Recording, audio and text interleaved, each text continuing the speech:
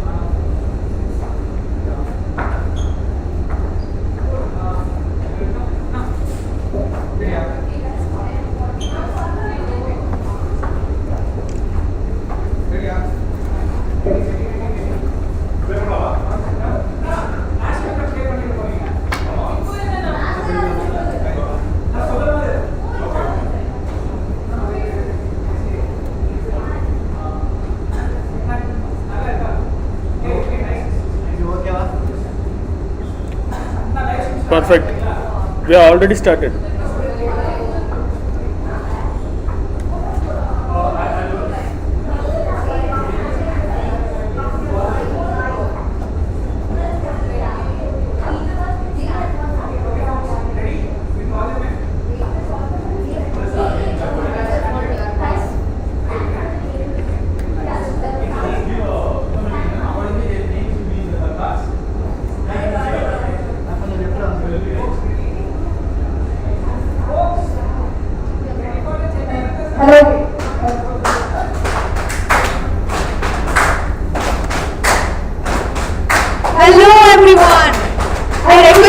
Find your placards and kindly occupy your respective seats allocated to you, and please do not change or swap your placards. In case you're not finding your placard, the organizing committee members will be helping you. We welcome you all.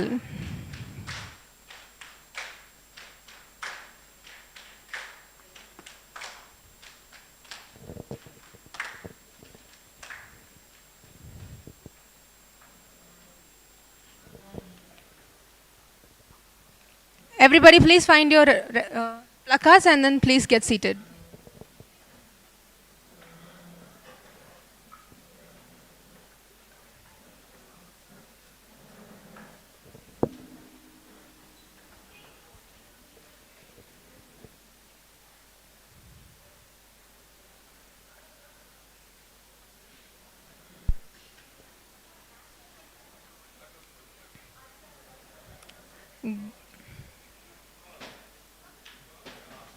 I hope everybody found your place.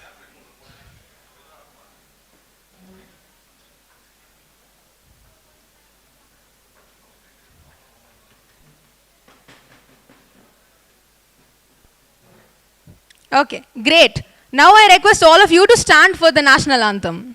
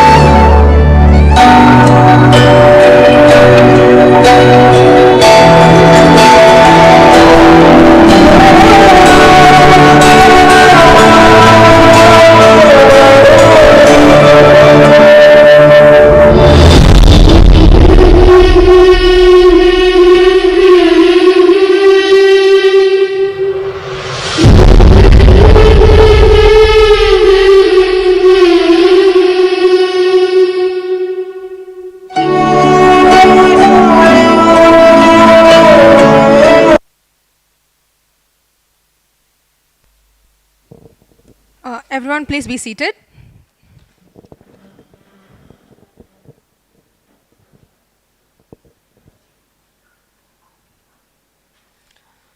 Good morning, everyone. Chairperson, Chief Executive Board, Organizing Committee, and our dear members, we welcome you to the first Chennai Youth Assembly. Make some noise, guys. Great, great, great, great. CYA has been the unit of street cause that intends to execute permanent projects to help and impact the underprivileged. As a part of the assembly, we discuss the United Nations Sustainable Development Goals and how these goals can be achieved. And as part of the second phase, the two goals that we are going to discuss now are no poverty and climate action. The young selective fervid minds get a chance to voice out their opinions and thoughts on the above mentioned goals and would execute them with high integrity for the next 4 months. A few rules to be followed. Request everyone to actively participate.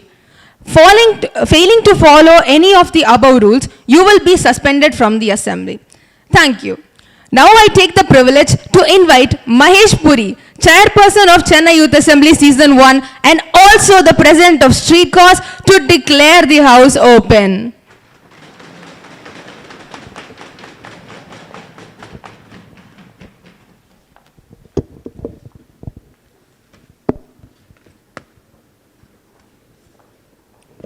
Firstly, good morning everyone.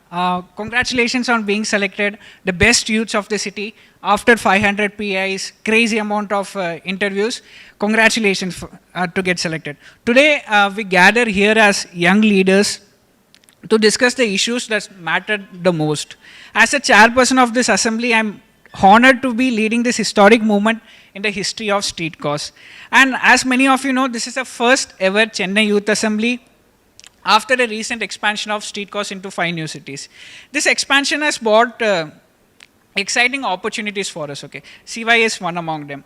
And speaking about city expansion, here are a few insights on street cause. So we started street cause on December 14, 2019 in Chennai. Very sensitive organization, very few volunteers. We were struggling a lot. And seeing Chennai Youth Assembly happen today is just magical, okay? So coming on to Street Cause Chennai, we did run for a cause at the Nehru Stadium, as you guys are aware. We spent a 1,06,000 rupees on projects. Imagine 19-year-old. How old are you all? 19, 20-year-olds.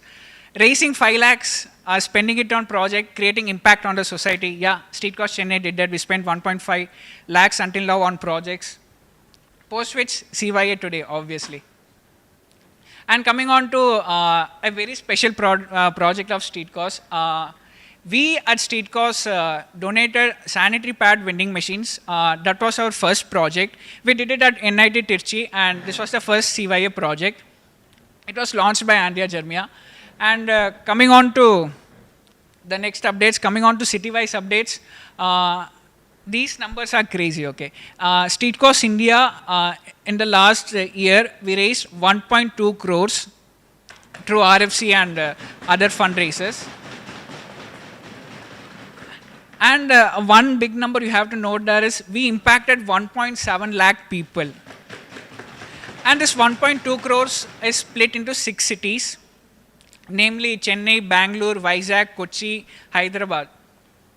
Yeah, so I, Mahesh, the chairperson of Chennai Youth Assembly and the president of Street Cost Chennai, declare the assembly open.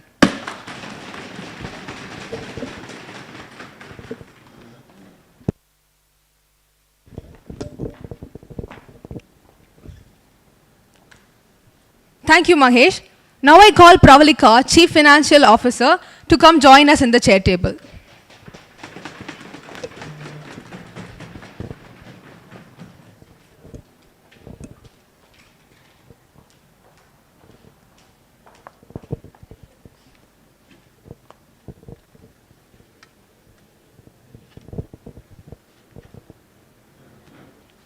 I wish all the members all the best.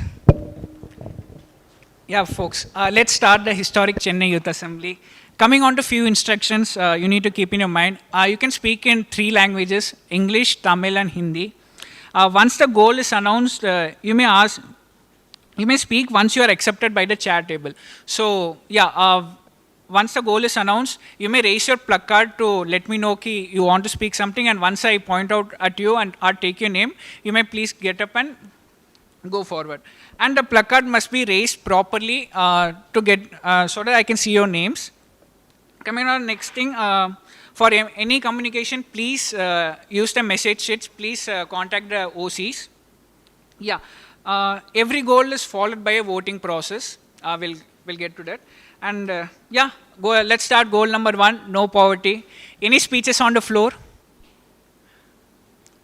Sham.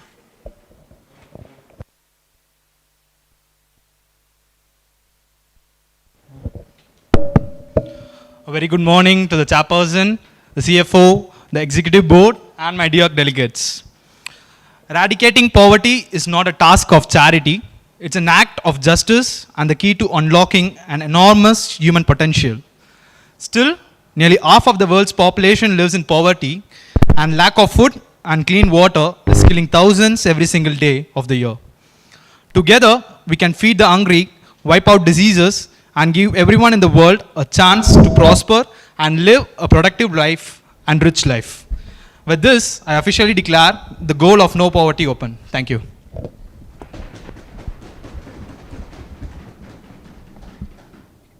Any motions on the floor? Yeah.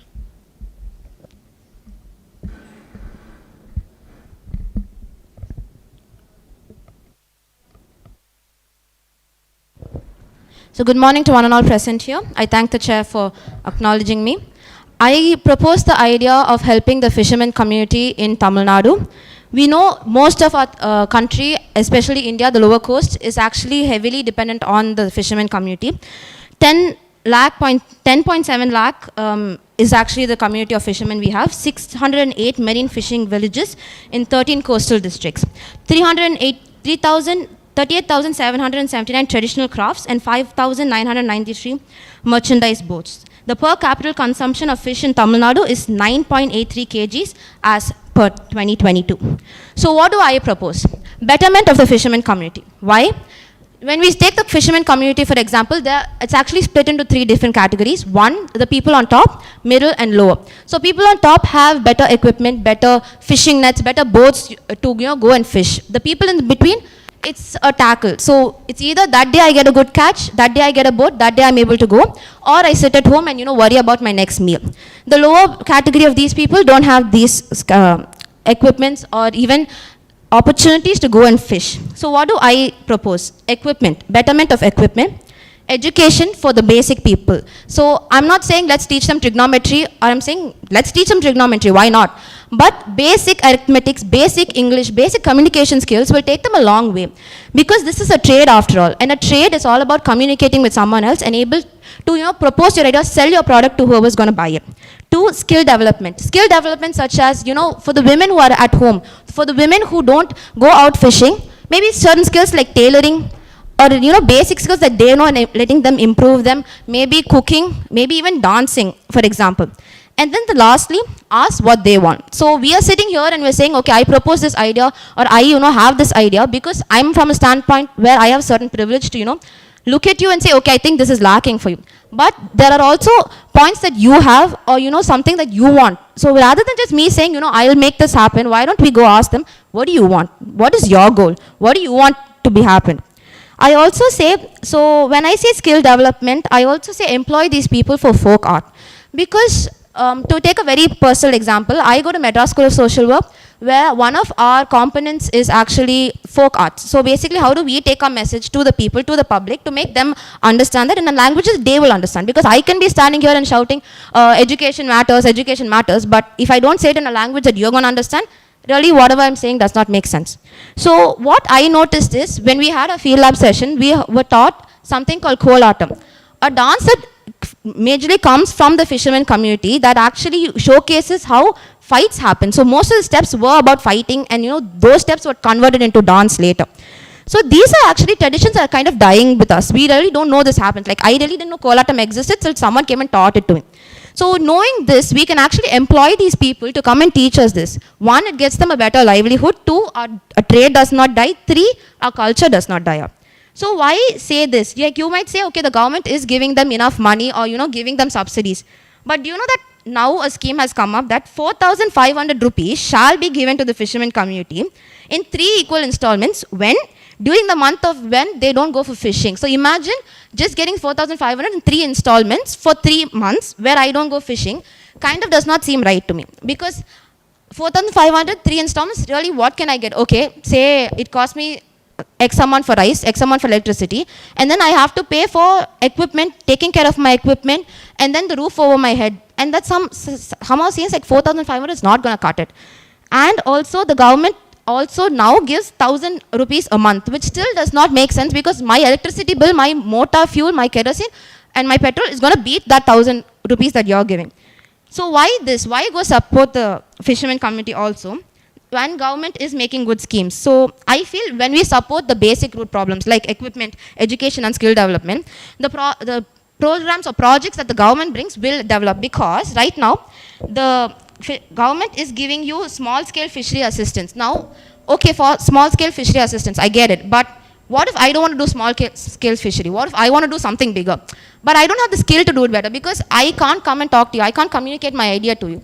So maybe giving them their basic improvements, or improving the basic groundwork, will lead to a better future later. And this topic of no poverty is not about saying, I want a quick fix. I want a fix that's going to happen today. Okay, next year my issue is going to solve, and then no poverty gets over.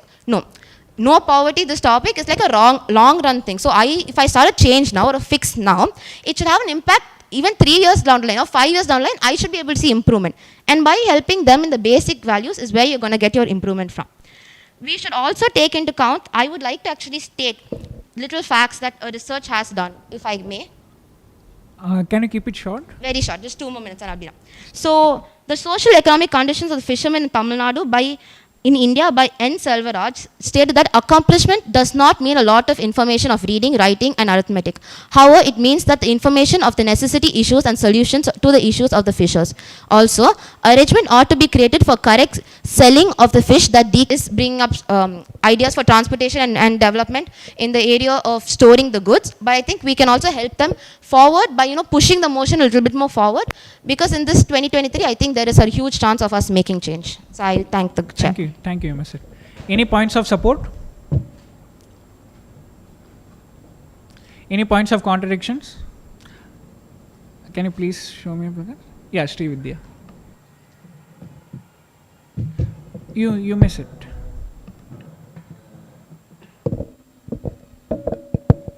I thank the board for having acknowledged my presence, and I also greet every delegate and the chair members here. A very good morning. My point of opposition would be now when you're talking about no poverty, it's a very common stated fact that the major population is involved in agriculture. Even for the past 2 years, when we were hit during we were severely hit during COVID-19, what did we face the most? What feared us the most was we'll go out of food. We'll lack food. We won't have food for the next day. That was the major problem. So what I'm suggesting here is, rather than looking into the fishermen who do not actually comprise the major population, we need to look into agriculture if we're going to see the percentage of population that is being occupied. That's one. Second, we should be in a position where we treat everybody with equality, in the sense that no particular region or no particular section of people should be given more priority over the others. This way, when we do that, we'll just be making more disparities amongst people, and that will lead to more poverty. So we need to take the society in such a way that every part or every section grows. So that should be a main agenda, is what I would like to suggest. And thank you all once again. Thank you, Mr. Any other points of contradictions? Any new motions on the floor? Bhagya.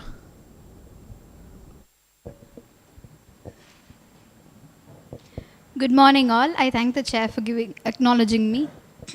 So, starting with poverty, when we think about poverty, the main thing which comes to our mind are beggars. Like, they are the one set of people who show us that we are a poor country, okay? So, beggars are a lot of, they are everywhere, okay? So, they are everywhere. They could do jobs, they could be at, proper positions, and they could earn a living, but they choose begging. So is begging bad? Obviously not, but it definitely makes our country, in a very low level, it makes us poor. So I would like to propose an idea where we could help beggars, give them job opportunities. So not just job opportunities, they wouldn't just be like, okay, you're giving me job, I'm ready to come. No. We are going to provide them one extra thing. We are going to fund only for that. We are going to provide them, wherever they are joining, like job, wherever we are going to give them there. We are going to provide them food for like three times, so that they would be, comfortable enough to work there and then make a living. Like we're not going to until the end of their life, we are not going to provide them food. 6 months to 1 year would be a very good time. So this is the motion I propose. Yeah. Any points of support? Any points of contradiction? Can you please show your plug card? I can't see your name. Yeah, Karishma.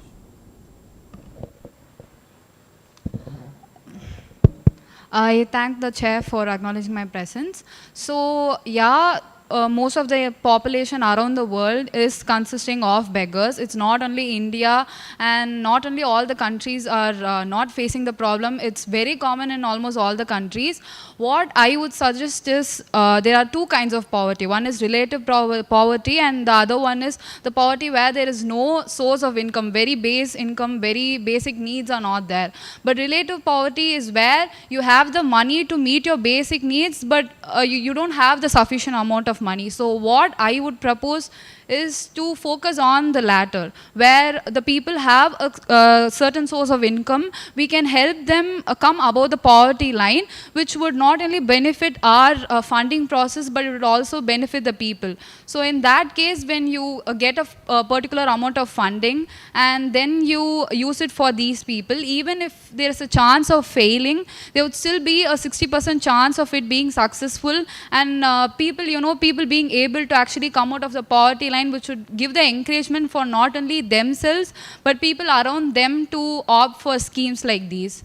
So if you if you take for an example, a rickshaw worker, and you help him in the employment process, not only like rickshaw working, by helping them find a new second source of employment. I feel like this would not only increase the household income, but it also encourage people around them to take up schemes.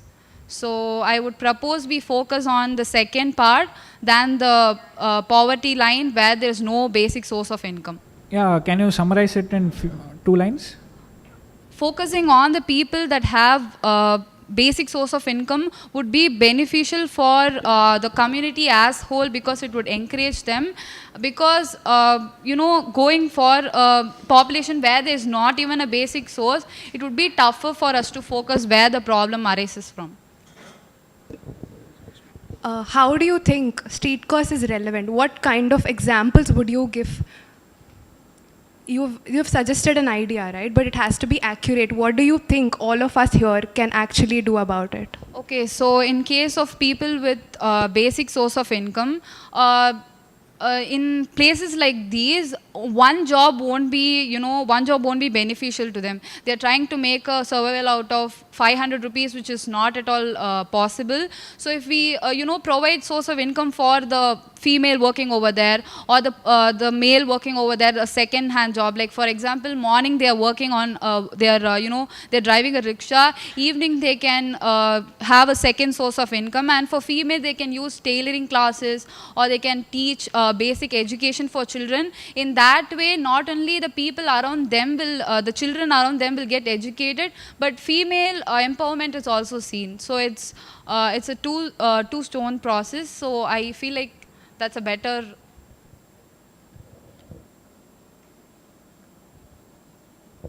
Yeah, you miss it. Any points of support? The delegate to my right. Yeah. Hello. Actually, I'm Jeffy. Thank you for the opportunity to the chairperson for giving me the opportunity to talk. Actually, her idea was very, very good. I don't know exactly what the procedure to talk, but her idea was very good. But according to me, instead of wasting the fund unnecessarily, we can give them job opportunity like cleaning the roads, cleaning the beach, like collecting plastics, and provide them funding with that. And begging can also be. I got your point. You missed it. Any points of support? Yeah, delegate to my right. So rather than cleaning the roads or segregating plastic, I think the correct term would be vocational training and vocational skill. So the development of vocational training and vocational skill will definitely help you, because say for a woman, the husband goes out for work and she's staying at home, she takes care of the kids go to school. What does she do in her free time after she's done with her chores? Could be something very small like tailoring, or if I may say this in Tamil, kuda pindrathu.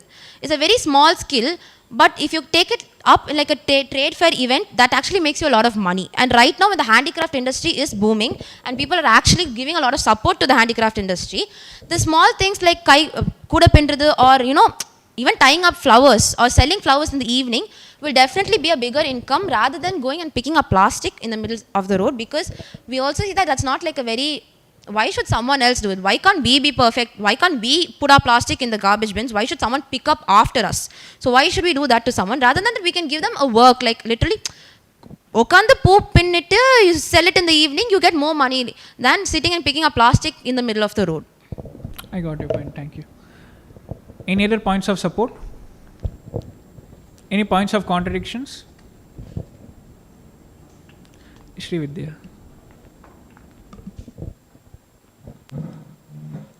I once again thank the chairperson and the CFO for having acknowledged me and everybody else who's present here. There are two things that I'd like to address. One, not providing job only for people who have the basic income. Again, I'm going back to my first speech where we will be creating a bigger disparity amongst people, which is not good in the future, because one society will grow and so we'll still be learning in that vicious cycle where the rich will get richer and the poor will get poor, and that's not what we work towards. Second of all, yes, we can work on giving them vocational skills. Like we can help them, we can train them in dancing and all of that. But how can street, like how you're asked, how can streetcars be a part of this big event? So this is my idea. What we can do is we can divide, there are already zones, right? So we can take those zones and we can target zone-wise so that we ensure that we don't leave out anybody. At the same time, we are Chennai Youth Assembly, right? What better than youth can help us here? So we target the group, we target the youth, we target college people. There are so many people who are talented out there, so many college goers, who can like help us, where we can like form teams and we can like help other people. So this is what I'm suggesting. Thank you all. Yeah, I miss it. Any points of contradictions? College kids teaching someone else. Okay, yes, that is a good idea. But when you take the time of a college student, we are already doing so much. So I wake up 8 o'clock, I go to college, 1:30 my college gets over, I do NSS activity, I do college activity, I do my student forum activity, I am dead. And anyway, I am teaching someone else in an NSS activity. So we're here trying to make a change for a long run. We're not trying to say, okay, someone teach someone else. Why a college student? Why someone who's in a college? Why can't someone who's already skilled teach someone who's skilled? We are here in a day and age where employed people don't get employment opportunities. A student is studying. I'm very happy, let the student study. There are other people who are trained who can do this job. There are other tailoring people who can do this job. A housewife who knows tailoring can teach someone else tailoring. Why should a college student be brought about in that? I have NSS hours to go teach someone English. So why can't someone who's not employed get an employment opportunity and help someone else in the same process? You miss it. The house is open for debate. Yeah. Okay, so once again, I thank the CFO and the chairperson. Anushka, you missed it. Yeah, the house is open for debate. Okay, so we are all part of street cause, right? So we are here to do something to make a change in other people's life, to give our time to other people, and that's why we are all here. So I'm not gonna talk about anyone. I'm just gonna take myself as an example. I'm a professional dancer and I do teach. So when I'm teaching, why not I do it for a larger scale? Why don't I broaden my thinking? Why don't I pull a helping hand to others? I thank the chair, but sorry to interrupt. No. You are teaching, but do you see where it comes from? I am teaching. I am employed. There's someone else who knows dance who's not teaching. So you be the change. They create the change. Yeah, so that's what I'm saying. I understand your point of the, other people teaching other people. But I'm saying, why a college student? A college student can come out with a degree. Someone who has a degree is not teaching. Someone who's a housewife who knows dance, who's done her alangetram, is not teaching. She can teach other people. Why should a college student who has the opportunity of getting work later come and teach someone who does not have the opportunity of getting work at all? Okay. So, are you telling me that people, professional dancers, that they'll have to teach, right? So what I'm saying is a never dying population is the youth. That is what I'm saying. Make utilization of the youth. There are so many people who don't do anything. There are so many people who go to college and come back, and there are so many people who are interested to teach. There are so many people from my college who personally asked me to do it. So why can't that form a community to help someone else teach? Like even here we're saying youth. Okay. What about someone who's not the youth? Why should that person not improve? Exactly. So they'll also be part of this. I'm just saying there are more here. You can utilize them. I'm not saying neglect the others. I will never say that. What I'm saying is, why do we keep pushing the youth? The youth is already doing a lot of stuff right now. Please name one. I'm doing a lot of stuff. I'm teaching at an NGO right now. Yeah, right. So name a club that's working for a bigger cause that is not Chennai Youth Assembly. Tell me that you're part of. Can Kids Can is an NGO done by the youth. Street Cause is an NGO done by the youth. My college has an... All right, thank you, delegates. Does anybody else have any points of contradiction? All right, delegate on my right. Thank you for acknowledging me. So as my delegate said, she said that we can hire people who are already teaching. They are already teaching. They are earning money out of it. We are youths. It's out of our own interest to teach people what we want to. It's not that we are forcing people to come and teach them. They are already people who are already teaching for money. This is something different. This is youth assembly. It's something interest of youths to come and speak, and they have to come and teach people. All right, any points of support? Support is basically the support to the motion, so that basically means against her motion. Yeah, the delegate towards my left. Thank you for acknowledging me. So actually, that particular delegate told we should include housewives and those who are skilled and not are not into it basically. So I go with her because. Thank you. So why is it is so they are saying that it's the responsibility of youth to teach. It's not the responsibility of youth to teach. It's the responsibility of youth to bring those candidates out to make others employed and skillful. Okay, that's basically the responsibility of youth. So we cannot take everything on our heads to do that. Okay, so that's basically my point. Thank you. All right, any new motions on the floor? Delegate towards my right. So we all know what is no poverty. Sorry, thank you for sorry. acknowledging me. I'm sorry. Sorry, you lose a chance. Any more motions on the floor? Delegate towards my left. Thank you for acknowledging me. So my motion is that it's very simple. So it's zero investment. So we have 1/3 of. So that's the basic idea. So we have hotels who they don't basically throw out the bridge between the needies and the people who have it already. So that's basically my point. Any points of support? Basically very simple. We have two things. One on the one side we have the needies, and the other side we have the food getting wasted. So poverty is like it can be given to the one who needs it. So we can be the bridge between them. So that's basically the idea. Right. Yeah, Anushka. Yeah. I would just like to say one thing.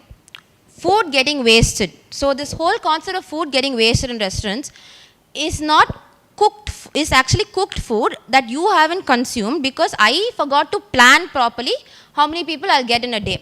Also, the other part of food getting wasted is whatever I've eaten, I haven't finished on my plate, goes to the dumpster. So why should someone under the below poverty line eat someone else's leftovers? I don't have to be, just because I'm poor does not mean I have to eat the leftover of someone else. You could have rephrased it saying the concept of soup kitchens. Now, the US, we do have the concept of soup kitchens where you come volunteer usually during the seasonal times like Christmas, Thanksgiving, New Year, where they cook food and they distribute it to the homeless. These people do not get leftover food. They get freshly cooked, hot served meals. That is what we are supposed to be providing, not leftover food. We should be cooking food, serving it to the people who do not have it. Maybe this could be taken in the point of clubbing this with something else. Now say NSS activity, 100 hours you get. Come participate in this, work, and you have a lot of, homeless people do get food, poverty people do get food, and also you get something out of turn, because everything is, I will always take it as what am I getting out of it. Like even here, no offense to the chair, no offense to the organization, but I'm pretty sure some of you this certificate will mean a lot to me. Participating in the certificate means a lot to me. So what am I getting out of here? I'm getting to voice my opinions. I'm getting a certificate because I voiced my opinions, and I get recognition, and I get 100 hours something, my NSS hour goes down. I get connections, I get networking. So rather than saying get the restaurants to give out food that no one is eating because it's left over on the table, make cooked fresh food that can be given to somebody else. This is something that will make change in the longer run. Because now say, okay, I tie up with this restaurant and I say, okay, give me whatever's left over. What if at the end of the day I don't have anything left over, but there are 100 people waiting for me for my food to come? Rather than that, we should say, this is your system, you will get it, people will come and work for you. Therefore, I thank the chair. I request all the members to keep your points short. When the floor is open for speech, you can definitely share your viewpoints. But when it is motion, support and contradiction, I request everyone to keep it short so that everybody else is getting an opportunity. Yeah. Any more points of contradiction to the existing motion? Yeah, the member towards my right. Thank you for acknowledging me, Chair. A person who's not having food is not going to worry about leftovers. He's in need of food. He's not going to worry if it is leftover or new food. I'm sorry, but you are in support of the motion. I asked if there is any more contradictions to the motion. All right. Just to reiterate, whenever I say a motion, the delegate who is proposing a motion, that remains the standard. If you are going against that motion, that means you are going against that motion, and you have to talk about it when we ask for contradictions. The point that you're talking about is in favor of that. So you may only answer it when I ask you for agreement on it, right? So you are contradicting it. I hope you get my point. Is everybody else clear? Or if there is still a confusion, could you please raise your pluck card so that I can clear it out once again? All right. So whenever a motion is raised, it is considered as a statement. Now, if you're going against that statement, you go against the motion and not the person who has talked to you previously. If it is towards the motion, then you talk towards the motion and not the person that has spoken before you. Right? I hope that is clear now. If anybody still has any doubts, please raise your pluck cards. All right. Any points of contradiction to the existing motion, which is providing food or leftover food or food from anywhere? Any points of contradiction to that? All right. Delegate towards my right.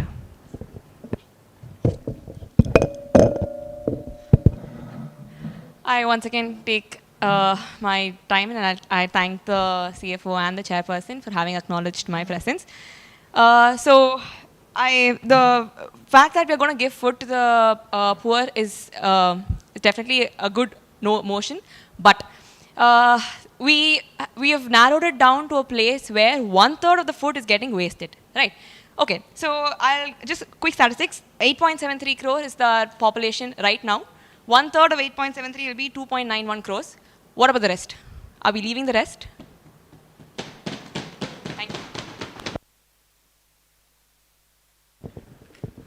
All right. Any more points of contradiction? All right. Any new motions on the floor for the same goal, no poverty? Yeah, the delegate towards my left. Thank you, Chair, for acknowledging me. My motion is like that. Recently, we had made a survey in the nearby tribal village where in Chengalpet and Kanchipuram, where Irula tribes are living.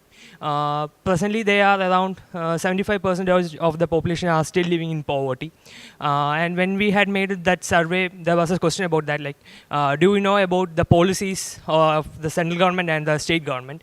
And they are telling like they don't know any of the policies. Around 75% of the population are telling they don't know the policies. And when we looked into the policies, the many of the policies are like empowering, like the policies having elements of empowering them, but then also we can see that due to the lack of knowledge about that policies, that lack of knowledge is making them in poverty itself.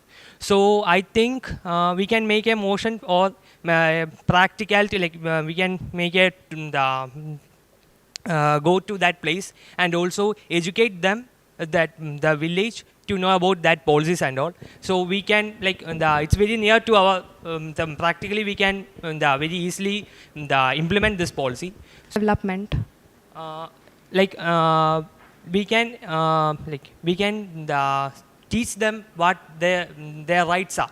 Like okay. Yeah, like there are policies. Like they only need to know it. Okay. If they know it, they will ask for that.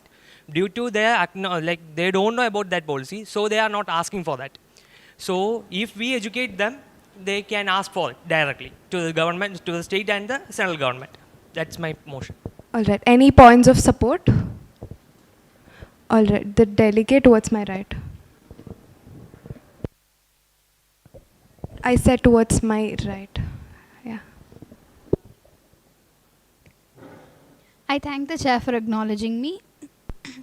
So whatever he said, it's like such a great idea and like a plan. So at Youth Assembly, we make sure we can do with the least funds what we can do the most. So here, we just have to spend a time of ours where we have to go and then educate the people about their rights. So I think without all so much funds and stuff, we can definitely go with this plan where we can educate them and then, we can make the change. Thank you. Any more points of support to the motion? Delegate towards my left. Thank you for acknowledging me. So I believe awareness is the key to every problem. That is the first step towards solving a problem. So I see it in the way. So on that note, I support that motion. If we make people aware of what is being given to them, they'll be in a position to get it. So if they don't even know what is given to them, so how will they even have access to it? So that's the point. Thank you. Any points of contradiction? All right, you may ask the question. Thank the chair for acknowledging me, but awareness how is my question, because it feels such a broad category that we're saying give awareness. How are we going to take this awareness to them is my question.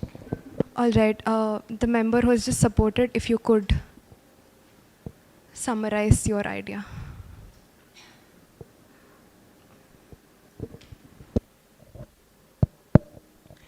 Thank you, Chair, for acknowledging me. We had done a 3-day survey there. With that 3-day survey itself, we had made some impact on them. We had talked to them. They don't know anything. Whatever we say, they blindly believe them. They don't know the minimum policies. There are many policies for education, and also even though there is policies for education, they are not allowing their 2-year or 4-year child to go to schools or Anganwadis. So they're telling it's very expensive. They are not having the knowledge it's free of cost. So at least it's not for with this step I am not telling that it will totally eradicate the poverty or anything, but then also it can make some changes. But and also it's very practical. We don't want to spend much time. We don't want to make much amount for it. We only want to make spend some time and also some knowledge of us. So I think it's very more practical. Any points of contradiction to the motion? Any more points of support to the motion? All right. Any new motions on the floor?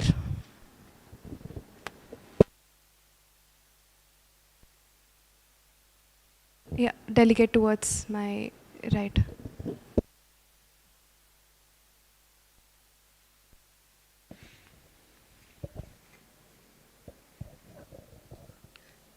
Thank you, Chair, for acknowledging me. I would like to suggest an idea. Where we see a lot of people in streets, where they live in streets, they do not have proper shelter, proper food. What we are going to do is pick those people who are in need. We are not here to promote beggary. We are going to pick people who are really in need of shelter, and we are going to have a tie-up with an orphanage where we put them in that orphanage, and we are going to appoint a people to develop their skills. We are going to change the life of a people who is in street to give them a new skill. And we are going to promote it through food blogging. As food blogging is, many people do watch food blogging. As there is a huge audience, we can change their lifestyle. That's what I want to say. How exactly will Street Cause and Chennai Youth Assembly be able to contribute to that?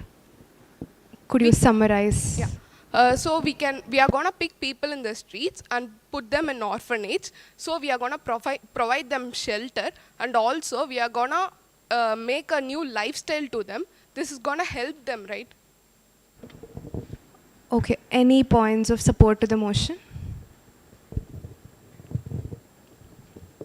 Any points of contradiction? Delegate towards my left.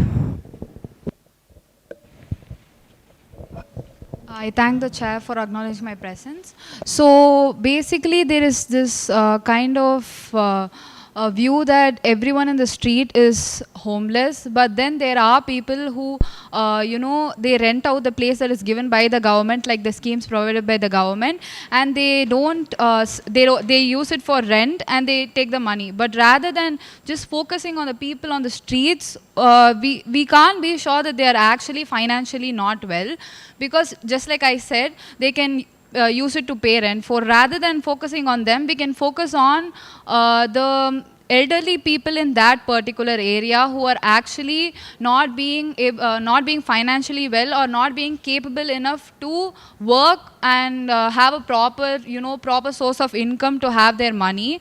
So what I would suggest is, for example, there are a lot of temples where monies are given and rice are given as an offering to God. So maybe we could club up with the temple's organization, and then we can export the rice. There are lots of pulses, rices and all that are given as an offering. We can use them to produce a source of food for the people who are actually not having money, because starting from the base, it's very important that the base is strong. So if we go to a temple where the offering is very consistent, like for example Tirupati, where they give free food offerings for people all around the devotees that are coming, just like that there are a lot of other temples that provide the same, but not in a large scale. So we can use that and connect it with the elders who are actually in need. We can form an organization, for example the Chennai Youth Assembly as it is. We can allocate people from different region, and then we can go, ask the temples whether there is some kind of scheme like this. Are they accepting offerings like rice, etc. And then we can club up with that particular temple and provide free food, because almost all of the temples provide prasadam, like the food offering. So we can use that and connect it with the people that are actually in need, rather than just providing it for everyone. Like every Sunday we can form an organization, and then we can ask the temple to provide food for the particular people over there, especially the elders.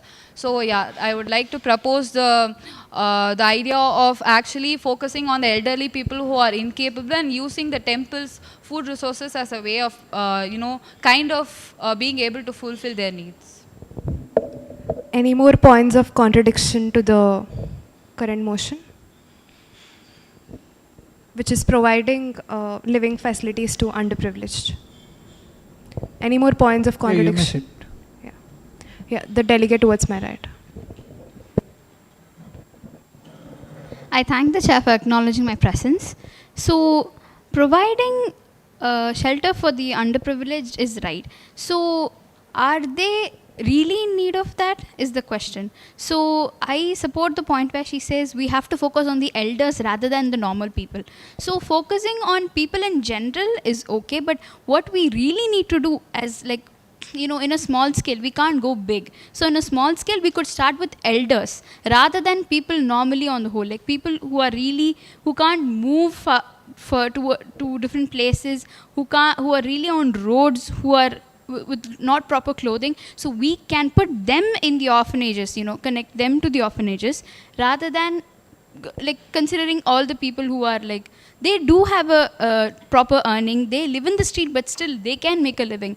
But the elders, they are the people who we have to concentrate on. Thank you. All right. One final motion for this particular SDG. The delegate towards my left.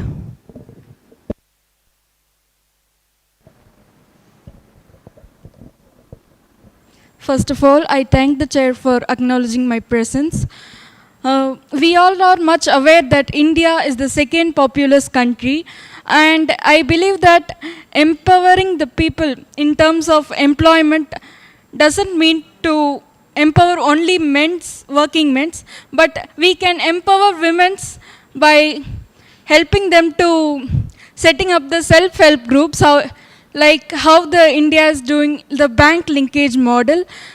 The major problem in India is we are capable of giving much plans to the people, but we lack in implementing those. So we can help women to set up the self-help groups through which they are empowered and through which they can provide employment to others, through which we can alleviate the poverty, and it also helps in employment generation.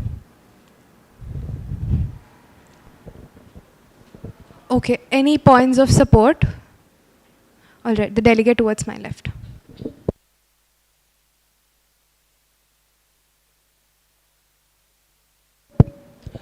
Thank you, Chair, for acknowledging me. Like she had said, self-help groups. Like there's a good example in Kerala. Like I'm from Kerala. Like I can see like self-help groups had made much impact on Kerala's poverty aviation program. In Tamil Nadu also, but even in urban area also, if we project self-help groups, it can make much impact on mainly on women. And I hope it's a nice idea. Any more points of support to the motion? Delegate towards my left, straight, yeah. Good morning, everyone. So I will support them to talk. I'm sorry you didn't acknowledge the chair. We'll skip this, yeah. Any more points of support?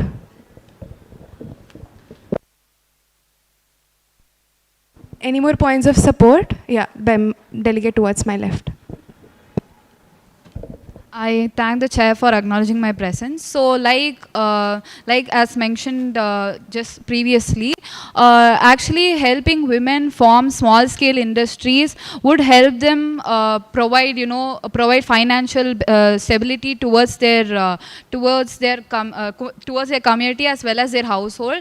And we can, by research, it has been proven that 13% of income can be increased by helping women with employment. For example, what I mean by small scale industry is small business like one that has been developed through during the COVID period we have seen in reels and all. So by helping them, for example, like chain beats that we see in the railway stations, or the one that has seen in the roads, we can form a small association where it's being distributed to, for example, places like Dakshin Chitra, where the population is where it's a people's magnet spots where you can actually sell goods and all, no matter from where it's being produced. So we can take these kind of production that has been done by small scale women, and then we can export it to places where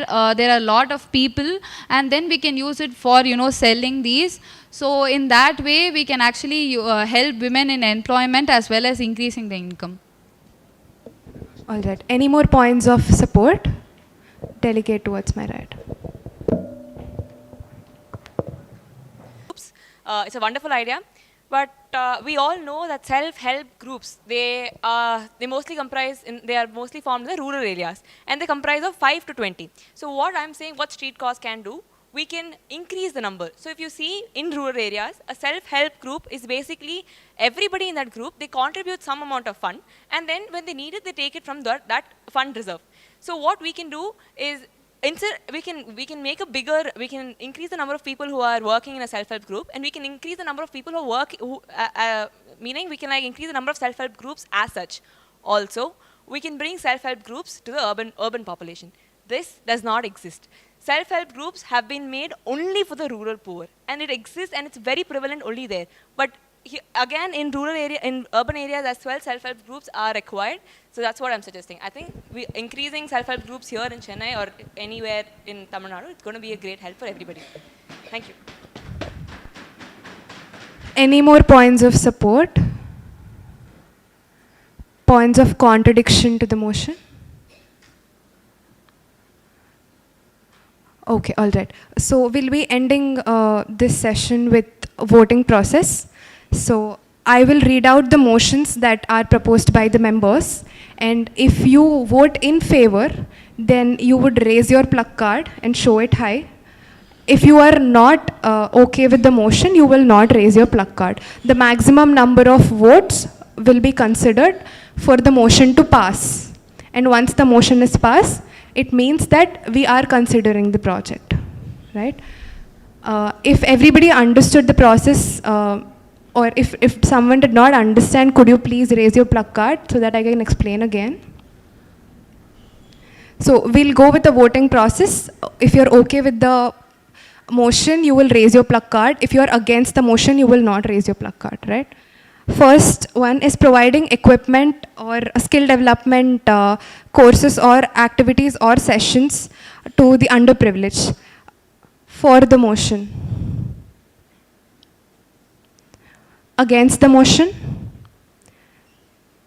Okay, motion passed. You cannot not vote for any of it, right? You will either be in support or you will not be in support. So at least once you will have to raise your pluck card for in favor or not in favor, right?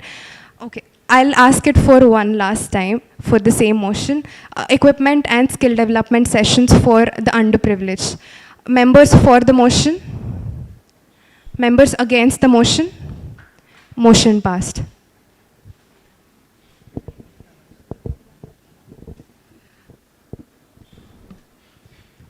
Providing food for short term Delegates for and the providing employment while providing the food. Delegates for the motion. Delegates against the motion. Motion rejected. Third motion is providing vocational training for the backward class or of underprivileged. Delegates for the motion. Delegates against the motion. Motion passed. Fourth motion is having tie-ups with hotels or other places that has leftover food and providing that food to the underprivileged or needy. Delegates for the motion. Delegates against the motion. We'll have a voice vote. All right. So if you are in favor of the motion, you will say yay. If you are against the motion, you will say nay. And it depends on your voice. The highest that we hear is what it is, right? So I repeat, providing food by having tie-ups with hotels or any places that has leftover foods and distributing it to the needy.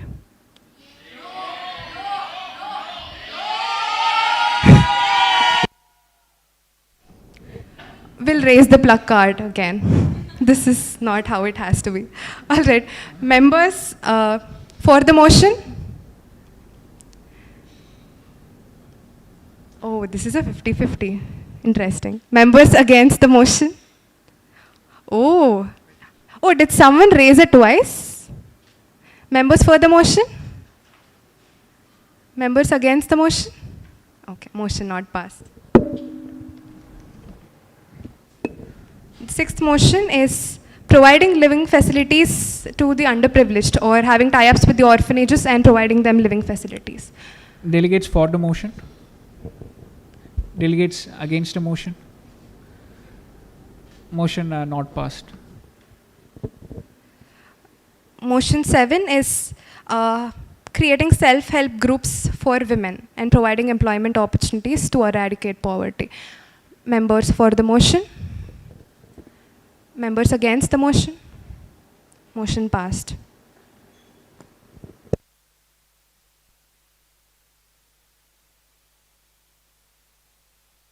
Now we'll go with the goal to climate change. Any speeches on the floor? Shiksha.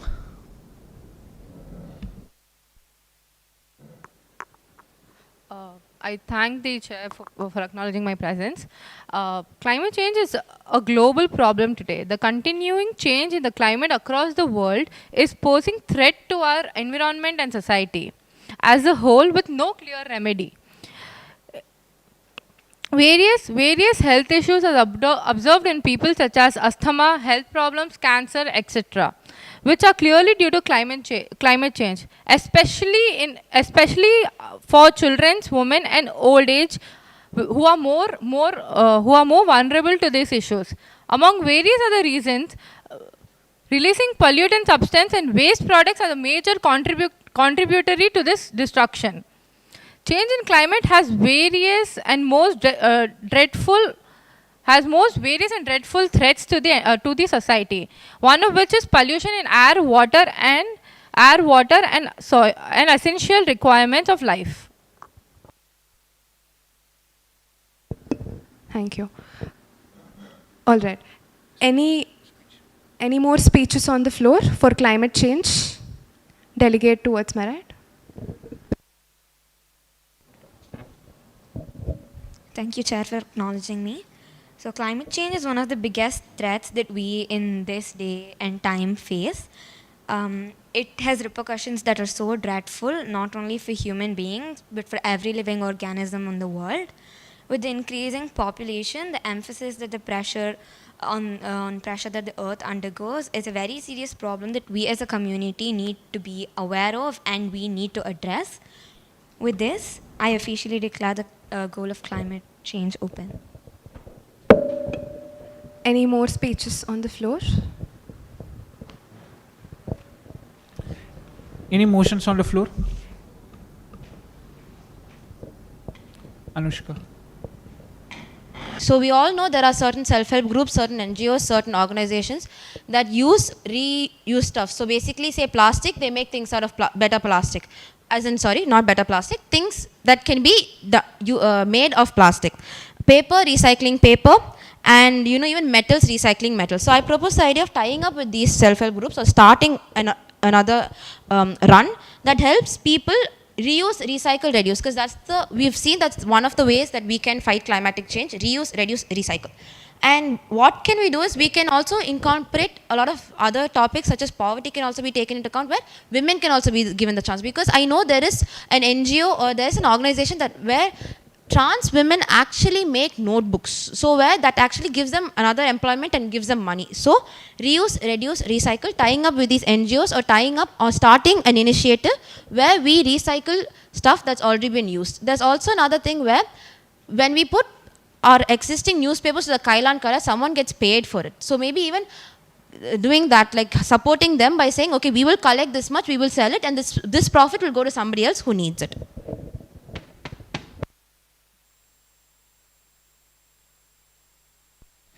Any points of support? Delegate towards my left. Just like she said, I thank the chair for acknowledging my presence. So if you look at what climate change is, basically climate is the atmosphere around around us, or whatever it's around the environment. So basically due to overuse of plastics or some things like that, most of the atmosphere gets ruined, and especially the nearby lakes, the rivers, etc. For example, the Coombe River, if I'm not wrong, there are a lot of water bodies where due to overuse of plastics or some things like that, it has caused a lot of pollution, and people around it who mainly depend on it for supply of water, especially for the supply of water for cattle, have been affected at large scale.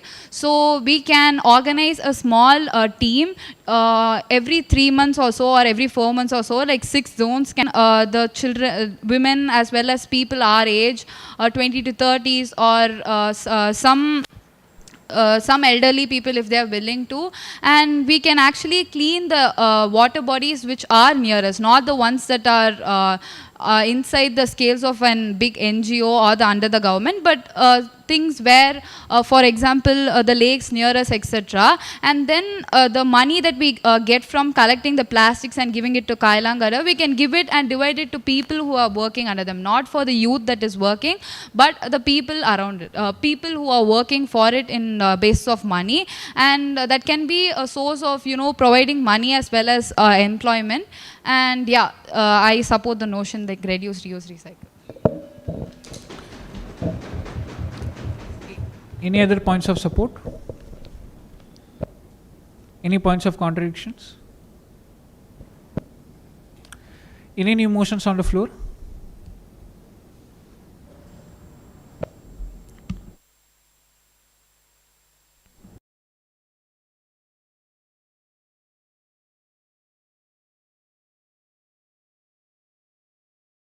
What I feel is climate change is something we are already into it. We are already experiencing the effects of it.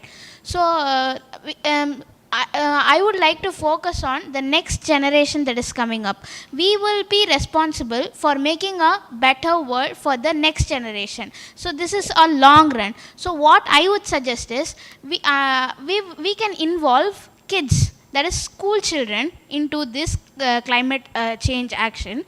So, like conducting events, making them understand what is happening around them is more important for the next generation to have a better world.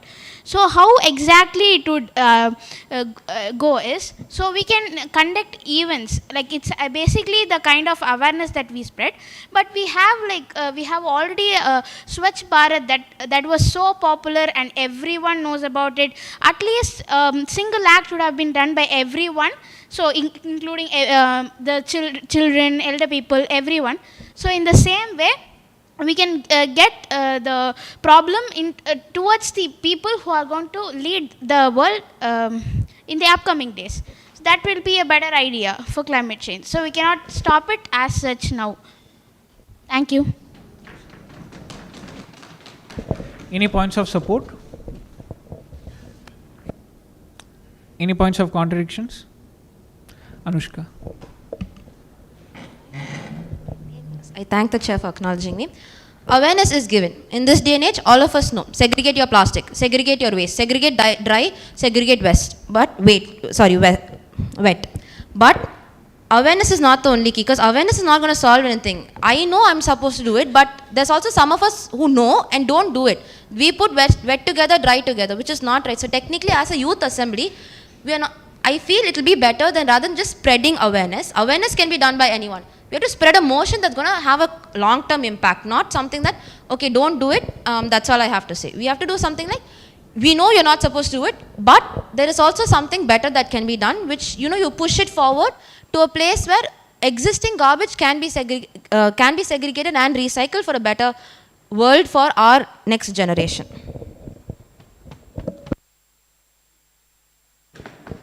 Any more points of contradiction? Any new motions on the floor? Delegate towards right. Thank you for acknowledging me, my presence, Chair. I would like to propose a festive in the name of mangrove marshland recoverment, which we could arrange peoples from not only from our NGO, but also the young peoples and other peoples and other colleges, by making a festive kind of thing by recovering all the plastics from the marshland in Pallikanai, especially in Pallikanai, where I would used to go in my child age. I would be seeing most of the mangroves and other birds, other things and all. But now, at present, when I go, there is not any mangrove trees or any other things. Basically, mangroves are the barriers of tsunamis, which are protecting the Chennai from tsunami kind of thing, threats and all. So, if we organize a festive kind of thing, it would also make us to make money from it, and we can also make the mangroves cleaner. We can recover it, and on a single stone we can pick two fruits out of it. That's my proposal. Could you summarize your motion? We could organize a festive for a better understanding. We could organize a game kind of thing which involves youth in it, with some amount of fees and other structures, not reasonably, not too. We can also name it as cause for mangroves. Okay, any points of support? Was the motion clear?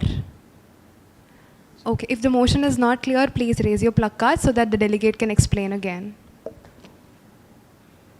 Could you please try explaining again? Yes, now, are you comfortable talking in a different language? No. If you want to explain better? No, ma'am, I will use. Okay, cool. Usually, NGOs would be doing some marathon kind of things, which would be raising some fund. So, on the same concept, which we apply on mangroves. Basically, mangroves are polluted with all the dust things and all the plastics that we dumped on it. So, we are going to conduct a festive kind of thing, which makes involvement of youths like us to involve in the mangroves in the field and collect all the plastics and collect all the pollutants are present in it, and we could also make an record kind of thing, which would also boost our practice over the mangrove.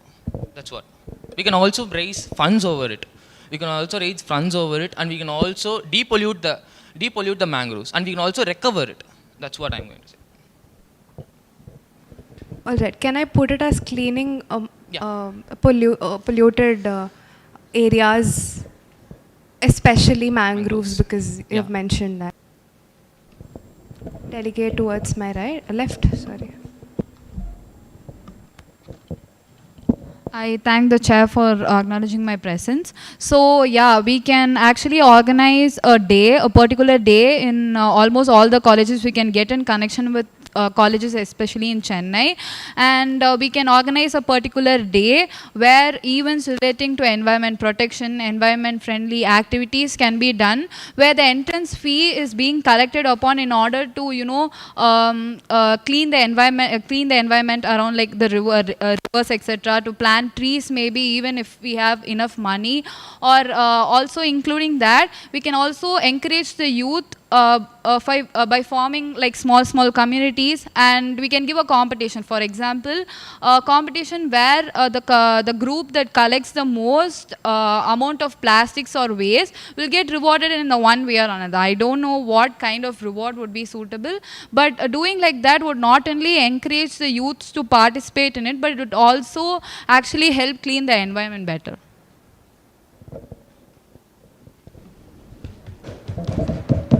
Any more points of support? Anushka. Okay, maybe I thank the chair for acknowledging me. Maybe slightly change the motion of paying an fee to clean the mangroves. Maybe once we clean the mangroves, we decide what we do with the garbage, because technically once you clean it, you're just going to dump it back into another landfill that's going to get again clogged, and then that also leads to another environmental issue and another climatic issue. Maybe see what you can do with the garbage that you collect, and maybe group it with my idea of saying reduce, reuse, recycle. See what we can do with it in a bigger, larger scale. So maybe if you're collecting a lot of plastic, see what we can do with the plastic. I'm so sorry. Collecting a lot of metal, see what we can do with a lot of metal. And maybe also in the change, in the cycle, maybe come up with a change where we have to see why are the mangroves getting polluted and how do we stop the pollution of mangroves. Any other points of support? Janani.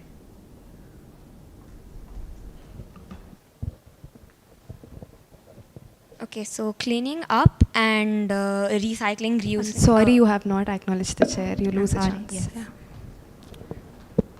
Any other points of support? The delegate towards my left. Thank you, Chair, for acknowledging to me. So I have ideas to explain how to awareness for climate changing. So first we can do case study challenging and eco talks, and Green Friday we can post that Green Fridays, and so in so many we can see that cutting down the trees. So we can advise to plant when to cut the trees. We can do the plant the trees. So that is the idea for me. So that's all. Any other points of support? Janani. I thank the chair for acknowledging me. So the point about mangroves, cleaning up and recycling, all of it is part of stopping pollution and containing the damage. But what I suggest in respect to mangroves is a plantation drive. So we go one step ahead. We do one step more than just cleaning it up, than just containing the problem. We try to make it better. We take steps so that climate change not only is restricted, but we can entirely prevent the effects of the climate change. Thank you.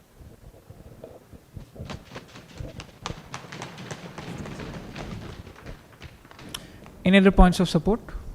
Yeah, the delegate towards my right.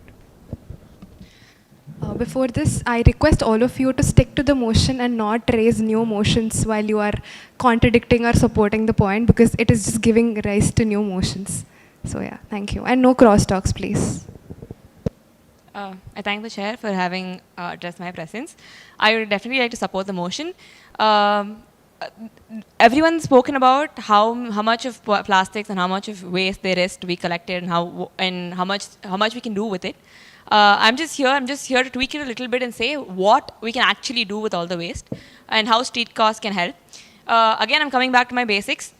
This is a Chennai Youth Assembly, and I think the most driving force here for the society is the youth. We are energetic, we have all the energy, and we can work towards implementation goals. And what I think lacks is the awareness, which was already communicated through this motion, and planting of more trees. It's very simple. How do we eradicate climate change is very simple, simply by planting more trees. So we need to take a step and see how to encourage the youth to plant more trees. And how are we going to do that? We, as a part of the assembly, we should go to each and every college and we should talk to them. Talking is I'm pretty sure every youth is being driven once you give them the push to do something. So I think we should take the initiative to go to colleges separately and talk. Any points of contradiction to the motion? Okay. Any new motions on the floor for climate change? Delegate towards left.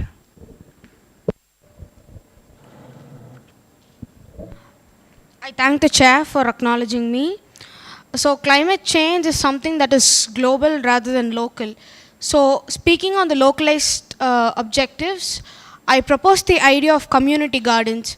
So before this, we were speaking about the goal of poverty. So poverty is covering different aspects like unemployment, which is the primary reason of being poor, and also people face health issues and having less skills.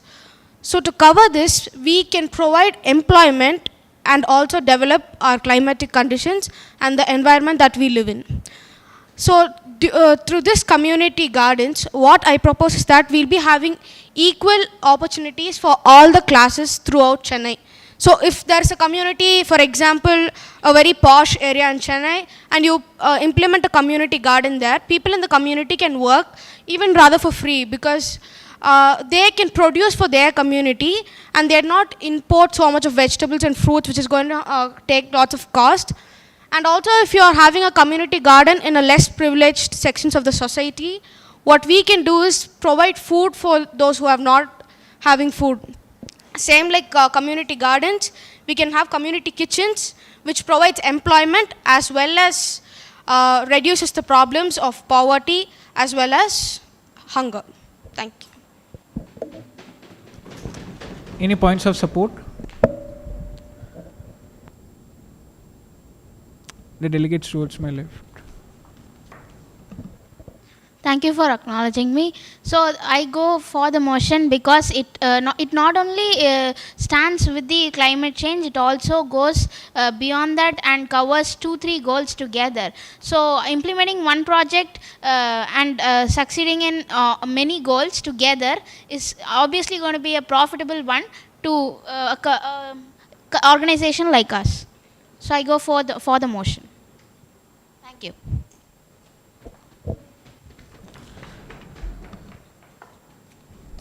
Any other points of support? Any points of contradictions? Anmisha.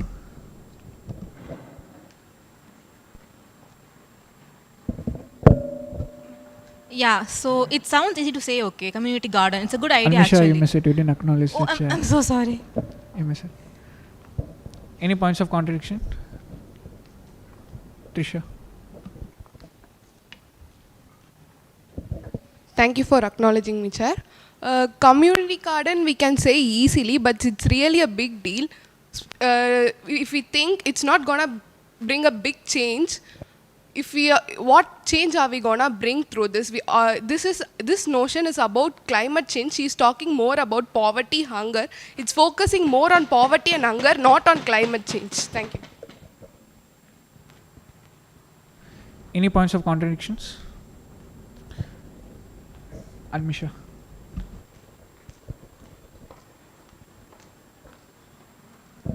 I thank the chair for acknowledging me.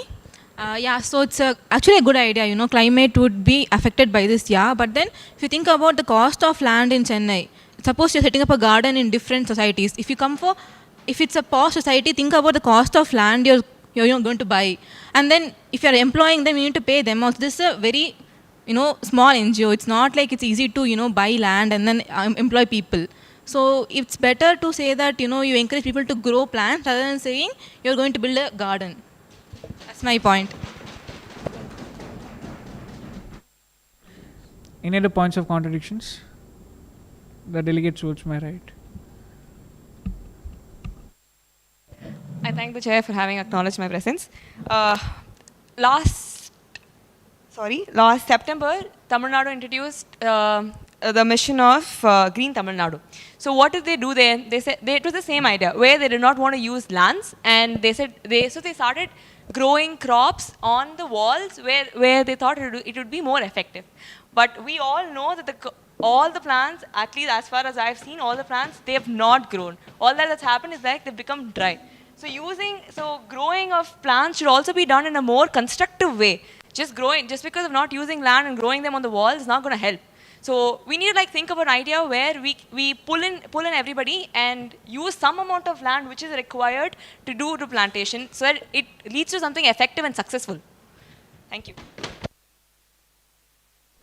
Any other points of contradiction? The delegates towards my left. I thank the chair for acknowledging my presence. So basically, community garden are, how can I say, like if you see any small park around our community itself, you can see how bad of a condition it's being maintained of. No matter how many gardens that you make or community gardens that you construct, basically it all comes to a point where whether it's being taken care of or whether the maintenance is being done. Though the idea is at whole being seen as a very good idea where it helps the ecology, but then we have to focus on how it's being taken care of. So if you see for an example, if you see a small kind of forest, for example, near your house, if it's in a very hilly region, the maintenance that you do or the condition that's in is comparatively better than the ones that are near a city. For example, even if you compare between Tirupati and Tirumala, the conditions of Tirumala is comparatively very it's comparatively so good than the one in Tirumala. So the maintenance can be done by the people who lack employment, and ecology, when it comes to ecology, we can we can construct small areas where a particular type of plant that is commonly grown, for example grasses and all, we can use that as a source and then grow in that way. The cattle can also use it as a food resource, and the ecology is also help, and the food chain is also balanced. So in this way the ecology is also balanced and it's more effective. Any points of contradiction? Any new motions on the floor?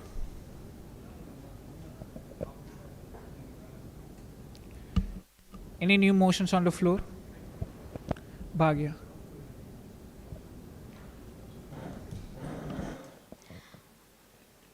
I thank the chair for acknowledging my presence.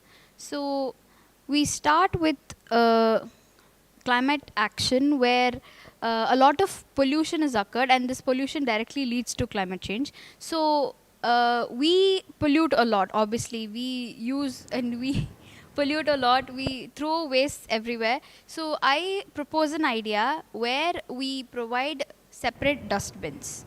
Where we provide separate dustbins for recycling separately, for food waste separately, and for metals and other rubber items. So we can't go on a large scale, obviously, but I mean, there are malls in our city, they have started separate dustbins like that. They do it because they want to maintain their inside, cleanliness. We could keep it in some places where the crowd is, more like maybe in Marina Beach, maybe in beaches like that, or maybe in some other places, like in railway stations we could start, maybe like few. So if we start and if we, tell people to, I mean, obviously not everybody is going to follow that. They're just going to throw it on the road, but at least youth, people like us, we would obviously follow, and at least a little amount of pollution can be stopped. So providing different dustbins is my motion. Thank you. Any points of support? Srividya. I thank the chair for having acknowledged. Is the delegate trying to say that we need to use the youth to pick the garbage, but not use the youth to like help provide vocational trainings, as I had already mentioned? That was something that I need clarification on, please. Would like to reply? I just said that we could, we have the knowledge to throw waste separately. I'm not telling anybody to pick up, garbage and stuff. I'm just telling we as people, we know how we have to separate waste so that the environment could be better. So, and pollution could be reduced. So I'm just suggesting we know like that we have to separate waste. So if there are dustbins provided, we would obviously separate the waste. Yeah. The house is open for debate. Yeah. There are already dustbins in Vasanagar, in Marina Beach, everywhere. In railway stations, airports, literally everywhere there are dustbins. But the problem is us. We don't do it. So the problem is not about that there are no dustbins. There are dustbins. It's us. I'm telling we could keep it in more places. There are many in number. Okay. So maybe we should pass so I personally feel that we should pass a motion where it rather changes the individual personality and not about the number of dustbins that we've got to keep. Okay. Thank you. Yeah, you miss it. Any points of contradiction? Any points of contradiction? Any new motions on the floor?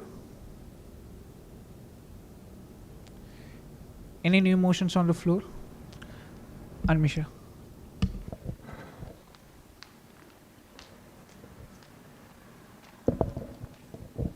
Yeah, I thank the chair for acknowledging me. So my motion is that, if you see in countries like Germany and France, like European countries, they have this policy where they pay the public for, recycling their waste products. Like, for example, they have these vending machines where if they throw their plastic bottles, they get like 50 cents, something like that, okay? So I think it would be effective in India because like we're all money oriented. And if we give an offer like, suppose like it's 10 rupees per bottle, or something like, if you put in like 5 bottles, you get like 20 rupees. Something that would be very effective in India. Like suppose if we put these vending machines in like public places like Marina Beach or malls and stuff, so I think it would be really helpful. And plastic would also be reduced, and then it would be I think it would be low cost because first of all we're offering less money only, like 10 rupees, something like that. And then the vending machines might cost a bit, yeah, but then if we get sponsors for that, that would be very useful. Like we could join with the government's initiative and ask them for a sponsorship and all that. Yeah. Any points of support? I request the delegates who haven't participated so far to participate actively in the assembly. So any points of support to the point or the motion that's just raised? Everybody was supporting the point? Okay, any points of contradiction to the motion? Delegate towards my right. Back. Final but one row. Yeah, Akash. Thank you for my recognition, Chair. The delegate was mentioning about that vending machines which would cost a bit more. But the vending machines also need maintenance. Without maintenance, a vending machine which is kept for the cost to prevent pollution will be a cause for pollution in that. Because without a mere maintenance, the vending machine will be a mere pollutant to that land. And the people who collect those plastics would be the ones who are in the poverty line. And keeping vending machines which collect plastics in the mall, and if beach, it's okay. In the mall, how could they be accessible to those vending machines? And India is a country which is not like Germany and Japan, which is very familiar with vending machines. Any other points of contradiction? Sadhana. Thank you for acknowledging me. The delegate specified the places like parks, malls and all. So we have cleaners in malls, I guess, for cleaning those plastics. So what about the streets? That is where we should concentrate on. That's my point. Any other points of contradiction? Anushka. I thank the chair for acknowledging me. But there's already a scheme that exists like this. So there's a company called Ubesa that does this, where they come to your own house, they pick up the garbage that you've segregated and they pay you. So technically, when I'm getting paid to do this from my home, I really don't think a vending machine will be necessary in this point of time, because I can get paid in sitting in my home segregating garbage rather than doing it outside in a vending machine. Contradiction. Any points of contradiction? Ishak.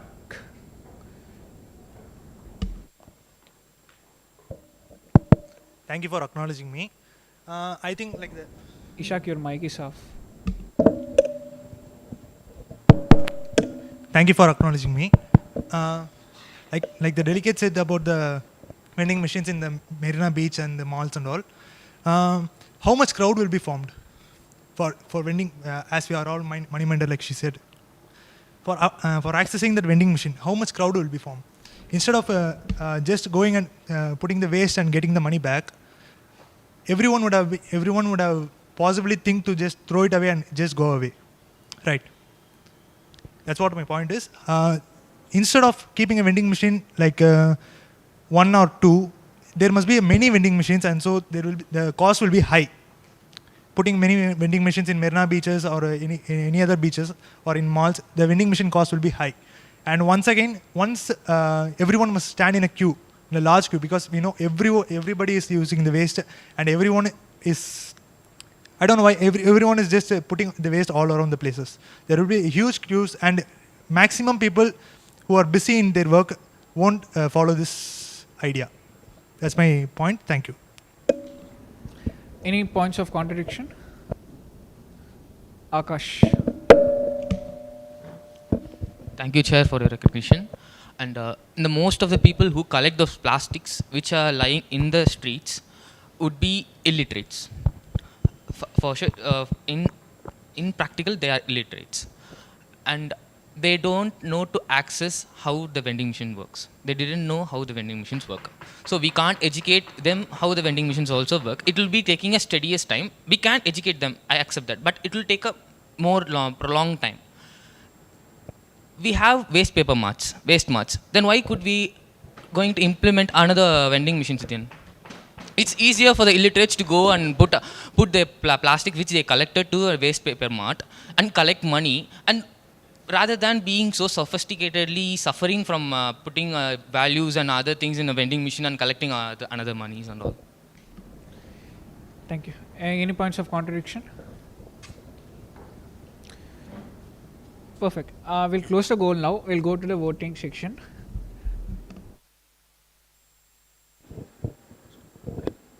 Okay, motion 1 is tying up with the NGOs to gather plastic and to reduce, reuse and recycle.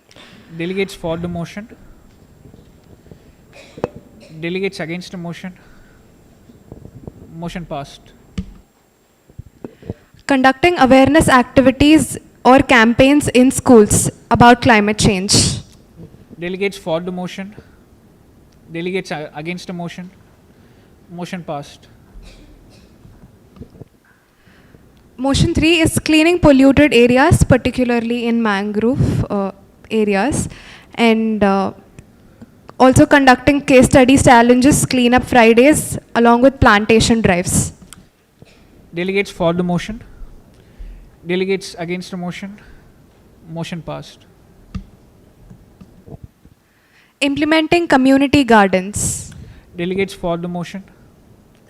Delegates against the motion. Motion not passed. Next motion is submit waste bins project.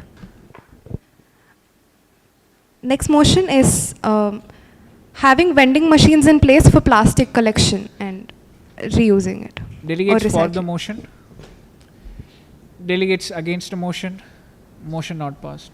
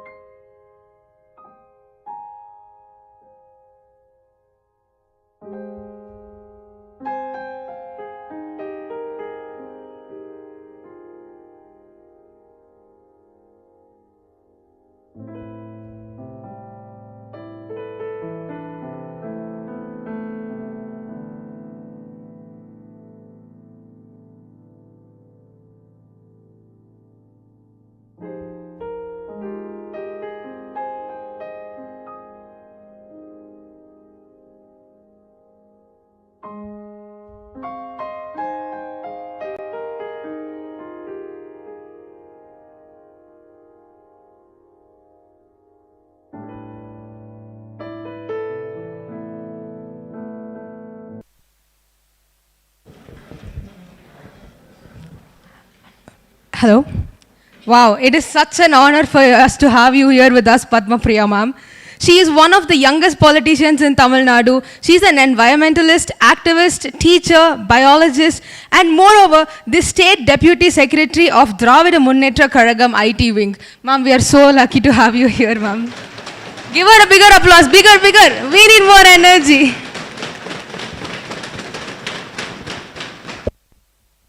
Thank you for your presence again, ma'am.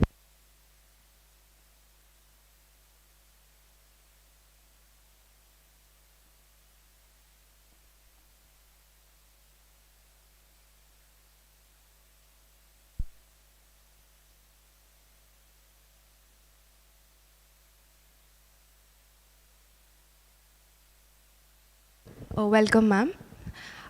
We'll continue with the next Sustainable Development Goal, which is SDG 5, Gender Equality. I will read out the statement of SDG 5. Achieve gender equality and empower all women and girls. Gender equality is not only a fundamental human right, but a necessary foundation for a peaceful, prosperous, and sustainable world. Speeches on the floor, please. Delegate towards left, straight. Yeah. So, a warm good afternoon to all. So, first thing is that we need clear understanding about the difference between gender and sex. So, sex is how somebody is associated biologically, and gender is something that is a person who is associated mentally. So many of them now are having this associations like where sexually and mentally they are not the same person, and we identify them as transgenders. So they have been facing problems such as identity crisis. So if you see, the government is, sometimes they are denied their documents, identity documents from the government. They are accused for the crimes that they didn't do. They're always associated with that, robberies, kidnapping and all that stuff. So they face all sort of discrimination in their walks of life. And also speaking, you see, when it comes to transgender, we cover a lot of people right from like different ethnicity, race, culture, etc. So what I propose a project wherein the street cause has 3 roles to do.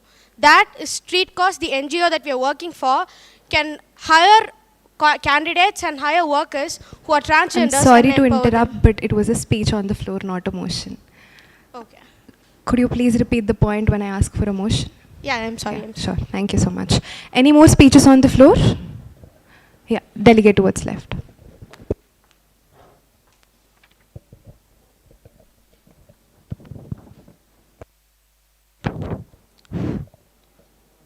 Firstly, I thank the chair for acknowledging me.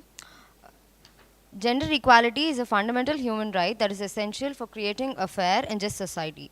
It is the belief that all individuals, regardless of their gender, should have equal rights, opportunities, and treatments.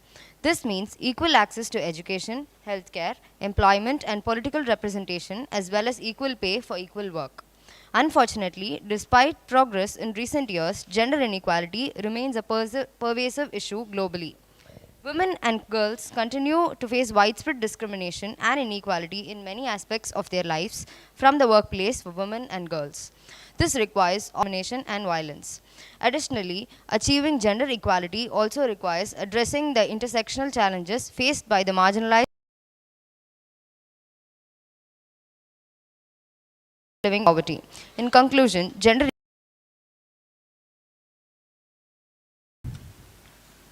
All right. Motions for gender equality. Delegate towards left corner. Thank you, Chair, for acknowledging me. I would like to start by saying, when we talk about gender equality,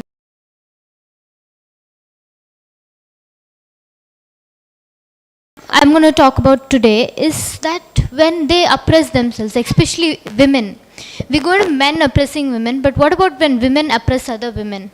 They need to understand that first. We need to create awareness to them so that women don't oppress the other women that are along with them. It can be their mothers, their grandmothers, or anyone in their family. They oppress the women in their family. We need to teach them. The next is creating awareness in the old people, the older generation. Gender inequality is usually when like the oldest member of a family imparts it to the younger generation. So when we teach the older generation and when we help them unlearn about gender inequality, the whole family might unlearn things about gender equality, and we can create a better society. Thank you.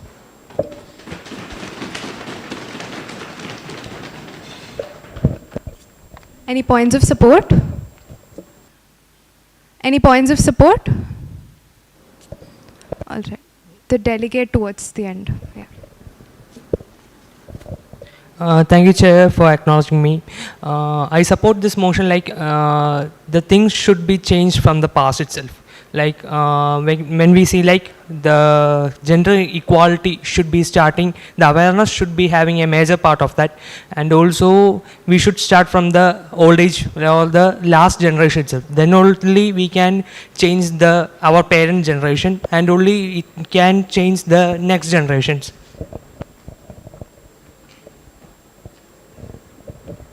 Any points of support? Any points of contradiction? Yeah, delegate towards right. I thank the chair for considering my presence. I definitely agree with the point that we need to have awareness, but I think we are focusing on the topic that it's with the perspective, it's from the transgender's perspective and not about what the elder people is going to think about me. I need to live my life. That's my goal. I'm not going to think about who thinks what about me, and that way is not going to help anybody. We are here in an assembly to talk about how we can make their lives better and not how to promote them in the society. But I would also like to ask you a question. There are a lot of people out there who are still facing a lot of discrimination, I would say, in their own families, right? Not everybody is okay with the fact that, you know, just because someone else is thinking something about me doesn't make a difference, because that does affect their life. They are their own family members.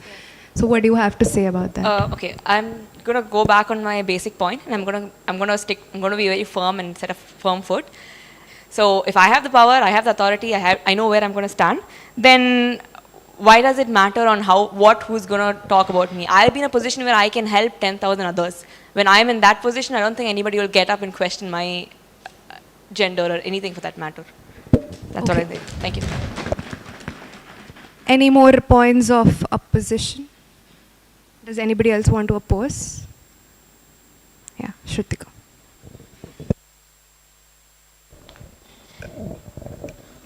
Thank you both for honoring my presence. True that they do impart values to the... I'm sorry, but Shruti, you'll have to sit. Okay, no problem. Yeah. Thank you.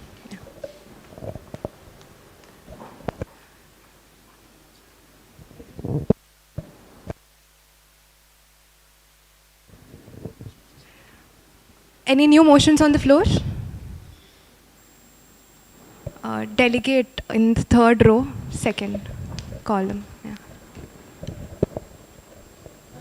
Thank you, Chair, for acknowledging me. When we speak of gender equality, first we have to differentiate gender and sex. Gender is actually what the society is created. We have sex education in school is very important to break the inequalities, because gender is not only the men, women, not like that. Whoever is recognized as recognized as a human, they feel whatever gender they want to be. So sex education in school is important. This will help to break inequalities, and it will helps to make people to aware that the opposite gender will not be strange. Everybody is a human. Thank you. Okay. Do you have a motion?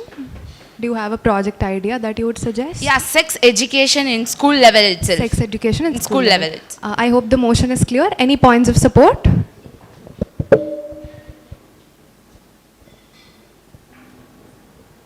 Any points of support? Any points of contradiction? Delegate towards my left.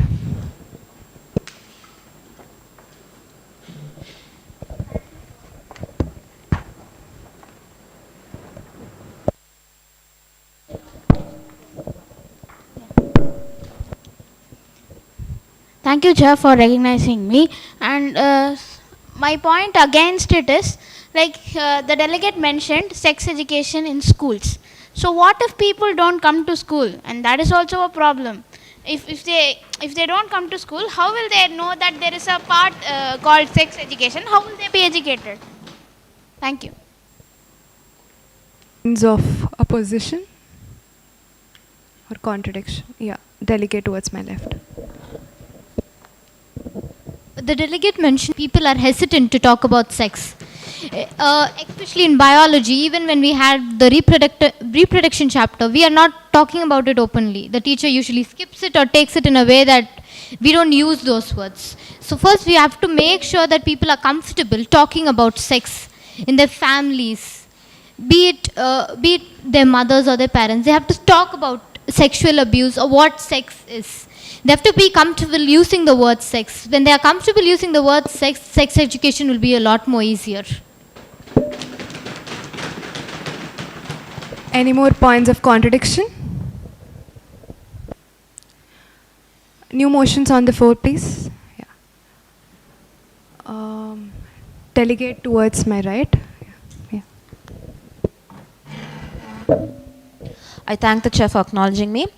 Non-binary and gender equal are umbrella terms for gender identities that do not solely male or female identities that are outside the gender binary.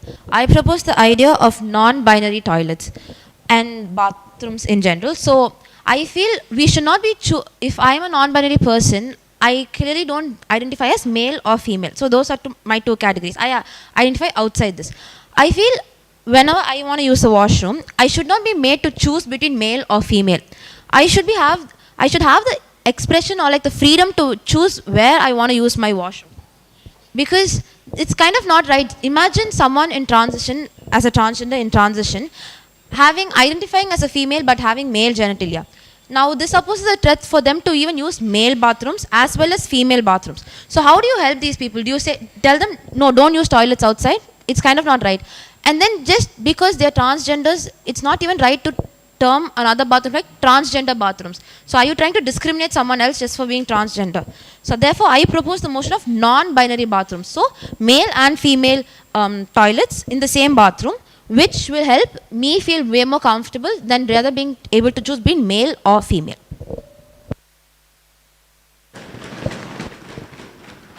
Any points of support? Delegate on my left. Thank you, Chair, for acknowledging me. So I go for the motion because like we are diversifying the divisions now. It's not just male, female, or transgender. We have many more. So in this world, we have to have a single bathroom. That scheme actually goes very well. So yeah, thank you. Any more points of support? Non-binary toilets is a motion. Any more points of support? Points of contradiction? Yeah, delegate to my right. I thank the chair for acknowledging my presence. So I love the idea. It's basically very good. But how do we start? Where do we start? And like how many of the toilets you want to build and how is it practically possible? Any points of contradiction? No, she would like to, yeah, please. I thank the chair for acknowledging me. Very simple, malls. Why don't you just build another toilet in a mall? Very simple. People go to like public places. So why do we have to think like where do we start? Oh my God, where do we start? Why is it such a big question? Very simple. Malls, you have so much space, another bathroom. Railway stations, you have so much space, another bathroom. Airports, you have so much space, another bathroom. Non-binary bathrooms. It's as simple as that.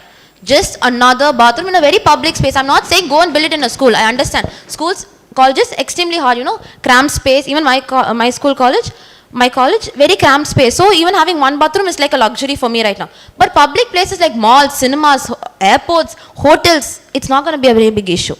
But my question here is, how can street cause be relevant to constructing washrooms in malls? What can we do about it as Chennai Youth Assembly? So, being the youth, we bring problems that are in current. So, especially the LGBTQT problem or being non-binary is a very youth issue right now.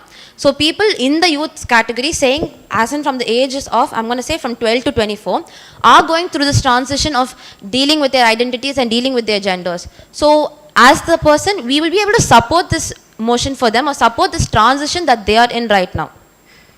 Could you give me an example? How exactly can we do that? Are you referring to conducting awareness programs? So I think at present, it will be the basic of conducting awareness programs. But I do think we can approach maybe just a small hotel or like even an airport and say, okay, you have so much space, this is there. Can we take this X amount of space, build a toilet with you, considering your opinions also, and just label it non-binary. Very simple, non-binary. Or maybe even change an existing toilet if you can. Like you do have like transgender toilets. In a lot of places you have transgender toilets. Turning that term transgender to a non-binary toilet will be like your most simplest solution to this question. So the motion raised would be coordinating with malls or airports and seeking help in constructing a non-binary washroom. All right, this is the idea. I hope it is clear. Any more points of contradiction? Delegate from the last second row. Yeah.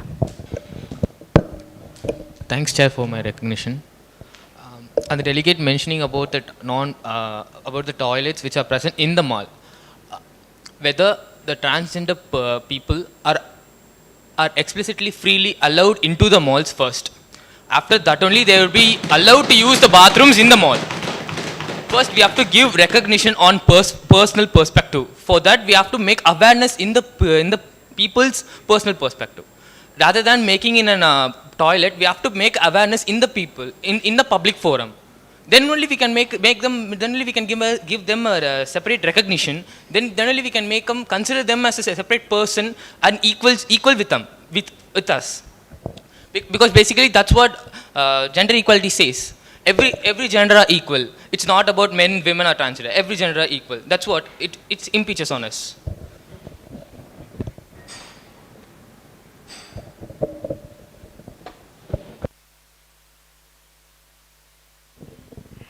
Okay, one final time. Any more contradicting points? To the same idea. All right. Any new motions on the floor? Delegate towards the right.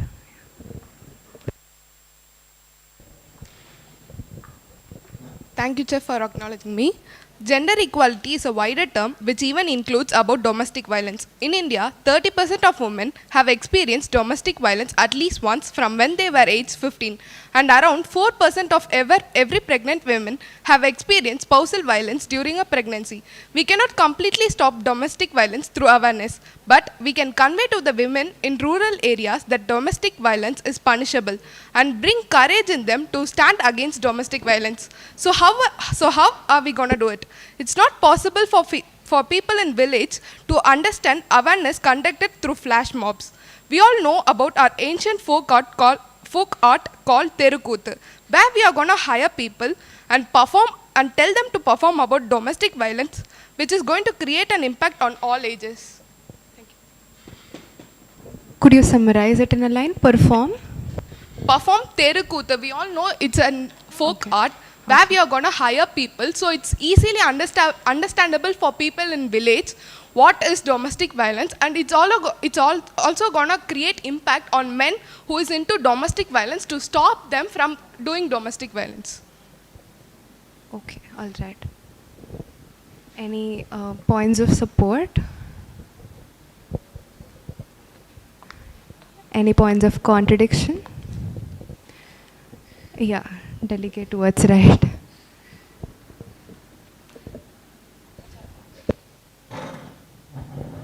I thank the chair for acknowledging my presence. The project idea was lovely, educating them with a unique form of telling people with Terukuthu, obviously great. But will they really listen to us and will they really be the change? Because they have been doing it, they know it's wrong and they've been doing it, and family members would understand it, but will it create a change? Can it happen? Yeah, so that's my contradicting point. Thank Would you like to answer her? Yeah, sure. Also, I would like to highlight that the crosstalk respect the plenary rules. At least will women know that domestic violence is punishable. So they will know that it's punishable and they will stop men from doing it. That's what I'm trying to convey. You may answer that. Thank you, Chair, for giving me the chance again. So, women will understand that it's punishable. Women will, completely agree with that.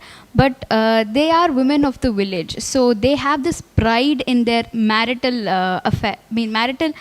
thing, sorry. So, will they be confident enough to come out and say that I'm being domestic? Maybe one or two, but we can't do it on a whole, on the whole basis, because they have pride in their marriage. They have that thing that they shouldn't leave their husband and they shouldn't go against their husband, because we live in villages like that. So maybe we could just, educate the women first that, tell them that they could be independent first before directly telling them that, they would definitely not agree with us. Even if they agree with us, they won't come forward, is my point.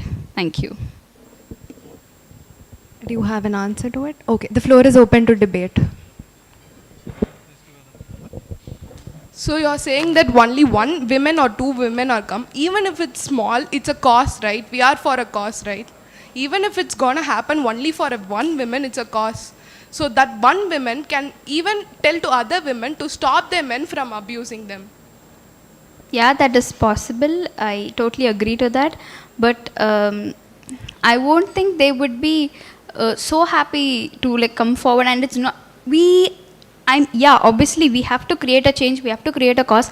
But it is great if it happens in a larger scale, right? So we are hiring, you saying we can hire people for a Terukuthu, it's going to be a great thing. But having very small benefit out of it is not a good thing, Okay, so the cost for hiring Terukuthu is greater than hiring in flash mobs and that awareness. You're saying? No, I have no problem with the awareness. I have no, awareness is important, but are we going to get the most benefit out of it is my question. People in city, mostly women in city know what is domestic violence, but women in village, they don't know that domestic violence is punishable. You're saying that they are connected with martial status and all, they will support their husband. When a woman is beaten to death, will she support her husband or go to police station and complain? If she knows that it is punishable, will she go to police station and complain on his husband, or she will say that he's my husband? It's still happening, actually. The very hard reality. Yeah, it's still happening because they do not have the awareness, right? Even if they have the awareness, they wouldn't come forward because they are villagers and they won't. They have been put into that kind of thing that they have to be under their husband. We have to change that first. Yeah, that's what I'm saying. That's what we have to change, right? No, we have to tell them that they should come out of it. That's what I'm also saying. Yeah, but this is directly telling them that, domestic violence is punishable. Rather that they could be independent or something different. They won't come forward. That is my point. They won't come forward. Thank you so much. Any more points of contradiction? Delegate on my left. So speaking about Terukuthu, yes, so we have to have another entire discussion to bring about and bring up people who perform folk arts and Terukuthu, etc. Because these days, simply the media has evolved. Right from, watching televisions, we have Netflix in our phones, whatnot. And people who are watching Terukuthu are very less nowadays. And yeah, she mentioned about rural areas. Even in rural areas, people started getting accessibility. If we have 5G in Chennai, they have 4G in their rural areas. They have their smartphones, they have their technological access, and they have better source of medias, which entertainments. More than infotainment, we have come to the age of entertainment. People know what is information. People are clearly differentiating between entertainment and information. So So when you perform Terukuthu, surely, the number of audience that you catch are going to be very minimal. So the reach and the contribution and the investment is not going to be beneficial for the society and for the NGO as well. Okay, you may answer her. So abroad countries have very developed network than us. They are hiring people from our state. They are hiring people from Terukuthu to perform there. So us focusing on network, this is for people who don't have network access. There are people who go watch Terukuthu as an entertainment. Why can't we use this entertainment to promote a thing? That's what I'm saying.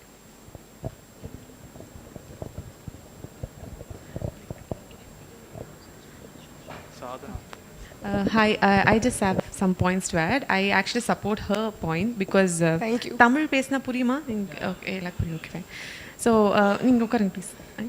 So இதில் இது என் personal கருத்து. Like தெருக்கூத்து effective அப்படின்னு நான் feel பண்ணுறேன். இவங்க கேட்டாங்க தெருக்கூத்து வந்து நடத்துறதுனால வந்து என்ன பெரிய மாற்றம் ஏற்பட போகுது அப்படின்னு. அப்படி நினச்சிருந்தா நமக்கு இன்றைக்கி ஃப்ரீடம் அப்படின்னு ஒன்றே கிடச்சிருந்துருக்காது.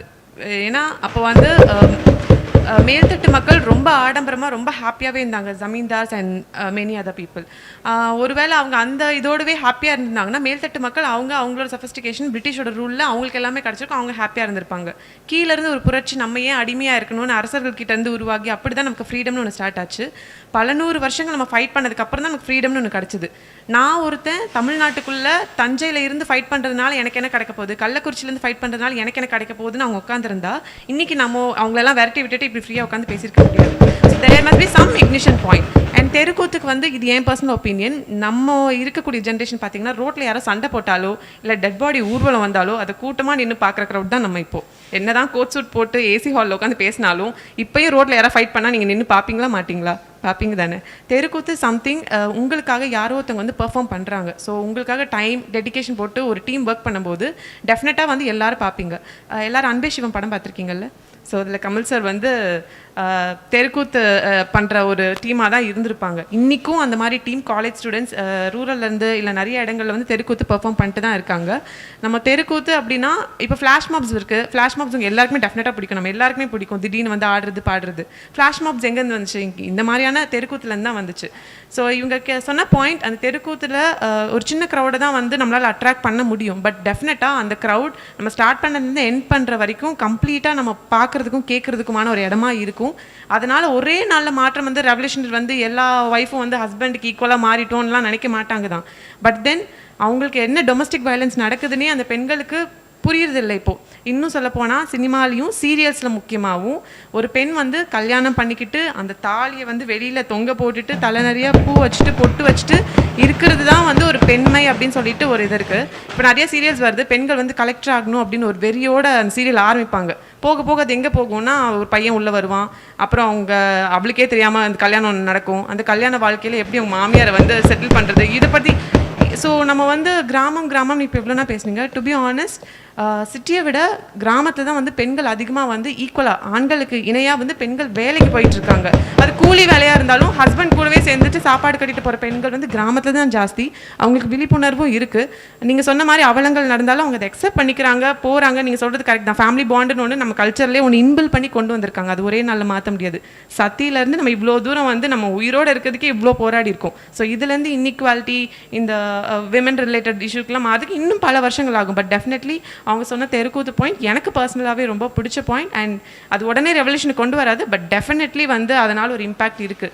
ஒரு பெண் வந்து தனியாக பிரச்சனையில் இல்லை, அவளுக்கு இந்த சமூகமும் சப்போர்ட் பண்ணுது. நம்ம வந்து வீட்டில் இன்றைக்கி என் ஹஸ்பண்ட் கிட்ட அடி வாங்கிட்டு தான் வந்திருப்பேன். அது வெளியே இல்லை, நான் வாங்கிட்டு வரல சொல்கிறேன். என் ஹஸ்பண்ட் பாவம் பின்னாடி நிற்கிறாரு, அவர் பாவம் தான். ஸோ வந்திருப்பேன். பட் தென் எனக்கு வந்து அது ஃப்ரெண்ட்ஸ்கிட்டயோ ஃபேமிலிக்கிட்டேயோ சொல்ல முடியாது. நீங்கள் சொன்ன மாதிரி ஃபேமிலியோட நேம் என்னோட நேம்னு நான் யோசிப்பேன். ஆனால் எனக்காக ஒருத்தவங்க வந்து ஃப்ளாஷ் மாபோ ஒரு தெருக்கூத்த போடும்போது சரி ஓகே இது பெண்களுக்கு நடக்கிறது தான், நம்ம இன்னும் ஸ்ட்ராங்காக இருக்கணுன்றது அந்த ஒரு சீனில் அவங்க தனியாக இல்லைன்றது அவங்களுக்கு நிரூபிக்கிறதுக்கு அவங்களுக்கு ஏதோ ஒன்று பார்க்கணும். ஸோ இது எல்லாத்துக்குமே வந்து இந்த தெருக்கூத்து வில் டெஃபினெட்லி ஹெல்ப். ஆல்சோ இப்போ இருக்கிற சமூகம் வந்து எவ்வளோ தான் சோஷியல் மீடியா யூஸ் பண்ணாலும் இன்பர்சனாக நம்ம பார்க்குற ஒரு விஷயத்துக்கும் சோஷியல் மீடியாவுக்கும் there is a difference. So I support her, அவ்வளோதான். This is my point.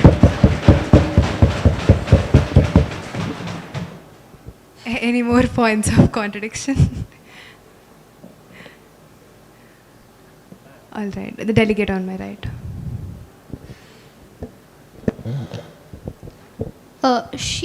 Thank you for acknowledging me, Chair. So she talked about how domestic violence is punishable and all that. First, we have to make them understand that domestic violence is wrong. Even if it is one slap or anything like that, it is wrong. Half of them don't even understand that, and they think their husbands have the right to hit them. First, we have to make them understand that beating them or slapping them or doing anything of that sort, even once, is wrong and punishable.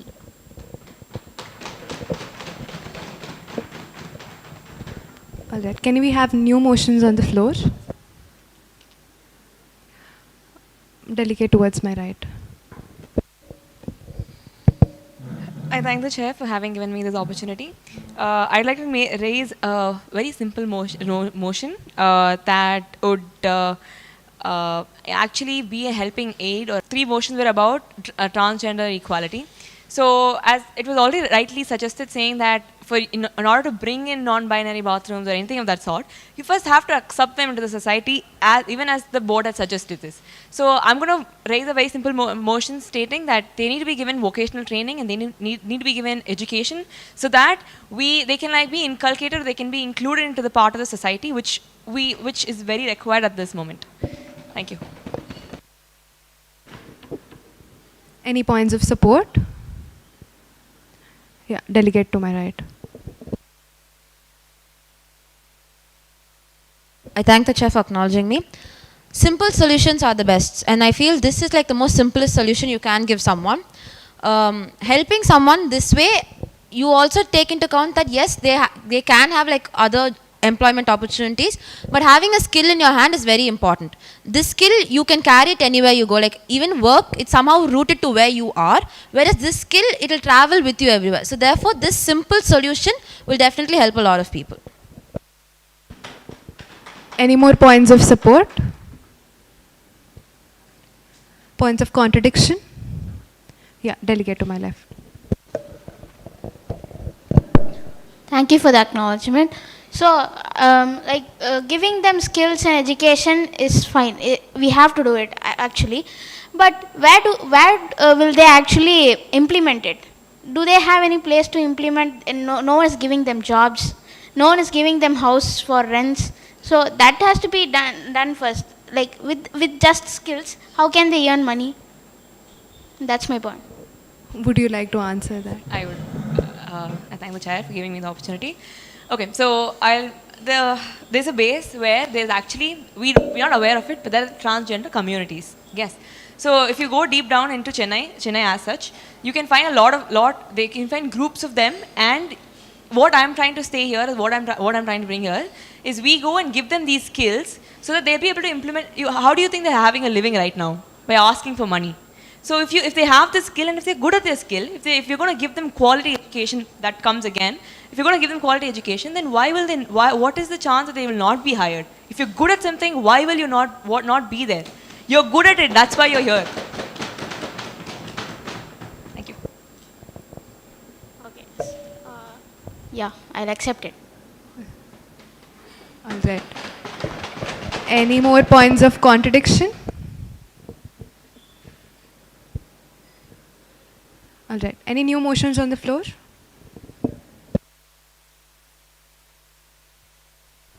Yes, Sadhana.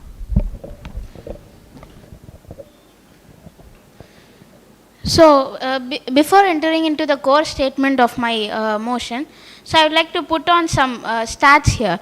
That is, this is based on the 2020 stats. So, we have 32 million of girls put out from primary education, and 30 million of girls put out from lower secondary education, and 67 million of girls put out from upper secondary education. So if you look at the numbers, the highest one is upper secondary education, which is the adolescent period. So what I feel is that's where we have to start the change. And what would my idea to implement this is, so this is a kind of spreading awareness, but making people also beneficial. Like what is my idea is like providing basic kits that may contain something that can educate, like something in the sense a booklet, a sanitizer, a pad, like a pack of pad, and also that should be in their regional language. They should understand it, and personal hygiene must be promoted. And that is the core idea. So what are the efforts that can be put by our assembly for that? Is that we have people like we have non-governmental production units and also government production units which produces pads like for a lower cost. That is not going to be very luxurious, but that can be used for the need. So we are going to link that to the rural, basically those who need it.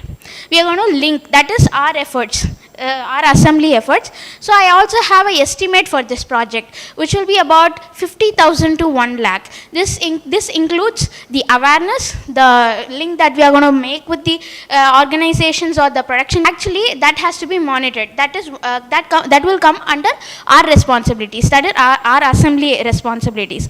And you may also say me that spreading awareness is very basic. So only by spreading awareness, how can the change can be happen?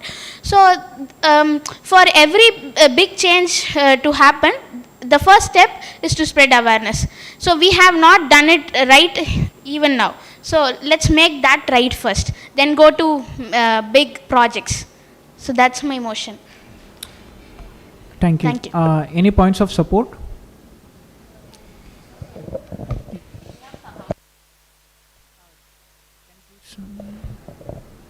Okay, it's basically providing a basic kit which will have a pack of sanitary napkins and the like how to dispose it and how to use it, personal hygiene in their regional languages, and we'll be there to support them if they in kind of like if they are not getting it, and also to maintain the personal hygiene. We'll give some supplies like sanitizers or something like that. So that's the main motion.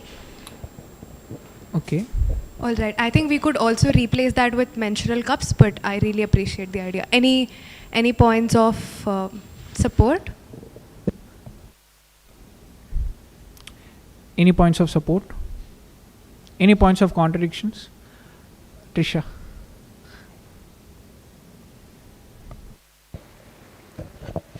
So I like her idea, but there are people who don't have proper restroom first. We cannot provide them these facilities where they don't even have a proper restroom. It's not gonna work. Thank you. Any other points of contradiction? Srividya. I thank the chair for having given me the opportunity to speak. So I would like to make two things clear here.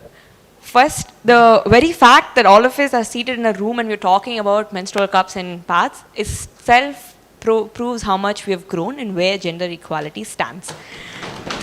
That being said, the government, as far as I've known, does work towards this, and they've also provided kits, they've also provided everything that's required, from pulses to every essential that's required by everybody. And third of all, the menstrual cups, I don't know how far it will work in the rural area. That being said, I just want more clarity on your thought on how you want to implement it. I mean, what do you think is lacking that you want to bring it up? Because I don't see anything there is a lack in. Just need a little clarification on the whole topic by the delegate. Yeah, the house is open for debate. Thank you.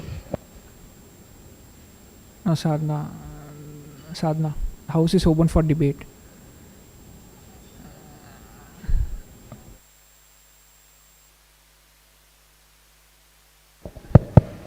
You asked me that where do we lack.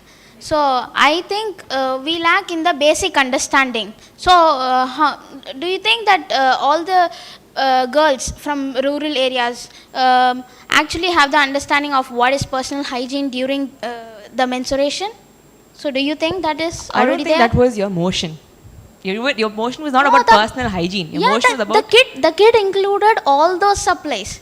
You were talking that there was a lack in the supplies. There's a huge lot of difference between... I said there was a lack in awareness. That was not your motion. There was a lack in awareness, not the supply. So are you saying that there have not been enough awareness programs that have been led in the rural areas? But there are programs. How do you think they survive through the days? there are awareness programs. What I say is that do not go and reach the people who need it actually. That's my point. So what do you think that they do for a living there? How do They use cloth. That's no. I'm very sorry, but What? it's not. It doesn't work that way anymore. It's way back and it's not that way anymore. No, even The now in many government has done villages enough. it's still there. So the stat that I have given is of 2020, just 2 years back. It's 2 whole years back. Oh my God. Please, for real when there are. So do you pictures- think that 67 million people are put into upper secondary school education? That was in not just your 2 years? motion. Your motion was about. What I say is the main reason for those many people put out is this, is the lack of awareness. So you're saying that So that's people, how in I think. people in higher secondary schools are put out because they don't have enough sanitary pads? No, the awareness about themselves. That's what I'm trying Awareness to about themselves. Yeah. I think the points are repeating. You may say. I'm sorry, but I don't find clarity in the motion and what the delegate. You miss it. Thank you. Any new motions on the floor?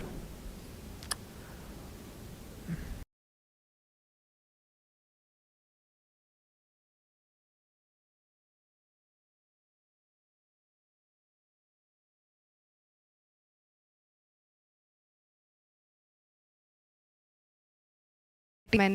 Is that not a topic? I mean, just asking casually. All right. Sorry? All right. Cool.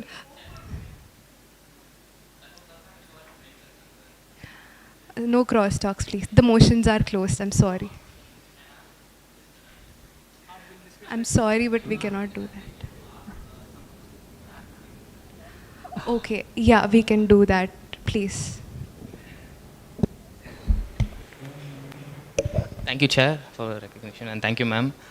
Ma'am, what's your purview on that the minimum age of women for marriage, which has been uplifted from 18 to 21? What is your purview on that, ma'am?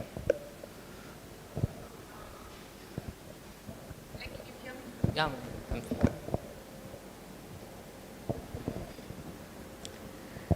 So this is my personal opinion. It is in like ஒரு பெண் தான் வந்து அவங்களுக்கான திருமண வயது எப்போ அப்படின்றது முடிவு பண்ணணும். பட் இன்னைக்கு வரைக்கும் வந்து பேச்சு வழக்கில் நம்ம சொல்கிறோம். பட் இன்றைக்குமே விமன் வந்து ஃபேமிலி மேலே டிபெண்ட்டாக தான் இருக்காங்க. ஐ மீன் ஏர்னிங் வைஸ் நம்ம எல்லாம் பண்ணிட்டு தான் இருக்கோம். பட் அப்பா அம்மா எமோஷனலாக எதாவது சொன்னால் வேறு வழி இல்லாமல் தலையாட்டுற சுச்சுவேஷனில் தான் இன்றைக்கும் படித்த பெண்களுமே இருக்காங்க.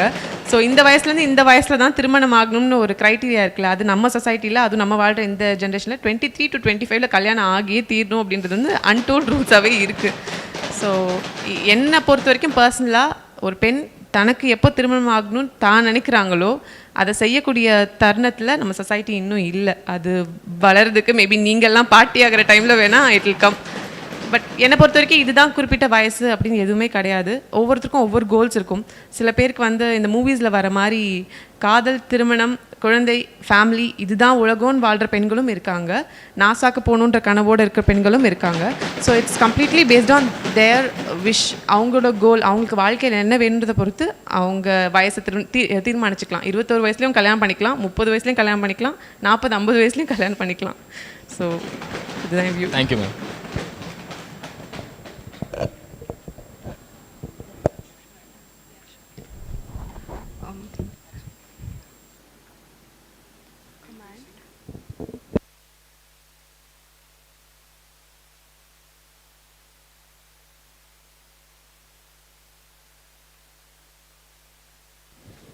All right. The first motion was awareness on LGBTQ plus community among the older generation. Yeah, delegates in support.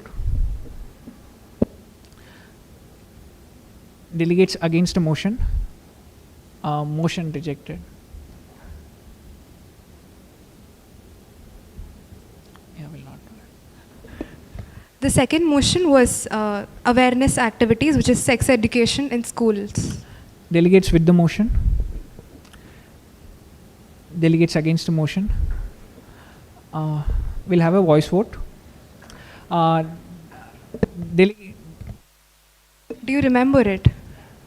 Yeah. What do you say when you are in support and when you are opposing it?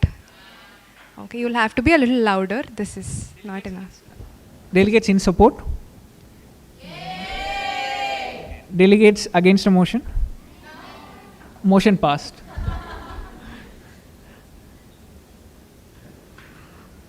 The third motion is construction of non-binary toilets, or at least reaching out to the potential places where we could construct non-binary toilets. Delegates with the motion? Delegates against the motion? Motion passed. Performing the folk art and creating awareness through it. Delegates with the motion? Delegates against the motion? Motion passed.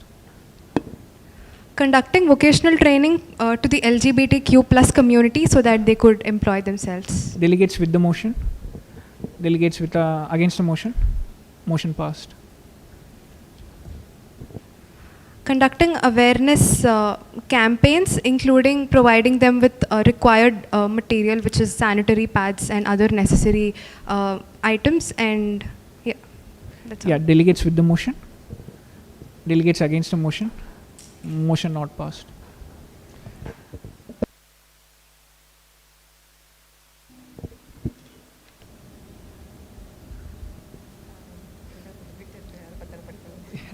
Yeah, you want this one, or you are comfortable with hand mic? As you want. Ma'am will now speak a few words.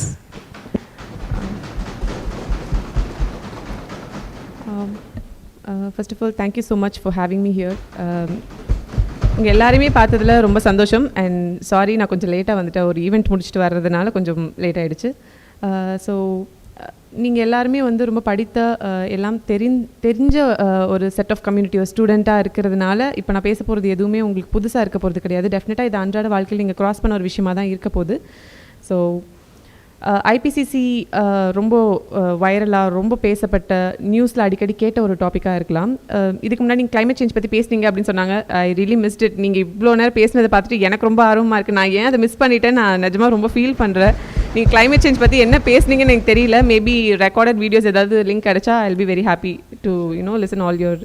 நிஜமாவே நீங்கள் எல்லாருமே யோசிக்கிற விதம், ஒவ்வொரு ப்ராப்ளத்தை பற்றி அது கேட்குறதுக்கு ரொம்ப வித்தியாசமாக இருக்குது. Because we are a youth group. I have a NGO call விதை விதைப்போம், through which we reach out to public. நாங்கள் கிரவுண்ட் லெவலில் we are doing lot of activities. But then நாங்கள் டிஸ்கஸ் பண்ணுவோமான்னு கேட்டால் இல்லை. எங்களோட கோர் டீம் ஒரு 5 பேர் 10 பேர் நாங்கள் ஒன்றா சேர்ந்து நாங்கள் யோசிக்கிற ப்ராஜெக்ட்ஸ் தான் நாங்கள் அப்படியே வந்து இம்ப்ளிமெண்ட் பண்ணுவோம். அதோட ப்ரோஸ் அண்ட் க்ரான்ஸ் எங்களுக்கு தெரியாது. நாங்கள் டேரெக்டாக இம்ப்ளிமெண்ட் பண்ணுவோம். அதில் என்ன நடக்குதோ அதுதான். ஸோ இவ்வளோ தூரம் ஒரு டிபேட் மாதிரி வச்சு எது வேணும் எது வேணாம் இப்படி பார்க்குறது வந்து உங்கள் கிட்டேருந்து இன்றைக்கி நான் கற்றுக்கிட்டேன்.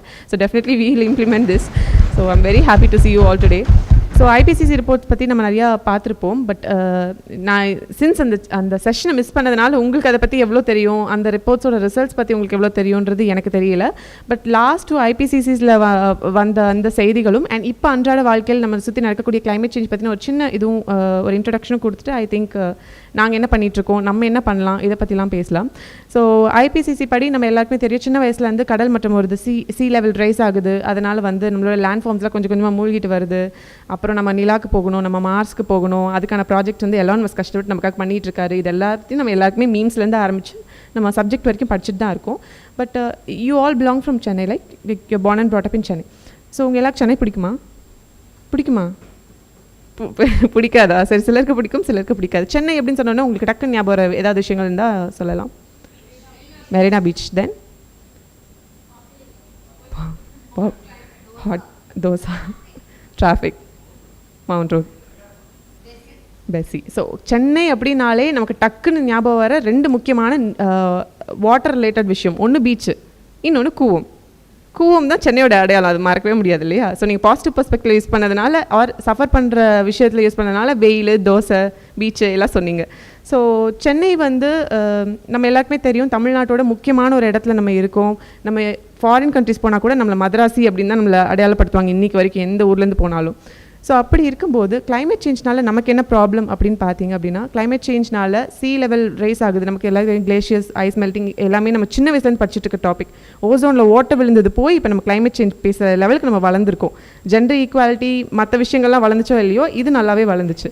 ஸோ இப்போ என்னென்னா, இந்த சி லெவல் ரைஸ்னால இந்தியா முழுக்க 12 சிட்டிஸ் வந்து கடலுக்குள்ளே மூழ்கிற அபாயம் இருக்குது.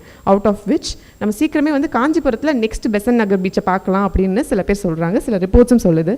ஸோ இதில் ஆல்ரெடி வந்து சென்னை, தூத்துக்குடி, கொச்சி இது எல்லாமே இருக்குது.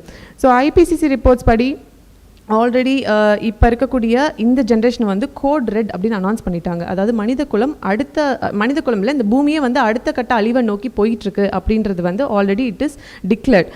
இது மட்டும் இல்லாமல் the number of death, for example புயல்னால், சுனாமினால் ஆர் பூகம்பங்கள்னால இதனால் டெத் ரேட் வந்து இன்க்ரீஸ் ஆகிக்கிட்டே இருக்குன்னு சொல்கிறாங்க.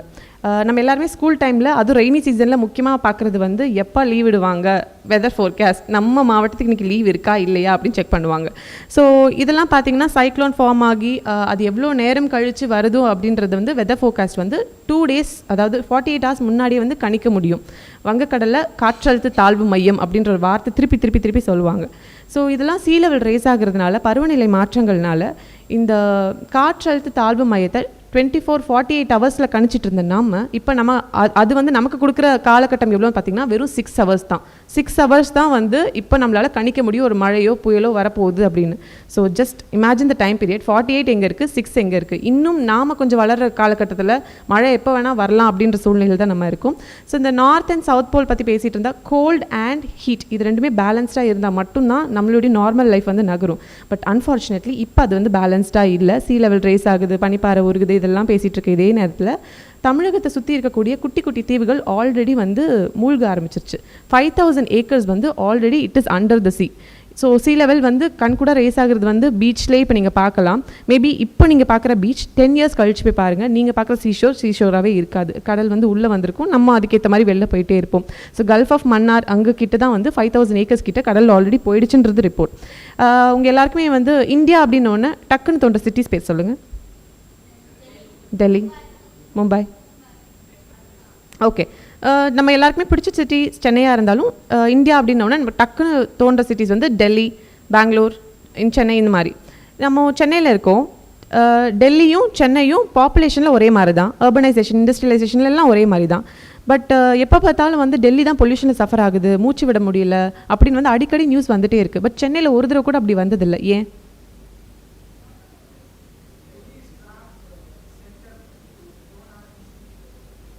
எக்ஸாக்ட்லி. ஸோ நம்ம எவ்வளோ தான் வந்து கார்பன் எமிஷன் விட்டாலும் அதை வந்து உள்வாங்கிறதுக்கு நம்மக்கிட்ட சி இருக்குது. நம்ம எவ்வளோ மரங்கள் நட்டாலும் நமக்கு தேவையான ஆக்சிஜன் சப்ளை வந்து பிளாங்க்டான்ஸ்கிட்ட தான் நமக்கு வந்துட்டுருக்கு. அதாவது கடல் வாழ் உயிரினங்கள்கிட்டையும் அதில் இருக்கக்கூடிய தாவரங்கள்லையும் ஆல்கையிலேருந்து தான் நமக்கு அதிகமாக வருது. மரங்களை தாண்டி, மரங்களை விட இவங்களோட கான்ட்ரிபியூஷன் தான் அதிகம். நம்ம எவ்வளோ கார்பன் விட்டாலும் அதை அப்சர்வ் பண்ணுறதுக்கும் நமக்கு தேவையான ஆக்சிஜனை ப்ரொடியூஸ் பண்ணுறதுக்கும் இவங்க எல்லாருமே முக்கியமான ஒரு இடங்கள்ல இருக்காங்க. ஆனால் இப்போ வந்து கடல் பாறைகளும் மற்ற விஷயங்களும் கொஞ்சம் கொஞ்சமாக ப்ளீச் ஆகிட்டு வருது. அவங்க வந்து தன்னோட கெப்பாசிட்டி இழந்துட்டு இருக்காங்க.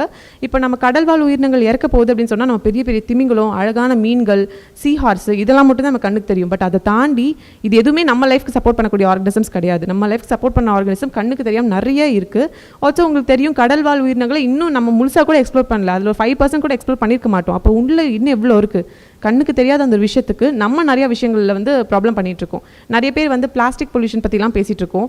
இன்ஃபேக்ட் பிளாஸ்டிக் பொல்யூஷனை விட ரொம்ப மோசமானது இந்த கிளைமேட் சேஞ்ச் தான். நம்ம டெம்பரேச்சரை இன்க்ரீஸ் பண்ணிக்கிட்டே போயிட்டுருக்கோம். ஸோ இது எல்லாமே அந்த கண்ணுக்கு தெரியாமல் நம்ம லைஃப்க்கு சப்போர்ட் பண்ணுற மைக்ரோ ஆர்கனிசம்ஸ்க்கும் மற்ற பிளாங்க்டான்ஸ்க்கும் வந்து ஆபத்தை க்ரியேட் பண்ணி இன்டைரக்டாக நம்ம வாழ்க்கையை வந்து டைரெக்டாக பாதிச்சிட்ருக்கு.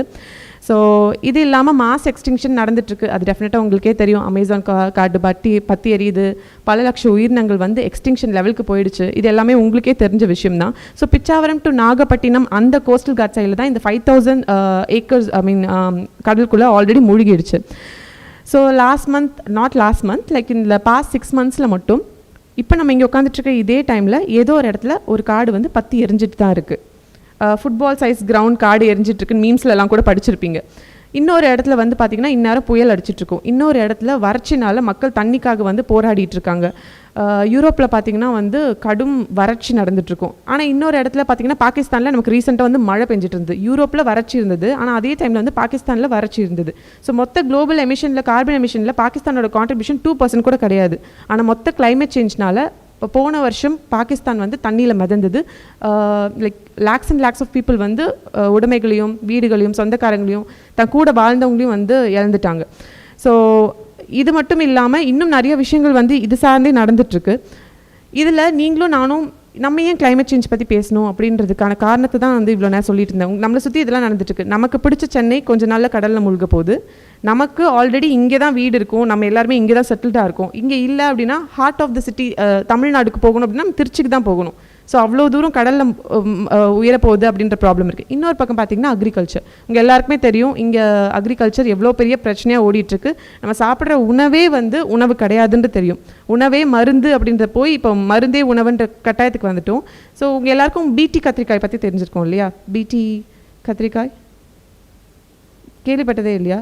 ஓகே, பிடி காட்டன் ஓகே, அது புக்ஸ்லேயும் வந்திருக்கு. ஆனால் பிடி காட்டன் உங்களுக்கு தெரிஞ்சிருக்கும்.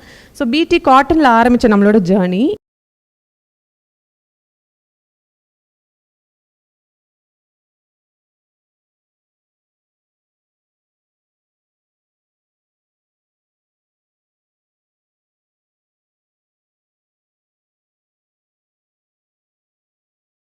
எங்கே சாப்பிட்ணுன்றது முதற்கொண்டு நம்மக்கிட்ட இப்போ டிசைடிங் அத்தாரிட்டி இல்லை. இப்போ நான் எப்படி சொன்னேன், பொண்ணுங்க எப்படி கல்யாணம் பண்ணிக்கணுன்றதை வந்து இன்டெரக்டாக வீட்டில் தான் வந்து புஷ் பண்ணி, அதே மாதிரி நம்ம என்ன சாப்பிடணும், எப்படி சாப்பிடணும், எங்கே வாழணும், எப்படி வாழணுன்றது கூட இப்போ நம்ம கையில் இல்லை. We are in such generation. இன்னும் சீட் கன்சர்வேஷன் ஆக்ட்னு ஒரு ஆக்ட் இருக்குது. உங்களில் எத்தனை பேருக்கு தெரியும்னு தெரியாது. நம்மளுடைய பாரம்பரிய விதை நெல்லை இன்னொருத்தவங்களுக்கு காசு கொடுத்து விற்க முடியாது. இப்படி காசு கொடுத்து விற்க முடியாதனால என்ன ப்ராப்ளம் அப்படின்னு பார்த்தீங்கன்னா, நம்மளுடைய பாரம்பரிய விதையை நம்மளால் இப்போது இவங்க ஒரு லேண்ட் வச்சுருக்காங்க, நான் ஒரு லேண்ட் வச்சுருக்கேன்னா என்னால் இவங்களுக்கு வந்து என்னோடய விதையை வந்து விற்க முடியாது. விற்றா ஐ வில் பி அரெஸ்டட். அப்போ நான் என்ன பண்ணணும்னா, விதையை எப்பயுமே கொடுத்துட்ருக்குற அந்த கார்ப்பரேட் கம்பெனிக்கிட்ட தான் நான் என்னோடய விதையை வாங்கணும். சரி, விதைக்கும் கிளைமேட் சேஞ்சுக்கும் என்ன சம்பந்தம் அப்படின்னு பார்த்தீங்கன்னா, கொஞ்சம் கொஞ்சமாக நம்மளுடைய நாட்டு விதைகளும் நாட்டு மரங்களும் எல்லா நாட்டு சார்ந்த விஷயங்களும் அழிஞ்சிட்டே வருது. நல்லா பாருங்கள், சம்மர் டைமில் தான் நமக்கு வெள்ளரிக்காய் ஜாஸ்தியாக கிடைக்கும், தர்பூசணி இந்த மாதிரி நீர்க்காய்கள் ஜாஸ்தியாக கிடைக்கும். மழை டைமில் கிடைக்காது. உங்களுக்கு எந்தெந்த பருவநிலையில் என்னென்ன காய் உங்களுக்கு வரணும் அப்படிங்கிறது இயற்கைக்கு தெரியும். ஆனால் இப்போ நம்ம என்ன பண்ணுறோம்னா, ஆப்பிளில் 24/7 எல்லா மாதங்களும் நம்மளால் சாப்பிட முடியுது. இப்போ நம்ம யாரையா பார்க்க போகிறோம் அப்படின்னா, we buy strawberries, we buy apple. But நம்ம ஊர் வாழைப்பழத்தை எவனும் கண்டுக்கிறதே இல்லை. பட் அந்த ஆப்பிளில் என்ன இருக்குது, அந்த வாழைப்பழத்தில் என்ன இருக்குன்னு நீங்கள் கம்பேர் பண்ணி பார்த்தீங்கன்னா தெரியும். அந்தந்த மண்ணுக்கு ஏற்ற, அந்தந்த மனிதர்களுக்கு ஏற்ற அங்கங்கே காய்களும் மற்ற விஷயங்களும் வளருது. பட் தென் நம்ம இப்போ இந்த மாடர்னைசேஷன்ற பேரில் பார்க்குறதுக்கு எதோ அழகாக இருக்கோ, எதோ அதிகமாக பகிரப்படுதோ அதுதான் வந்து நம்ம வாங்கிட்டுருக்கோம், விற்றுட்ருக்கோம். ஸோ நம்மளுடைய சுயத்தை நம்ம இங்கே இழந்துட்டுருக்கிறதுனால நம்ம நிறைய விஷயங்களை வந்து இங்கே வந்து மாற்றுறோம். இன்னும் சொல்லப்போனால் இது வந்து ஓகே, நான் பேர் குறிப்பிடாமல் சொல்கிறேன். சில ப்ராஜெக்ட்ஸில் சில சிட்டிஸில் வந்து அழகுபடுத்துறது அப்படின்ற பேரில் நிறைய வகையான ஃபாரின் ட்ரீஸை உள்ளே கொண்டு வந்து நடுறாங்க, ஃபாரின் பிளான்ஸை உள்ளே கொண்டு வந்து அழகாக நடுறாங்க. பட் தென் அதில் ஏதாவது யூஸ் இருக்கான்னு கேட்டால் இல்லை. இதுவே வந்து நீங்கள் பாட்னி ஸ்டூடெண்ட்ஸ் இருந்தால் பார்த்துருக்கோம். சொல்னேஷியன் ஒரு ஃபேமிலியில் ஒரு ஒயிட் கலர் பூ ரேடியோ மாதிரி இருக்கும் பார்க்குறதுக்கு. அந்த பூலாம் அதுவாட்டு அனாதையாக எங்கேயோ ரோட்டில் பூத்துருக்கும். நம்மளுடைய லேண்டில் வளர்ந்த பூக்கள் ஈஸியாகவே பூக்கும், அதுக்கு மெயின்டெனன்ஸும் கிடையாது, ஒன்றும் கிடையாது. ஆனால் நம்ம என்ன பண்ணுவோம், ஃபாரின்லேருந்து ஒன்று இங்கே கொண்டு வந்து அதை இறக்கி அதை வளர வைக்கிறதுக்கு ஒரு ஆள் போட்டு அதுக்கு மெயின்டெனன்ஸ் போட்டு அதுக்கு கோடிக்கணக்கில் பட்ஜெட் ஒதுக்கி நம்ம வந்து அதை வளர்த்துட்ருக்கோம். ஸோ இந்த மாதிரியான இஷ்யூஸ்லாம் வந்து எல்லா இடங்களையுமே நடந்துட்டுருக்கு. ஸோ இதுக்கு காரணம் மாடர்னைசேஷன் அண்ட் நம்ம பார்க்குற விஷயங்களும் தான். ஸோ இதெல்லாம் நம்மக்கிட்ட இருந்து மாறதுனால நிறைய மாற்றங்கள் இப்போது உங்ககிட்ட இருந்து வரலாம். உங்ககிட்ட இதனால் என்ன சேஞ்ச் வரணும், நம்ம இதில் என்ன பண்ண முடியும் அப்படின்னு பார்த்தீங்கன்னா, ஒரு கொஷின் இருக்கும், எனக்கு வந்து இது எல்லாத்தையுமே மாற்றணும், கிளைமேட் சேஞ்சுக்கு நான் எதாவது கான்ட்ரிபியூட் பண்ணணும் அப்படின்னு நம்ம எல்லாருமே நினைப்போம். பட் நான் ஒரு சிங்கிள் பெண்ணாக, ஒரு ஆணாக, ஒரு ஸ்டூடெண்ட்டாக நான் எப்படி இதை மாற்றிட முடியும் அப்படின்னு கேட்குறவங்களுக்கு நான் ஆல்ரெடி சொன்ன மாதிரி தான் எல்லா புரட்சியும் எல்லா விஷயங்களுமே அந்த ஒரு சின்ன ஸ்பார்க்கில் தான் ஆரம்பிச்சது. ஒரு சின்ன ஐடியாவில் தான் வந்து இன்றைக்கி உங்களுடைய இந்த மீட்டிங்கோ இல்லை என்னோட இந்த என்ஜிஓவோ இல்லை நம்மளோட ஃப்ரீடம் ஸ்ட்ரகிளோ ஏதோ ஒன்று யாரோ ஒருத்தங்க குத்துனதுனால உருவான ஒரு விஷயம் தான். அப்புறம் மொத்த சிந்தனை உள்ள லைக் மைண்டட் பீப்புள்ஸ் ஒன்றா சேர்ந்து அது ஒரு மூமெண்ட்டாக மாறி அதுக்கப்புறம் பேஸ்ட் ஆன் த ரெவல்யூஷன் வீரியத்துக்கு ஏற்ற மாதிரி பல வருஷங்களோ பல தலைமுறைகளோ கடந்து கூட நமக்கு நிறைய விஷயங்கள் கிடச்சிருக்கு. ஸோ நீங்கள் என்ன பண்ண போகிறீங்க அப்படின்ற கேள்விக்கு நம்மள ஆல்ரெடி வந்து சாலுமுத்ரா திம்மக்கா அப்படின்னு சொல்லிட்டு ஒருத்தங்க கேள்விப்பட்டிருக்கீங்களா? Padmashri awardee. So she's the old women. அவங்க வயசு எனக்கு எக்ஸாக்டாக தெரில. She's from Karnataka. அவங்க கிட்டத்தட்ட அவங்க வாழ்க்கையில் 500க்கும் மேற்பட்ட அந்த பேனியன் ட்ரீஸை ரோட்டில் நட்டு வளர்த்துருக்காங்க. 8,000+ ட்ரீஸை வந்து அவங்க நட்டு வளர்த்துருக்காங்க. So she's been awarded. அவங்க ஒரு ஓல்டு விமன். அவங்களோட பேரன் பேத்தி அப்படின்னு சொல்லிட்டு வீட்டில் உட்காந்துருக்கலாம்ல, பட் அவங்க உட்காரல. இன்னும் நிறைய பேர் வந்து இது மாதிரி கான்ட்ரிபியூஷன் பண்ணிக்கிட்டே தான் இருக்காங்க. பட் தென் அவங்க ஏன் கான்ட்ரிபியூட் பண்ணணும் அப்படின்னு அவங்க நினைக்கவே கிடையாது. ஸோ இந்த மாதிரி நமக்கு நிறைய நடந்துட்டுருக்கு. ஸோ ஸ்டூடெண்ட்ஸ் லெவலில் ஆரம்பித்து சிங்கிள் மனிதராக நம்ம எல்லாராலையும் நினச்சா மாற்ற முடியும். பூட்டானோட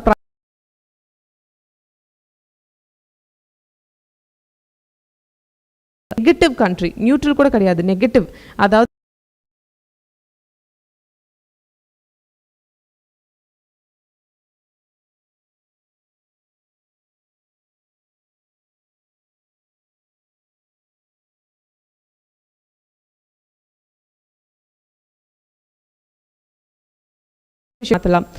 ஊரணி ட்ரைப் பற்றி கேள்விப்பட்டிருக்கீங்களா? ஊரணி ட்ரைப். ஸோ அமேசானில் வந்து ஒரு எண்ணெய் நிறுவனம் வந்து கிட்டத்தட்ட பல ஆயிரம் கணக்கான ஏக்கர்ஸ் ஆஃப் லேண்டை வந்து ஆக்கிரமிப்பு பண்ணணும்னு நினச்சாங்க, ஆயில் எக்ஸ்ட்ராக்ஷனுக்காக, மற்ற விஷயங்களுக்காக. ஊரணி ட்ரைப் படிப்பறிவு இல்லாதவங்க, காட்டுக்குள்ளே வாழ்கிறவங்க, அவங்க அதை வந்து போராடி பேட்டில் பண்ணி அதை வின் பண்ணி அந்த நிறுவனத்தை வெளியில் அமிச்சாங்க. ஸோ படத்தில் மட்டும்தான் வந்து ரெவல்யூஷனரி நடக்கும், நிஜத்தில் ஒரு சிங்கிள் பர்சனாலேயோ இல்லை ஒரு கூட்டத்தினாலேயோ பண்ண முடியாது அப்படின்னு நினச்சா அப்படி டெஃபினட்டாக கிடையாது. இங்கே பெரும் புரட்சிகளுக்கு பின்னாடி தான் நம்ம இன்றைக்கி எல்லாருமே ஈக்குவலாக உட்காந்து படித்து ஈக்குவாலிட்டி பற்றி வந்து இதெல்லாமே வந்து பல தியாகங்களுக்கு பிறகும் புரட்சிக்கு பிறகும் தான் நமக்கு கிடைச்ச ஒரு விஷயம். ஸோ ஒவ்வொரு காலகட்டத்துலேயும் ஒவ்வொரு விஷயம் ரொம்ப இம்பார்ட்டண்ட்டாக பேசப்பட்டுச்சு. பெண் விடுதலையாக இருக்கட்டும், சுதந்திரமாக இருக்கட்டும், இந்த கேஸ்ட் இஷ்யூ, ஜெண்டர் ஈக்வாலிட்டி, எதுவாக வேணா இருக்கட்டும், இது எல்லாமே ஒவ்வொரு காலகட்டத்தில் முக்கியமாக பார்க்கப்பட்ட ஒரு விஷயம். அப்போ நம்ம காலகட்டத்துக்கு முக்கியமான விஷயம் எது அப்படின்னு பார்த்தீங்கன்னா it is climate change. And to நம்மளோட சுயம் எது அப்படின்னு நம்ம தெரிஞ்சுக்கிறது தான் இப்போ ரொம்ப முக்கியமாக இருக்குது. உதாரணத்துக்கு மொழி போர் இப்போவே ஆரம்பிச்சிச்சு, நார்த்தா சவுத்தான்ற சண்டை வந்துருச்சு, நம்மளை வந்து உலக நாடுகள் கிட்ட ரெப்ரசென்ட் பண்ண வேண்டிய கட்டாயத்தில் நம்ம இருக்கோம். இந்த மாதிரி நிறைய விஷயங்கள் நம்மளை சுற்றி நடந்துட்டு தான் இருக்குது.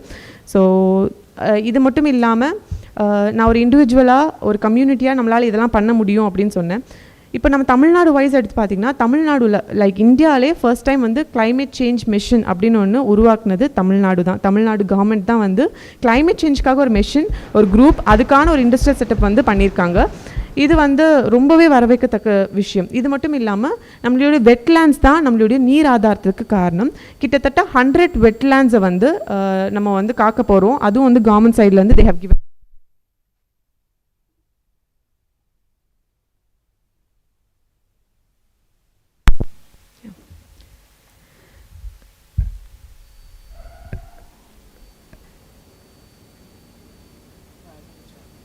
ஓகே. ஸோ 100 வெட்லேண்ட்ஸை வந்து நம்ம சேவ் பண்ண போகிறோம் அப்படின்ற மாதிரி நம்மளுடைய தமிழ்நாடு கவர்மெண்ட் வந்து தே ஹவ் ப்ராமிஸ்ட். ஸோ இது இல்லாமல் எங்கள் கூட வந்து என்ஜிஓஸ் வந்து கரம் கோர்த்து எங்கள் கூட நிறைய சோஷியல் ஆக்டிவிட்டி பண்ணுங்கள், லைக் கவர்மெண்ட் கிட்ட ஃபண்ட் இல்லை, பட் நீங்கள் வந்து எங்கள் கூட கரம் கோருங்க, நமக்கு நாமே அப்படின்ற திட்டத்தில் வந்து பாதிக்கு பாதி நம்ம போடலாம், நீங்கள் வாங்க அப்படின்னு சொல்லிட்டு மக்களை இன்வால்வ் பண்ணி பண்ணக்கூடிய விஷயங்கள் வந்து government has taken step. So climate change அப்படின்றது வந்து 500 crores பட்ஜெட் ஒதுக்கியிருக்காங்க. கிளைமேட் சேஞ்ச் மிஷனுக்கு ஒரு குரூப் செட் பண்ணியிருக்காங்க. வெட்லேண்ட்ஸை சேவ் பண்ணுறதுக்கு 100 வெட்லேண்ட்ஸ் ஐடென்டிஃபை பண்ணி அதை சேவ் பண்ணுற விஷயங்கள் பண்ணிட்டுருக்காங்க. இது கவர்மெண்ட் சைட்லேருந்து பண்ணிட்டுருக்காங்க. ஸோ இங்கே கிளைமேட் சேஞ்ச் அப்படின்றது வந்து எலைட் டாபிக், வெஸ்டர்னைஸ் டாபிக் அப்படின்னு நினைக்கிறாங்க. பட் கிளைமேட் ஜஸ்டிஸ்னு ஒன்று இருக்குது. அதாவது தான் தப்பே செய்யாட்டாலும், தான் இதில் வந்து ஒரு பங்காக இல்லாட்டாலும் நீங்களும் நானும் சஃபர் ஆக வேண்டிய நிலைமையில் இருக்கும். நம்மளுடைய முந்தைய தலைமுறை விட்டுட்டு போன விஷயங்கள், மறந்து செய்த தவறுகள்னால இன்றைக்கி நம்மளுடைய ஃப்யூச்சரை அடமானம் வச்சு நம்ம வந்து டைம் ஸ்பெண்ட் பண்ணி இதெல்லாம் உட்காந்து பேசுகிற நிலைமைக்கு இருக்கும். உங்களோட பாட்டி இல்லை கொள்ளு பாட்டி டைமில் வந்து தண்ணியை விற்கப்படும் அப்படின்னு சொல்லியிருந்தால் சிரிச்சிருப்பாங்க. எல்லா இடங்களிலும் நீர்நிலை இருந்துச்சு, யார் வீட்டு கதவை தட்டி வேணாலும் நம்ம தண்ணி கேட்டு குடிக்க முடியும். மேபி நம்ம அம்மா டைமில் கூட அப்படி இருந்திருக்கலாம், வீட்டுக்கு வந்து தண்ணி கேட்டால் கொடுப்போம். இப்போ நம்ம கதவை கூட திறக்க மாட்டோம். அந்த மாதிரி சுச்சுவேஷன் தான் இருக்குது. சொந்தக்காரங்க வந்து வீட்டை பூட்டிட்டு ஓடிடுறோம். இந்த மாதிரி சுச்சுவேஷன் தான் இப்போ நம்மளை சுற்றி இருக்குது. ஸோ நம்ம காலம் மாற மாற, நமக்கான தேவை மாற மாற, நீங்கள் நல்லா பார்த்தீங்கன்னா நம்ம சுதந்திரமாக அனுபவிச்சுட்டு இருந்த தண்ணியே இப்போ நம்ம காசு கொடுத்து வாங்கிட்டு இருக்கோம். இப்போவே நம்ம இதுக்கு ஆக்ட் பண்ணல அப்படின்னா நம்ம சுதந்திரமாக சுவாசிச்சுட்டு இருக்க காற்றை கூட நம்ம வந்து பே பண்ணி வந்து வாங்குற நிலைமை வரும். இன்னும் இதோட நிலைமை எவ்வளோ மோசமாக இருக்குன்னு சொன்னால், 12th ஸ்டாண்டர்ட் புக்கில் ஆக்சிஜனோட லெவல் வந்து இவ்வளோ சிலிண்டருக்கு இவ்வளோ ருப்பீஸ்னு வந்து நம்ம படிக்கிற காலகட்டத்தில் இருக்கும். So it is all an alarming sign. Like இதெல்லாம் நடக்க போகுது அப்படின்றத வந்து நம்மளால் கணிக்க முடியும். So the one who develops a business entrepreneurship on green will be a millionaire soon. நம்ம வந்து இன்றைக்கி ராக்கெட் சயின்ஸ் அது இதுன்னு பேசுகிறோம். முதல்ல நம்ம ஒரு நிலாக்கோ மார்ஸ்க்கோ போனோன்னா நம்ம பண்ணுற முதல் டெஸ்ட் இது. அங்கே ஒரு உயிரினம் வாழ முடியுதான்னு பார்க்குறோம். ரெண்டாவது ஒரு செடியை கூட்டு போய் அங்கே செடி வாழ வைக்க முடியுதான், இதுதான் நம்ம செக் பண்ணுறோம். ஸோ வாழ தகுதியே இல்லாத ஒரு நிலவையும் ஒரு மார்ஸையும் நம்மளால் வாழ தகுந்த ஒரு இடமா மாற்ற முடியும்னு கோடிக்கணக்கில் மில்லியன்ஸ் அண்ட் பில்லியன்ஸை வந்து கொட்டி இங்கேருந்து எல்லாத்தையும் சுரண்டிட்டு போய் அங்கே கூட நம்ம அமைச்சு செக் பண்ணுறதை விட எல்லா தகுதியும் வளமும் இருக்கக்கூடிய பூமியை நம்மளால் ஏன் காப்பாற்ற முடியாது? இன் ஸ்பெசிஃபிக் இந்தியா மாதிரியான ஒரு ஜியாகிரபிக்கல் பொசிஷன் இருக்கக்கூடிய ஒரு ஒரு நாடு வந்து எங்கேயுமே கிடையாது. சவுத் இந்தியாவில் இன்னும் வளங்கள் ரொம்ப ஜாஸ்தி. ஏன்னா நம்மளை சுற்றி கடல் இருக்குது, நம்மளை சுற்றி மலை இருக்குது, நம்மக்கிட்ட எல்லாமே இருக்குது. நம்மக்கிட்ட இருந்து சுரண்டிட்டு போய் தான் மொத்த நாடையுமே வந்து இங்கே நெக்ஸ்ட் லெவலுக்கு எடுத்துகிட்டு போயிட்டுருக்காங்க. நம்ம நாட்டை பேஸ் பண்ணி தான் வந்து உலகத்தோட எக்கானமி இருக்குது. எல்லாமே நம்மக்கிட்ட இருந்தும் நம்மளுடைய அறியாமை அப்படின்ற ஒரே விஷயத்தினால நம்ம இன்றைக்கும் முடக்கப்படுறோம். நிறையா விஷயங்கள் இவங்க சொன்ன மாதிரி அவேர்னஸ் அப்படின்றது ரொம்ப ரொம்ப ரொம்ப முக்கியமான ஒரு விஷயம். நமக்கு என்ன நடக்குதுன்னு தெரியாதப்போ, கிட்டத்தட்ட ஒரு பொண்ணும் நம்ம நாடும் ஒன்று தான், நமக்கு என்ன நடக்குதுன்னு தெரியாதப்போ நம்ம எப்படி ப்ராப்ளம் இருக்கோம் நம்ம உணர்ந்து அதுக்கான ஸ்டெப் எடுக்க முடியும். So climate change is a very very very important topic. So உங்ககிட்ட நான் வைக்கிற கோரிக்கை என்னன்னா, இது ஒரு வெஸ்டர்னைஸ் டாபிக் இல்லை, இது நம்ம எல்லாருக்கான டாபிக் அப்படின்றத வந்து நம்மளை சுற்றி இருக்க எல்லாருக்கும் வந்து பேச ஆரம்பிக்கணும். வெறும் ஒரு மரம் நடுறதுனால climate change மாறப்போதான்னு கேட்டால் டெஃபினட்டாக கிடையாது. சரி, ஓகே, பிளாஸ்டிக்கை கரெக்டாக குப்பை தொட்டியில் போடுறதுனால மட்டும் மாறுமான்னு கேட்டால் அப்பயும் கிடையாது. இப்போ நம்ம எல்லாருமே சொன்ன சானிடரி நாப்கின்ஸ் பற்றி பேசினாங்க. பிளாஸ்டிக் வந்து நம்ம ப்ராப்பராக வந்து ரேப் பண்ணி நம்ம கார்பேஜில் போடணும் அப்படி இப்படின்னு என்ன பேசுகிறோம். இப்போ ஒரு 5 ஸ்டார் ஹோட்டல் எடுத்துக்கோங்க, ஒரு குப்பத்தை எடுத்துக்கோங்க, 2 இடத்துல இருந்து வந்து குப்பைகள் வந்து அள்ளப்படுது. அது கடைசியில் எங்கே போகும்னு நினைக்கிறீங்க? கொடுங்கையூர் மாதிரியான இடங்களில் மொத்தமாக கொண்டு போய் டம்ப் பண்ணிடுறாங்க. கொடுங்கையூர் ஃபுல்லாக ஆயிடுச்சு, அடுத்து என்ன பண்ணுவாங்க? ஸோ அடுத்து பாவர்ட்டி லெவல் சுற்றி இருக்கக்கூடிய இடங்களில் தான் வந்து போய் கொட்டப்படும். ஸோ ஒரு லெவலுக்கு மேலே என்ன ஆகும் அப்படின்னா, நம்ம எப்படி கொடுங்கையூரை டம்பியார்டாக பார்க்குறோமோ அதே மாதிரி உலகம் இந்தியாவை டம்பியார்டாக பார்க்குது. இந்தியா என்ன பண்ணுது, கோஸ்டல் சைடில் இருக்கக்கூடிய நம்மள மாதிரியான ஸ்டேட்ஸை டம்பியார்டாக பார்க்குது. ஸோ இது கண்டினியூ ஆகி நடந்துகிட்டே தான் இருக்குது. ஸோ இதுக்கு என்ன தான் ஃபைனல் சொல்யூஷன் அப்படின்னு பார்த்தீங்கன்னா, நீங்களும் நானும் இதுக்கேற்ற மாதிரியான வாய்ஸ் ரேஸ் பண்ணும்போது, எழுந்து நிற்கும்போது இந்த ப்ராப்ளம்ஸ்லாம் வந்து சால்வ் ஆகும். நாளைக்கே உங்கள்லேருந்து நிறைய பேர் லா படிச்சுட்டு ஜஸ்டிஸாக ஒரு லாயராக இல்லை ஒரு ஜட்ஜாக போய் உட்கார முடியும், பாலிசி மேக்கர்ஸாக போய் உட்கார முடியும், பொலிட்டிஷியன்ஸாக போய் உட்கார முடியும், ஒரு ஆண்டர்ப்ரெனராக மாற முடியும். அப்போ நீங்கள் ஒரு சேஞ்ச் ஒன்று க்ரியேட் பண்ணுறீங்களா, அதுக்கான அஸ்திவாரமாக தான் நான் இன்றைக்கி இந்த செஷனோ இல்லை இவ்வளோ நேரம் நீங்கள் பேசிகிட்டு இருந்த விஷயத்தையும் வந்து பார்க்குறேன். ஸோ மாற்றம் ஒன்றே மாறாதது. நீங்களும் நானும் நினச்சா டெஃபினட்டாக வந்து எல்லாத்தையுமே மாற்ற முடியும். ஒரே விஷயம் என்னென்னா, நம்ம இன்றைக்கி விதை போட்டுட்டு போயிடுவோம், மேபி அதை அனுபவிக்கிறது வந்து நம்மளோட கிராண்ட் சில்ட்ரன்ஸாக இருப்பாங்களே தவிர்த்து இன்றைக்கி நான் இதை பண்ணுறதுனால இது மாறுமா அப்படின்னு கேட்டுட்டு முடங்கிட்டு உட்காந்துட்டு இருந்தோன்னா நம்ம கடைசி வரைக்கும் இங்கேயே உட்காந்துட்டு இருக்க வேண்டியதான். நம்ம ஃப்ரீடம் ஸ்ட்ரகிள் தான் நமக்கு இருக்கக்கூடிய பெஸ்ட் எக்ஸாம்பிள். பல 100 வருஷம் ஃபைட் பண்ணோம், இன்றைக்கி நம்ம கிளைமேட் சேஞ்சுக்கு அகேன்ஸ்டாக ஃபைட் பண்ணுறோம். இது வந்து உங்களுக்கோ எனக்கோ நம்மளுடைய கிராண்ட் சில்ட்ரன்ஸ்க்கோ மட்டும் கிடையாது. எங்கேயோ ஒரு பீச் சைடில் ஒரு குப்பத்தில் உட்காந்துட்ருக்கிற யாரோ ஒரு குருவம்மாளுக்காக கூட இருக்கலாம், தப்பு கிடையாது. ஸோ இது நம்ம எல்லாருக்கான டாபிக், நம்ம இனத்துக்கான, நம்ம தேசத்துக்கான, நம்ம உலகத்துக்கான டாபிக். நாளைக்கே உலகம் அழிய போது, ஒரு ஆஸ்ட்ராய்டு வரப்போகுது அப்படின்னா நீங்களும் நானும் வேறு எங்கேயுமே போய் ஒழிய முடியாது. எலான் மஸ்க் ராக்கெட் எடுத்துகிட்டு அங்கே போயிடுவார், நம்ம இங்கே போவோம். ஸோ இது எல்லாமே நம்ம யோசிக்கணும். இதனால் நம்ம கிளைமேட் சேஞ்ச் தள்ளி போட முடியுமா, உலகம் அழிய போகிறது தள்ளி போட முடியுமா அப்படின்னு கேட்டால், காப்பாற்ற முடியுமான்னு கேட்டால் காப்பாற்ற முடியாது. ஆனால் தள்ளி போட முடியும். முடிஞ்ச வரைக்கும் நம்மளுடைய பீரியடை எக்ஸ்டெண்ட் பண்ணிக்க முடியும். முடிஞ்ச வரைக்கும் ஒரு நல்ல ஹெல்த்தியான ஹாப்பியான ஒரு லைஃப் வந்து வாழ்கிறதுக்கு ட்ரை பண்ணுவோம்.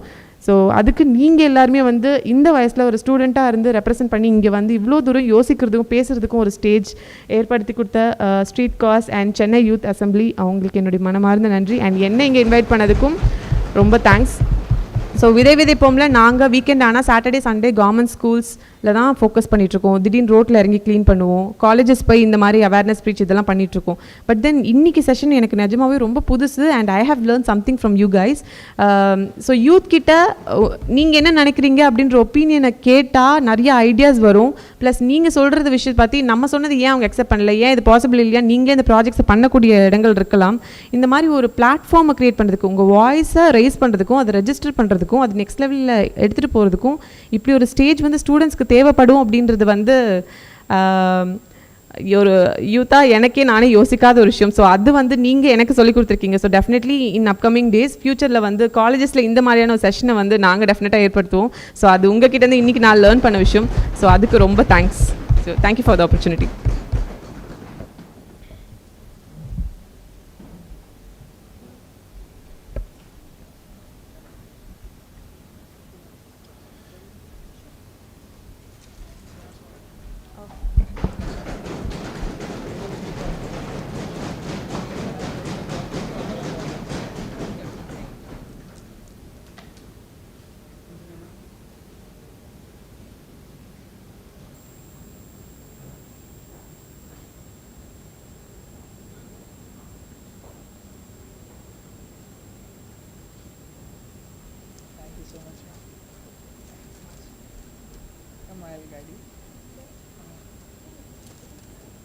Yeah, sure. We can also make a small we'll be some people.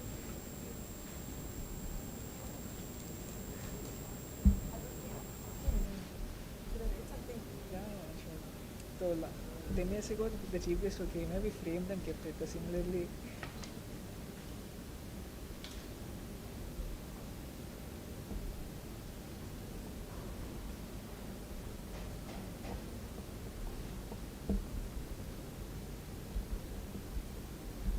thank you so much, ma'am. Thank you for your time.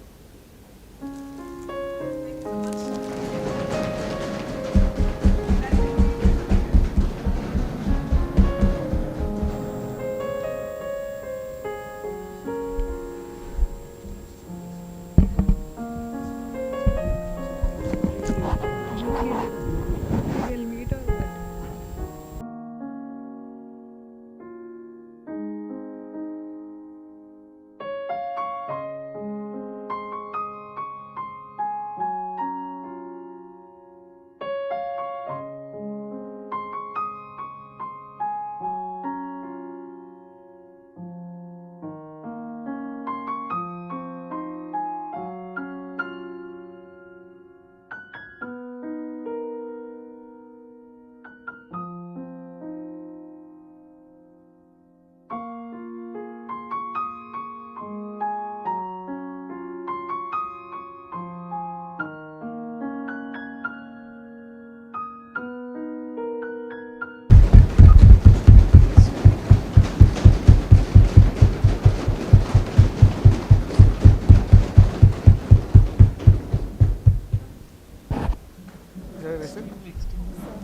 Not a problem, not a problem, of course not. Thank you, thank you. Nice to meet you, nice to meet you. Hello. Sure. Have a discussion with them. Okay. Quality education, right? First we'll introduce with the deck. So we'll start with the motion first.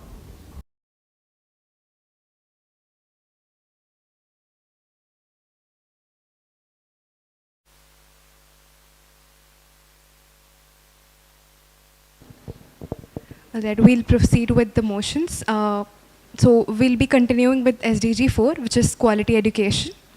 Quality education aims to ensuring inclusive and equitable quality education and promote lifelong learning opportunities for all. This goal ensures that all girls and boys complete pre-primary and secondary schooling by 2020. Any speeches on the floor? Member towards my right.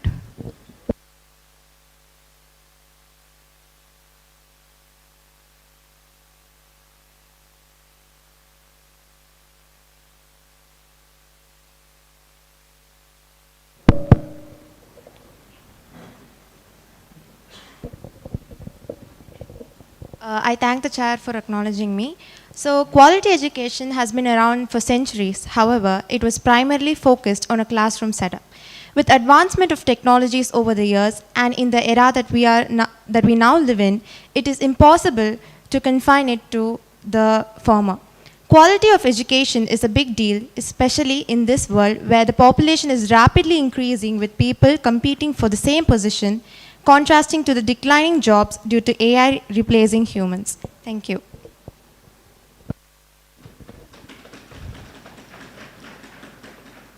Any speeches on the floor?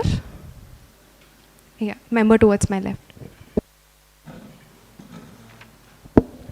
I thank the chair for acknowledging me. It is an honor to be here today to discuss one of the most important and relevant topics of our time, quality education. Education is the foundation of any society. Unfortunately, too many students, especially in unprivileged communities, do not have access to the quality education they deserve. This is a tragedy, not only for the individual themselves, but also for the society as a whole, as it deprives us of the contribution of millions of potential leaders and innovators. So let us work together to build a future where every student has access to the quality education they deserve. Thank you. Any speeches on the floor? Member towards the end. Thank you for acknowledging to me. Sustainable Development Goals 4 aims at ensuring inclusive and equitable quality education and promotes lifelong learning opportunity for all. This goal ensures that all girls and boys complete free primary and secondary schooling by 2030. It also aims to provide equal access to affordable vocational training, to eliminate gender and wealth disparities and achieve universal access to quality higher education. Estimates show that among those 59 million children, 1 in 5 of them has dropped out, and recent trends suggest that 2 in 5 out of school children will never set foot in a classroom. The Sustainable Development Goals clearly recognize that this gap must be closed even as the international community more explicitly address the challenges of quality and equity in education. New speeches on the floor. Yeah, delegate towards my right. I first of all thank the chair for having given me this opportunity. Quality education is one of the most important aspects of any society. It can be defined as the knowledge, skill, and the value that is needed for an individual to succeed in one's life. Quality education is necessary because it helps us to provide a platform for people to learn and explore their capabilities. It also helps them to develop themselves and their skills. So, in the last few years, the quality of education has been declining, and this is due to the very fact that most people are not able to afford such quality education, even if they're able to afford the very basic qualities. So what we as the assembly need to do is we need to first identify and see where the problem lies and what are the struggles that we face that's preventing us from achieving this goal. So now let's all work towards achieving it and let's all join our hands. Thank you. All right, we'll start with the motions. New motions on the floor or motions on the floor. Yeah, delegate towards right. Infrastructure, so the students are not willing to go to school too. So if we want to set up a new bench, it's gonna cost a really high amount. So instead we can collect all the broken benches, recycle them and provide them to schools and create a better environment to provide the correct education. Thank you. Any points of support? Lavanya. I thank the chair for acknowledging me. I specifically think the standard of government schools should be improvised because it is affordable and most of the children from the poor sections go to those schools, and there is education but the infrastructure and everything else is not up to the point. So it has to be improvised so that these children from the poor sections can afford better education and amenities as well. Thank you. Any other points of support? Any points of contradiction? Any new motions on the floor? Akash. Thank you, Chair, for the recognition. And I see quality education as a nexus between gender equality and poverty. If one gets its education, its basic right education well, then he would be knowing his own skills, he would be evaluating himself, and he will be outcoming his poverty eventually. And he would be knowing the standard of seeing other persons equally also. So what I suggest is making occasional camps on pedagogy skills, which makes students to learn about learning methodologies, unlearning and relating things to their everyday lives of their lessons which they learn in their school, which makes them easier to get things into their brain, because we would be witnessing that in our childhood we would have certain difficulties to learn to grasp things from the textbook, which needs certain things that teacher has to give something qualitative in actions, in other things, in extracurricular activities, which comes under pedagogy skills, which the teacher should adapt, and the students should also be informed and or educated. So what can CYA and CYA can do? CYA could conduct a workshop rather than only conducting a workshop, but implementing with the students by practicing certain skills with them on the spot and practicing with them, which makes them familiar with that. At least if we take a bunch of 20 students, means at least there will be 4 to 5 students which of them would gain some skills from them, from that pedagogy skills, which would help them for the upliftment of their life eventually. Thank you. Thank you. Any points of support? Tisha.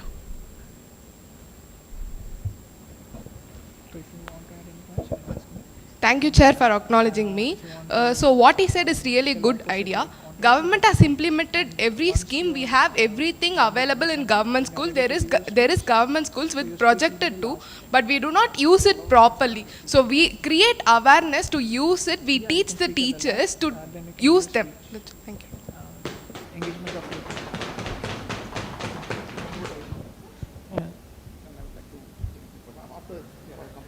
Yeah, any points of support? Muhammad Ishaq.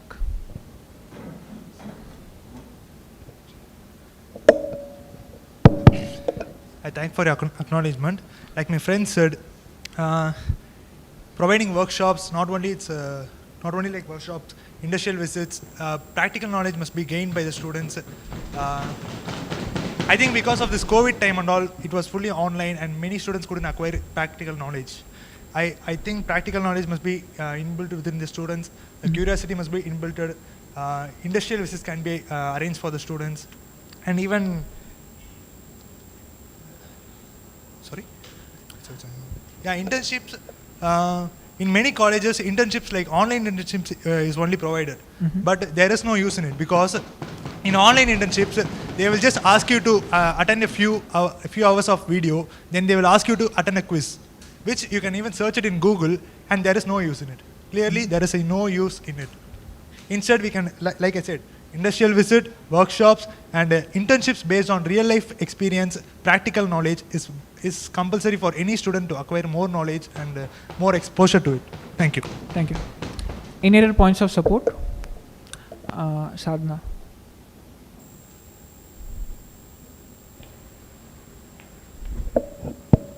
Thank you, Chair, for the acknowledgement. So as the delegate rightly pointed out, so more than the piece of paper, the certificate we gain out of rote learning, it's more about practical knowledge, and that's how we gain job, and that's how we make our living in the present world. So I support the motion. Thank you. Any other points of support? Gayatri.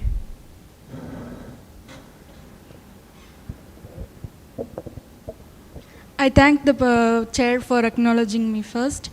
Even in this generation, the children tend to they mug up everything and they never try to understand whatever they are learning. So they don't know where they are going, what they are going to do in their life. So as he said, as one of the delegates said, this program will help to enhance the knowledge in terms of learning everything in a practical way. Thank you. Any other points of support? Any points of support? Any points of contradiction? Any points of contradiction? Any new motions on the floor? You want to add something?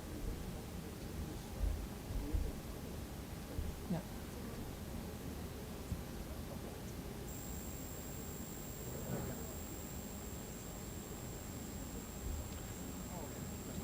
So we'll discuss 10 ideas. After listening the plus and minus to the ideas, at the last we have voting. So if in the voting we ask this idea, should we put it in execute this idea? If we get more votes, we do it. If we get less, we reject that idea. So you want to speak something about youth? You want to speak now, or you want to listen to a few more and then speak? Yeah, to take. Sure. Sure. Any new motions on the floor? Janani.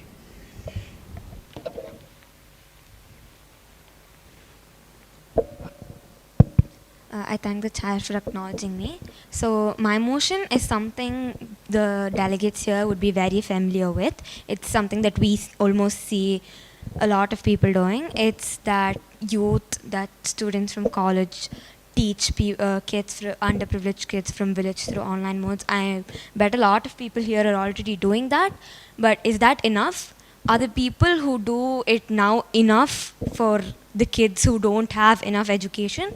No. So I think as a part of this assembly, we can bring together volunteers, we can bring together people who here who do not do that. So we can go teach kids, we can tie up with rural schools, and we can go teach kids whenever we have time. It's completely at our, whenever we're free, when we have time and when they have time. So yes, people do that, but is that enough? No. So I think it would be a great help if we could also do that. I have a follow-up question. Could you also differentiate the education that you're talking about in government schools, since you've mentioned that they're already going to schools and you said we'll also have to have volunteers to provide education. Can you differentiate both of these? Yes. Can I give an example? So yeah, we go to schools, right? I think this is very, very common in India. We go to schools, all of us, but we also go to private coachings, right? Because it's not enough. It's not enough to get us through our exams. It's not enough to get good grades. And to add on to that, I think the education that students received in rural areas is just not enough for them to, if they do come to a place like Chennai and have to get by, they need to communicate. Let's take English for example. They are not able to do that. The education standard that they have is very, very low. So I think that what we can provide is what we do here, how we talk. So we can teach them our ways of doing it, and I think it will be much more helpful than what they learn in their schools. Thank you, Janani. Any points of support? Any points of support? Sadhana.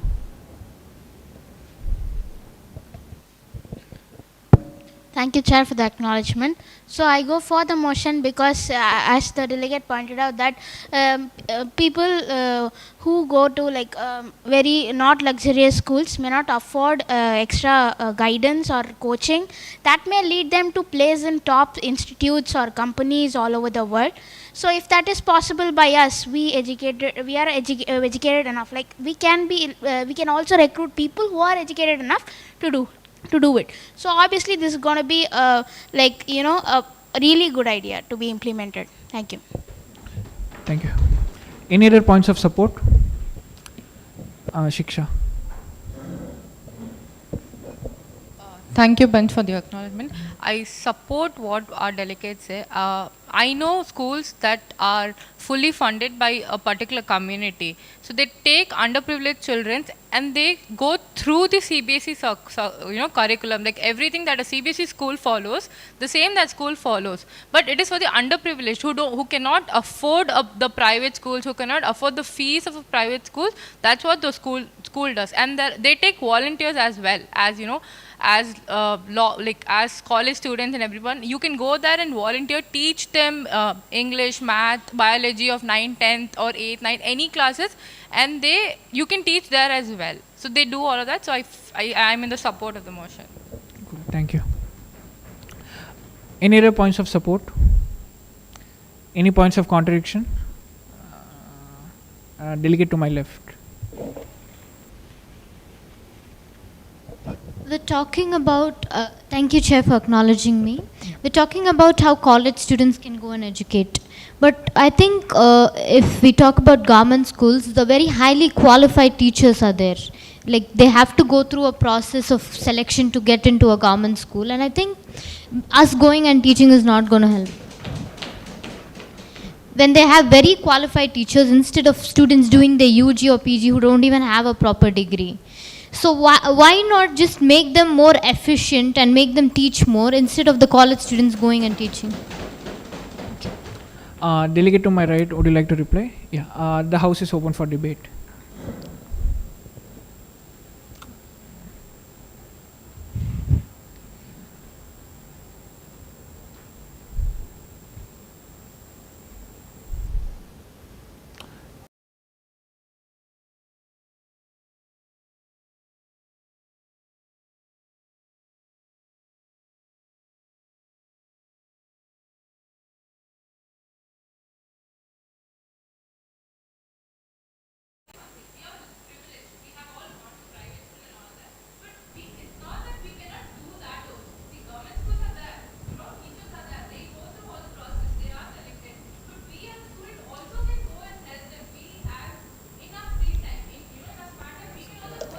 Yes, sure.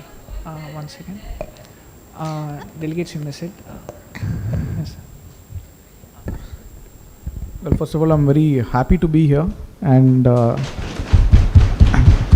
see overwhelmed by the talent here, to be honest. So, as I said, happy to be here, and very good points brought in by both people, and she had made a point about how government school teachers are very well educated and all that. And that is true. As a matter of fact, government school teachers are the highest paid teachers. When compared them to private institutions, government school teachers are the highest paid teachers.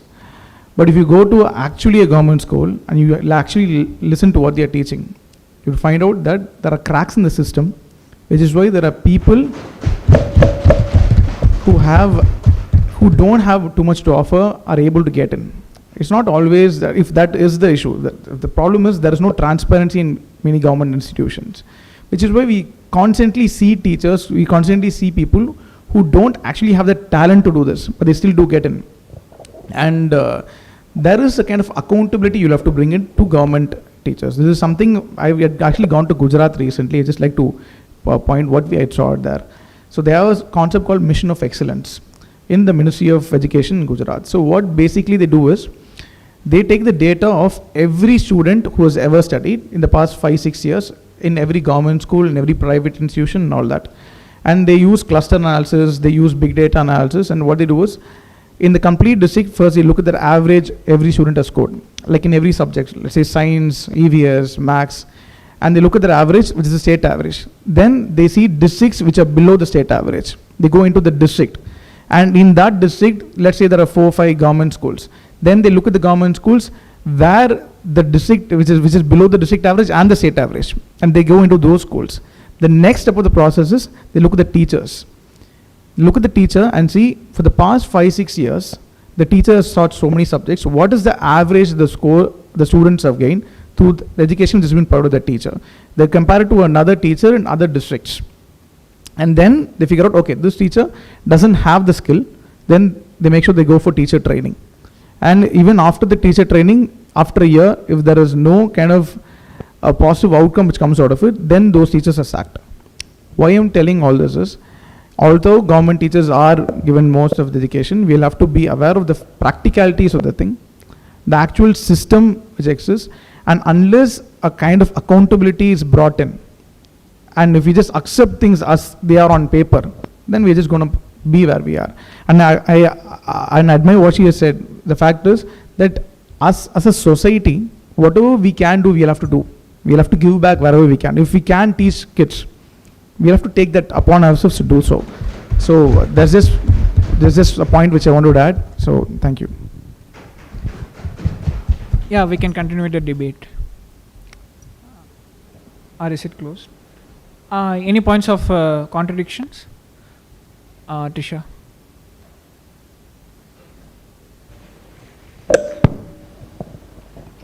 Thank you for acknowledging me. So as she said, yes, we can provide, us youth can go and provide education at our own will, but when we have a choice to make a proper education in school itself, why should people go to other private institutions? Why not change the education system in school? That's all, thank you. Yeah, sure. We have to change the education system in school, but that was not the point I was trying to make. The point I was trying to make is, even though if you change the education system in school, it doesn't change the accountability which you'll have to put on the teachers. We just can't imagine, okay, we change the system, but if you're not going to assess what the teacher has done, what the teacher actually brings in, we may just be blind to the whole concept of it. And of course, we are paying taxes, we want the government to provide the support they do. But just because we pay taxes and just because we do our job, we ourselves should hold ourselves accountable for something. For instance, I run 3 Namo Padasalais, which are run in slums. The students who study there, they study in private institutions and also in government institutions. What I provide in general is spoken English. Because as so many people have pointed out, when people come from villages, I know, they find it hard. But the truth is, there are problems which exist in Chennai as well. And it is very important that we start from home. If you're going to do something good, start from home. Like we always, I remember that ANS challenge, or ice bucket challenge, which came up a few years back. It was such a big trend, right? I know so many people who donated money for that. We donate money to Syria, we donate money to other countries. But you go next street, there are kids there who don't go to schools. We overlook them to provide solutions to people who are far away from us. but we don't take care of our servant mates, of drivers, our people who are with us. So my point is, let's start small and let's bring accountability to any kind of change we bring to the education system as such. That's my point. Thank you.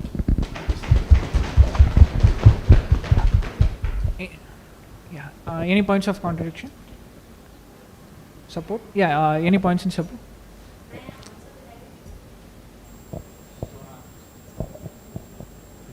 Yeah, Janani. I thank the chair for the acknowledgement. So, our motion is about what we can, as an assembly of youth, do. The solution is changing the system, changing the government ended. But what are we going to do about it? Like, yeah, you might grow up, you might go do it. But for right now, what do we do? So teaching kids is the best that we can give right now. So that's what we're discussing about right now. Would you like to reply, Tisha? Thank you. Yeah. Any points of support? Lavanya. I thank the chair for acknowledging me. I actually agree with sir in what he said. Like, I personally think the quality of teachers should be reviewed occasionally, not just in government schools, in schools in general, because a lot of students are not average. They are actually well performing, and their performance actually gets affected because of the way the teacher teaches. A lot of us are not everyone can afford tuitions and all. So, going to school itself is a big deal for a lot of people out there, not just in government schools, but CBSE schools as well. They just come there because the education provider is good. Their parents are not really able to afford the fees or anything. So, the teacher should be equally qualified and skilled so that the students get the necessary support they deserve. So I think the teachers should be reviewed occasionally. Thank you. Yeah. Any other points of support? Any points of contradictions? Sadhana.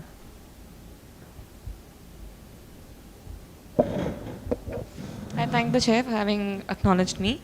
I just need more clarity on to the delegates' motion. The motion was to make sure that that youth go to rural areas and they teach. But what question arises here for me is that, okay, maybe I'm free this weekend, I'll go teach. But next weekend I'm not free and there's going to be someone else who's going to go teach. So what will the kid have? What will be the student-teacher relationship that the kid will follow? And how can we bridge that gap? That's what I'm asking. Yeah, sure. That's a very good point you brought on about rural kids, which is why I said that you'll have to start where you are. So let's think you're an NGO, for instance, and in a practical ground way, you need to get funds to do all this. You need to get more people involved in all this. And we are humans, so we like to do things which are more, which more people do.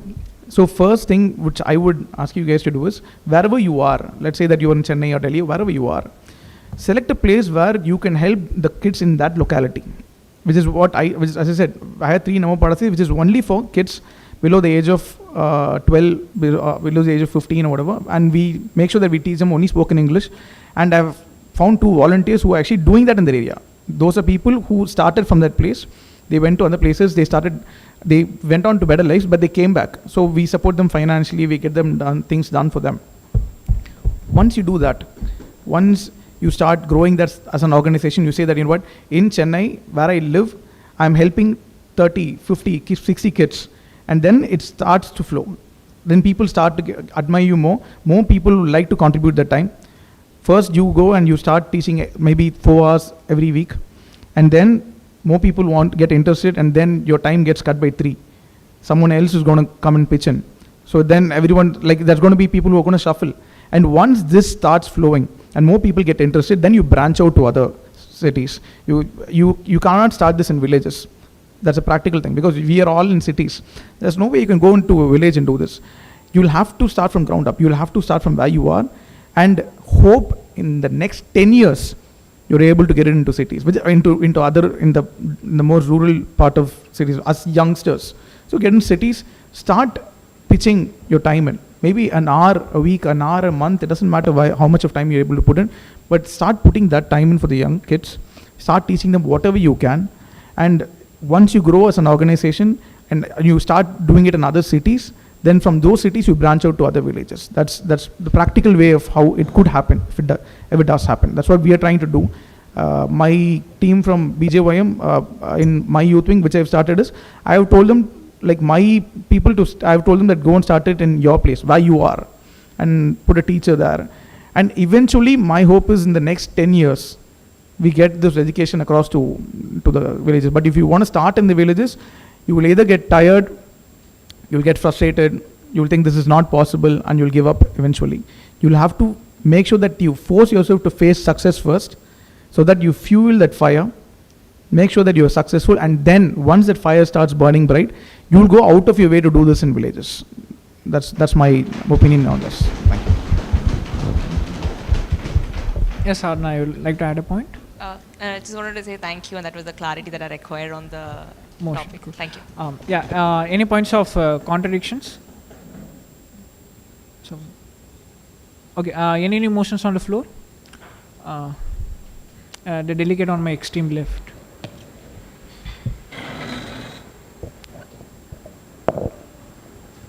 I thank the chair for acknowledging my presence. Recently, from the Hindu newspaper, I came to know about two things: that the basic numeracy and literacy level in India is decreasing among children post-COVID. So, what we can do to this, and before this, I would like to also say another thing which really affected me a lot. We are all much aware about what the Palwadi is, which gives basic education to the children. So in the South Chennai, especially, many of the Palwadis got destroyed actually, due to which many of the children are unable to get basic education, through which the basic education level is achieved, and through that the basic numeracy and literacy level is increased in Chennai. Any points of support? Bhagya.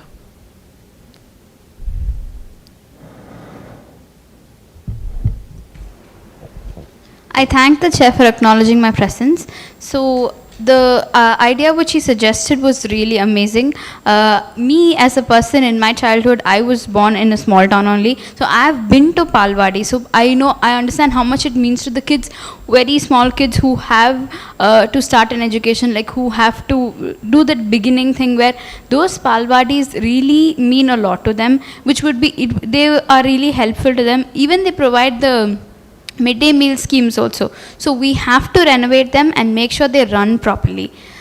Maybe we could partner with some other NGOs or the government and make it very well possible. Thank you. Cool. Thank you. Any other points of support? Doubt. Yeah, Shiksha. Can the delegate explain the definition of Palwadis, about Palwadis?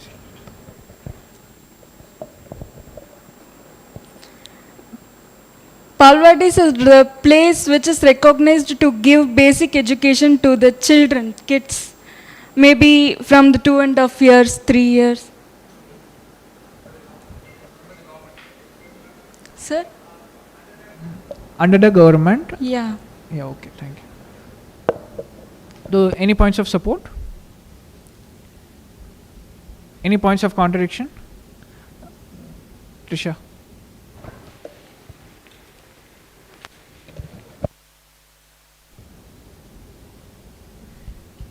So in villages we do have You didn't acknowledge the chair, you missed it. Any points of contradiction? Sadhna.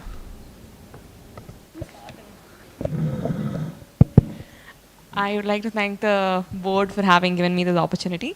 The point that I would like to contradict is we are talking about quality education. So when we're talking about quality education, I think there are more serious problems that are standing as obstacles in front of us. Educating 2 to 3 year olds where they have the choice of even staying at home and or not, that year or that period during their childhood is not going to define their career, is not going to define their livelihood, is not going to define whether they'll have a meal for the next day or not. So I think we have much more important areas where we focus when it comes to quality education, because when we talk about quality, we're definitely talking about the degree of comparison that we have. So that's the point that I would like to stock. So my point about that would be that, they say that kids are like sponges. Till the age of 5, they absorb everything they want. So the importance of why Palvadi is important for an education is more of a psychological aspect of it. Let's say that you are born in a family where there's a drunk father, there's a lot of pressures in the family. That makes an impact on the kids as well. So the Palvadis, the kind of infrastructure you build in, it also helps the parents because it's government run. So the parents, they don't have the time to take care of the kids. They don't have people to take care of the kids as well. So they'll have to leave it in the Palvadis. The Palvadis need to be safe so that they can do their work. They can go back to the families, they can go to the jobs, and that impacts the family as a whole. Palvadis actually play a very important part, in my opinion, and also because of the midday meal scheme. Because there are still places in the country where kids don't get the 3 meals a day. But Palvadis, they get the food, which is an important aspect to it. And as well, the psychological aspect is huge. And like the environment where you've grown up and all that. So it does make an impact as such. But I do agree that on a more of an educational front, it's obviously about what you learn after, I guess after 7th and after, I guess that's a more impactful stuff. But still, just so that, people get more understanding of what a Palvadi is. And you guys should go and visit Palvadis. In every wards there are Palvadis. You should just take a look at it. You'll see the infrastructure, if there are issues there. What are the problems that are facing? Is there a number of teachers? How many teachers are supposed to be there in a Palvadi? Put RTIs to find out, how much of budget has been allocated and all that. The one way that you guys can help is that to make sure that the government knows that you know. Just creating fears that, people actually learning this stuff. But that's how the system is. There are checks and balances in the system. But you have to take that into account. And an accountability only comes when you are in there on the ground and say that, I see this. I'm seeing what's happening. So that strikes fear and, that brings an accountability. It's not always the government, it's always it's also the people there. There are teachers there who might sell the food away and a lot of stuff can happen. But as I said, a little more accountability, but more boots on the ground will, I think, helps bring more education for the kids as well. That's my point for that. Thank you. Any other points of support? Any points of support? Any points of any new motions on the floor? Anushka.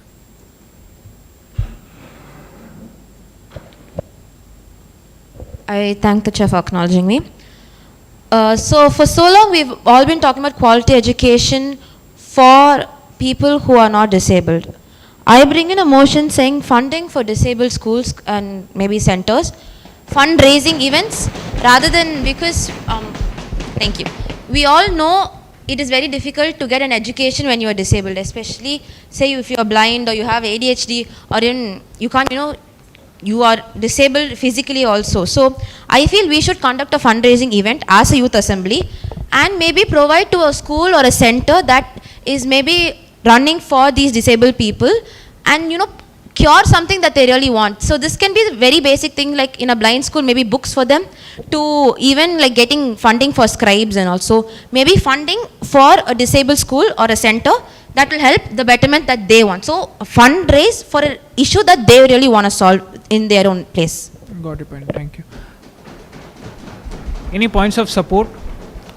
Janani.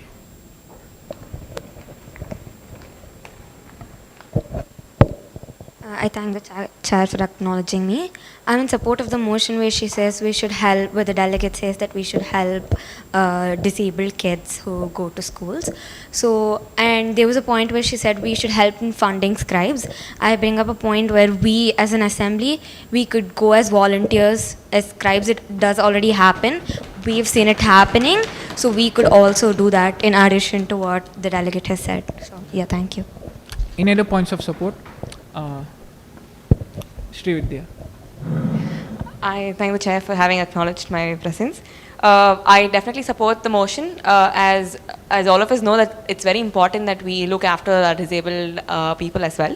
But what more can we do is we can definitely use the youth here. I'm pretty sure literally every college expects community hours.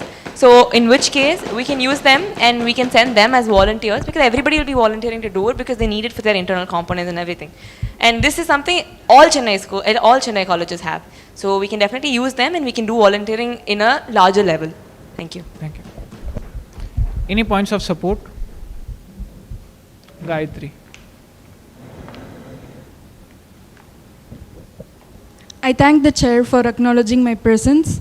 Before that, I would like to say one thing, that Government of India has recognized disabled people as Divyang, which means differently abled people. So if we fund them, those differently abled peoples, that will enable them to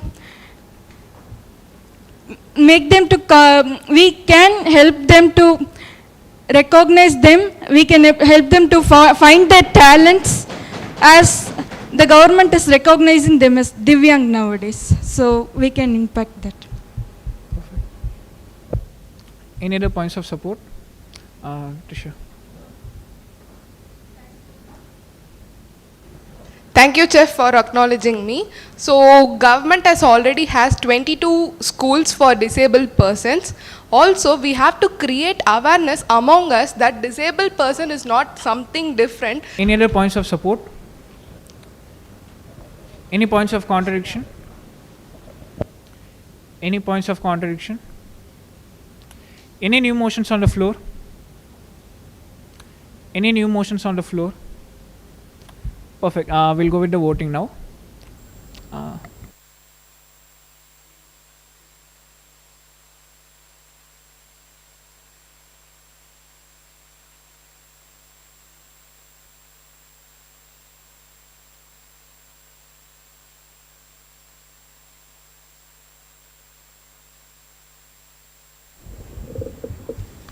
The first motion was providing recycled infrastructure to the schools that need them. Delegates with the motion?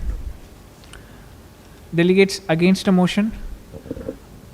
Delegates with the motion? Delegates against the motion? Motion not passed. The second motion is conducting workshops, particularly that aims to create quality education, matlab in practical learning and visual learning. Delegates with the motion? Delegates against the motion? Motion passed. The third motion is providing additional quality education or guidance and mentorship to students. Delegates with the motion? Delegates against the motion? Motion passed. The next motion is providing equipment or supporting Palwadis for the basic literacy. Delegates with the motion? Delegates against the motion? Delegates with the motion? We'll go with a voice vote. Delegates with the motion? Delegates against the motion? No. Delegates with the motion? Delegates against the motion? No. So what do you think, sir? With the motion or against the motion? Seems I want to be diplomatic on this. We'll go with the motion. Next. Okay, the final one. Providing infrastructure or educational equipment that the disabled school students would require. Delegates with.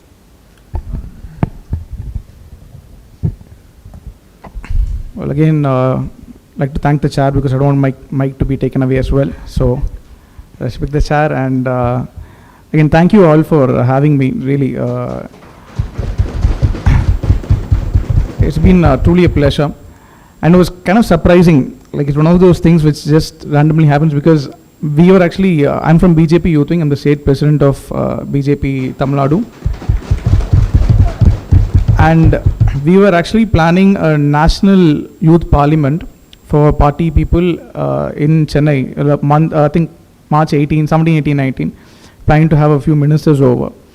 So we were just talking about the process. I actually gone and visited the Karnataka Vidhan Sabha a few days back. So we were actually thinking about how to go about it because this is completely new to us. And I was just surprised because I got a call at 7 in the morning.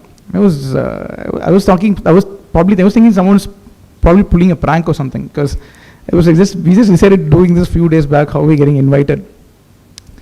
So truly happy to be here, and this has given me a lot of ideas, and more than anything, now I realize how much more we need to read, because I need to make sure that my people bring their A game, and my party people have come as such, so thank them for coming as well. And so the whole concept was very, it's very neatly done. The way you guys presenting yourself, the way you guys carry yourselves, very impressive and very happy to be here as such. And on the point of disabled, there are a few more things that we should do. I think in education as well, the thing would be to bring more skills, which is quite looked down upon. We have started to look at success based on education. We think that someone holds a degree, they're smart. And that's not how it works in the real life. I've just, because we think about quality of education, more than that, if there is any kind of skills that you can provide. I think the government through Manrega and all that, we have brought a lot of skill development programs. Especially these things help the disabled people as well. So if there is, I think, there are a lot of organizations who bring skill development and all that. If there is a way you can connect them with young kids, that would be really helpful for them as well. The reason being, a lot of people talking about student dropout rates. After COVID, of course, that is completely different. During COVID, the dropout rates were probably because, when people lose touch and all that. Now the government has actually in this budget announced a huge budget for education through phones. A lot of apps which have been gone by the government of India where people can get educated through the phones. That being said, I guess more than 45% of rural villages, they don't have accessibility to that as well. That's a problem. But one by one we'll look to solve those issues. But as such, the thing that you guys will all have to do, now that you are already doing all the youth parliament, is make sure that you're politically active. Any party you want, any ideology you want, you'll figure it out. You'll figure it out eventually. But once you're all done with your education and all that, you go for jobs, you will have to think about being politically active as well. Because that's where the reforms happen. Anything you do on the ground, out of your own interest, you go and you, even the number of parcels which I do, these are all small measures. Each number parcel has 50 kids. So what, I'm helping 150 kids, that's it. So it's less than a dot, right? The way you can actually create impact is when you're able to pass reforms in the government. And that only happens when educated, like-minded, sophisticated, and ambitious youngsters like you guys make way into the parliament, make way into your assembly, and try to bring these reforms. Try to be genuine about what you do. And the things you have said, like, go and helping youngsters and all that, make it a life goal. My small request is, I've seen a lot of bills being passed here. But one thing that I've done, which is why I know that, I've spread myself too thin when I started out. I want to feed the poor, I want to do this to the kids, I want to do this for that and do this. If you don't select a single goal and just work on that, you will spread yourself too thin. And eventually, there will be a time where you realize that nothing gets done.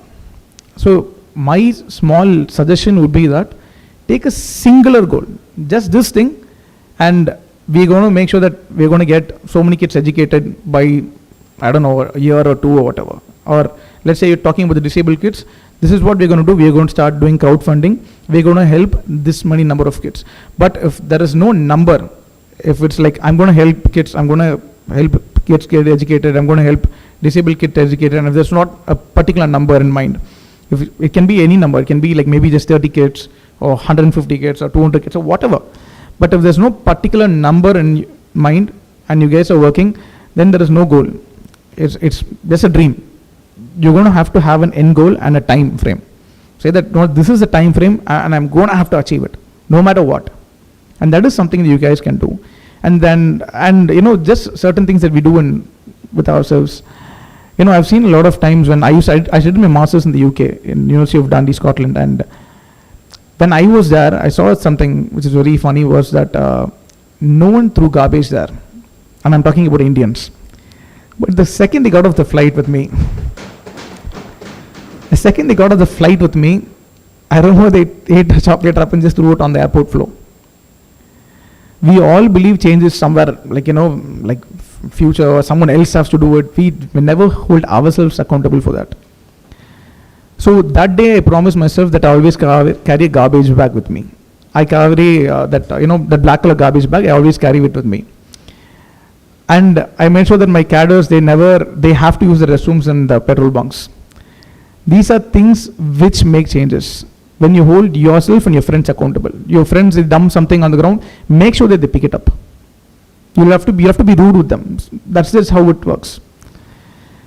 And as I said, but just fix a particular goal and just move towards it and try to do one good deed a day. And when that happens is when you seek it out. I just decided one day that I want to do one good deed a day every day. And how I did that was I liked writing in reverse, like I can do mirror writing. So what I did was I started an organization called Mirror the Change, which unfortunately we never actually got it registered. We just call it Mirror the Change. You have a Facebook page for it. But what we did was I used to write from right to left, and I thought, but every day I did a good deed, I put a date on, I'll write from right to left. That's my own reward for the day. Let's say that you like eating pizzas or whatever. That's what I like, so that's why I say that. Let's say that you like eating pizzas and you reward it every weekend or whatever. Make sure that the only way to get that reward is if you maybe feed 10 people in a week. And that makes a difference. And when you hold yourself accountable, it makes a lot of waves. I remember when I was in the UK, as I said, there's something strange which was like, in the UK and US and all that, they have this culture where when after they go through the door, they still hold the door for the next person behind. They do that. And when I came back, it was a bit different for me because I realized that the doors were just slamming on my face. So, because no one was holding the doors for me. And I decided I'll do that. Let me hold the doors or whatever. And now, like after so many years, I see that a lot of people start doing it. And I'm not saying I'm the person who did it. I'm just saying a lot of people who go to other countries, they come back, they took that part of themselves back now. And now you see a lot of people holding doors for other people. When you realize that you can make a difference and this is how you make a difference, when you start doing it, someone starts seeing it, maybe 1,000 people see it, and one person picks that habit up. And then they start doing it. And that is how you make a change. And we are talking about a lot of things on the lines of poverty, on a number of people who, like, I think in India has the most number of food which gets wasted, something like that. Make sure that you clean your plate, in the sense of make sure that whatever food you put on your plate is the amount of food you want to eat. I know 2 trips to the kitchen it's hard, but you'll have to make that 2 trips on. Make sure that you turn the lights off when you leave a room. Because let's just imagine how these things work. When you leave a room and you don't turn off your light, and let's say there are hundreds and millions of people who do the same thing, what happens is electricity's demand increases. So now they'll have to put up more structures, infra for this. They'll have to create more jobs for this. The tax money goes there. And so a person in a village is not able to afford the rate of electricity which goes up. And the reason is the fact that you didn't turn off your light. That's how it works. The same thing goes for food. Every morsel of food that you waste, it means that the food just goes into a garbage bin. So more demand is created for the food, more agricultural lands used for the food for you, and that now affects someone else who's not been able to afford the food. So that's how it works. When they say that every person can make a difference, it is more on the sort that the things that you can change in yourself, turning the lights off, picking up the garbage, just not putting the garbage on the floor. When we do, as a party members, we burst crackers and all that, that's part of the party culture. The one thing that we made sure that every time we burst crackers, you're supposed to clean it up. even though someone else is going to clean it up for you, but still, it's more of the momentum you're bringing in. And I insist on my party cadres to make sure that there's just whatever dump you want, just keep it in your car. You see a dustbin, you throw it out. Whatever changes you want to make in the world, you will have to start with yourself. You'll have to start with your parents. You'll have to say, this is not okay. You'll have to fight them on it, fight your friends on it. And then you will start to see, even though you'll get frustrated, you will see that people try to mock you. They'll be like, they'll make this, put these words on you and all that. They'll tease you and all that. You will have to go through that. You will have to go through that. You'll have to be, it's okay if they insult me and all that. Once you start pushing through, few years later, 10 years later, 20 years later, we will be the country that you want. And we are actually headed in that direction as well. Our Prime Minister in the last Parliament session, he had provided the dress he wore was made of plastic. It cost 2,000 rupees. That's how what do? You make sure that you don't, what is the thing you can do with yourself? What are the kind of plastics you buy? You will have to be a kind of consumer who makes these changes. You are a consumer first, and you can choose what products you use. You will have to see if they're eco-friendly, the animal tested, and all that. Whatever your ideology is, you'll have to stick on it through and through, and you'll have to be who you are.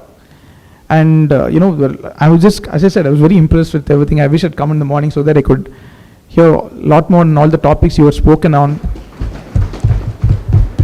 But I think I'll just take the notes after. You just give me a photocopy of that so that we can use that, and try to see the problems which are connected. I said, try to make connections in the problems that are. For instance, let's say there's a problem in traffic.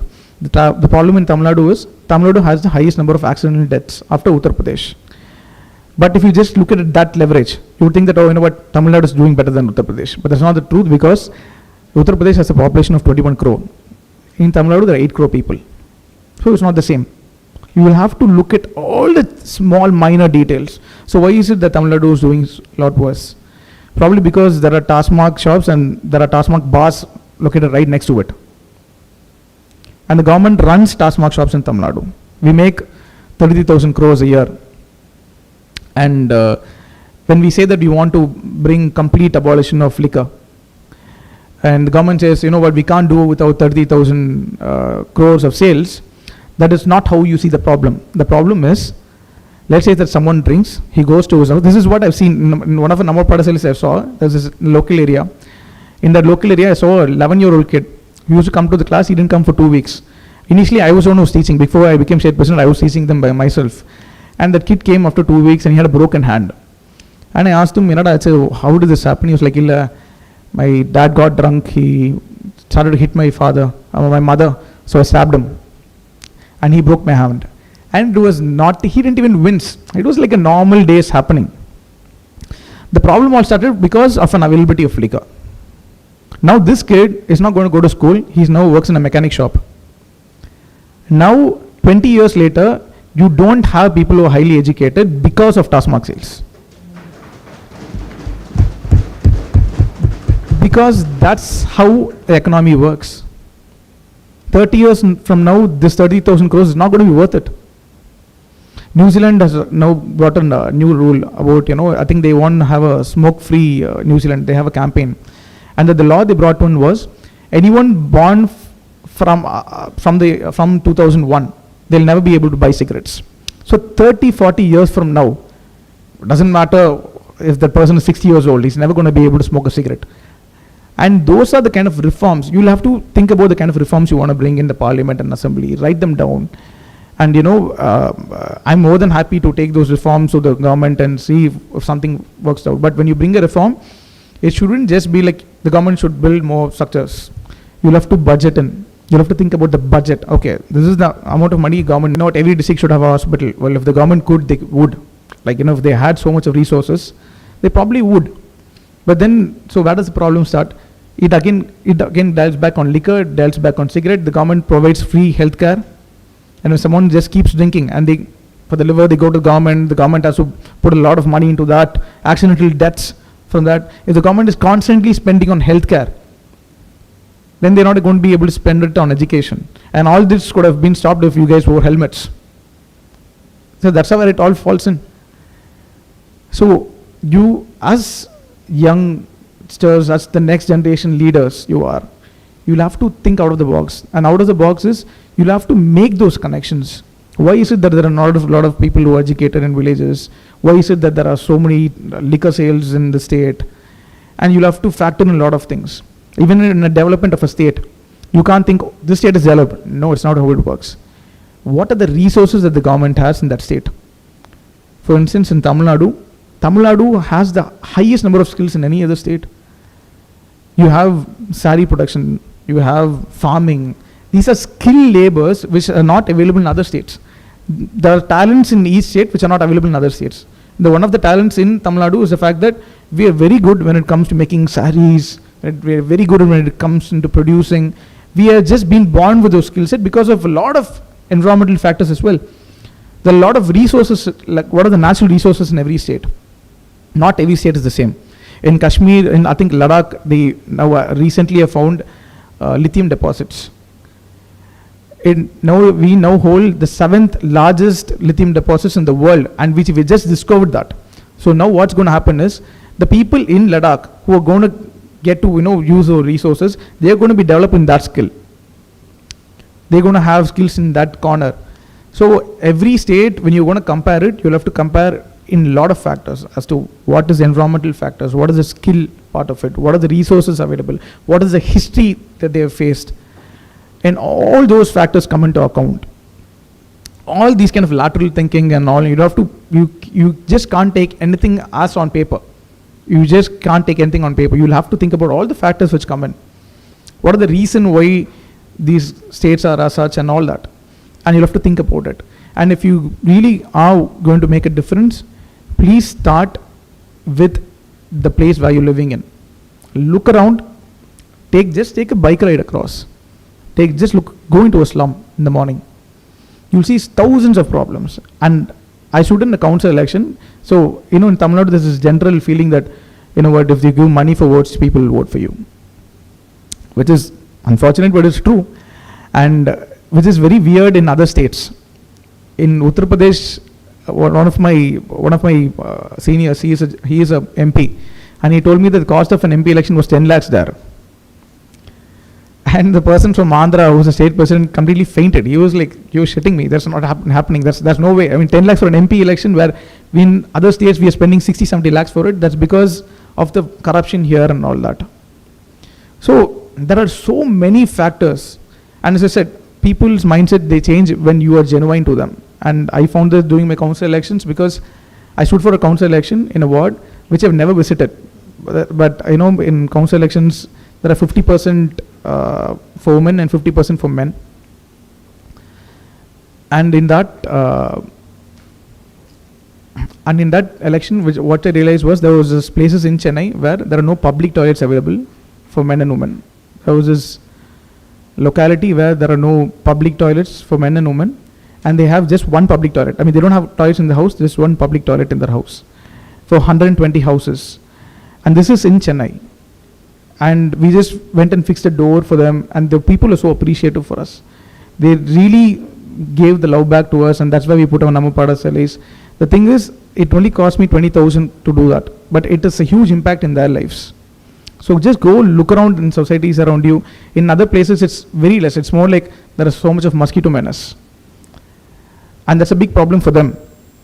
The problem here is, we have made to feel so powerless. I solved the problem by giving 500 rupees to a operation person who did the fertilizer, who went and did the whole thing. It cost him this 500 rupees, which the complete locality could have done. But we expect anything long time back, they didn't. So the power is with us. You will have to go around, you'll have to go to every street where you live in, see if there is one problem that you can solve. It can be a problem with a street light or mosquitoes or whatever. If you can fund that problem, those people will be at your plastic waste, from your decomposable waste, and all those changes you want to make in those people, you'll have to give first. You'll have to make something done for them first, do something for them. Leaders in every place you are. And that's just what I wanted to say, and I'm truly very thankful to the opportunity being here. And I hope each and every one of you joins politics in any party you want, and be the leaders that I hope you can be. I'm open to any political questions as well, so it's okay if you guys want to ask political questions. First of all, good evening, sir. Hello. I just have like one question. I'm talking from a layman's perspective because I have not been part of politics or have not done anything.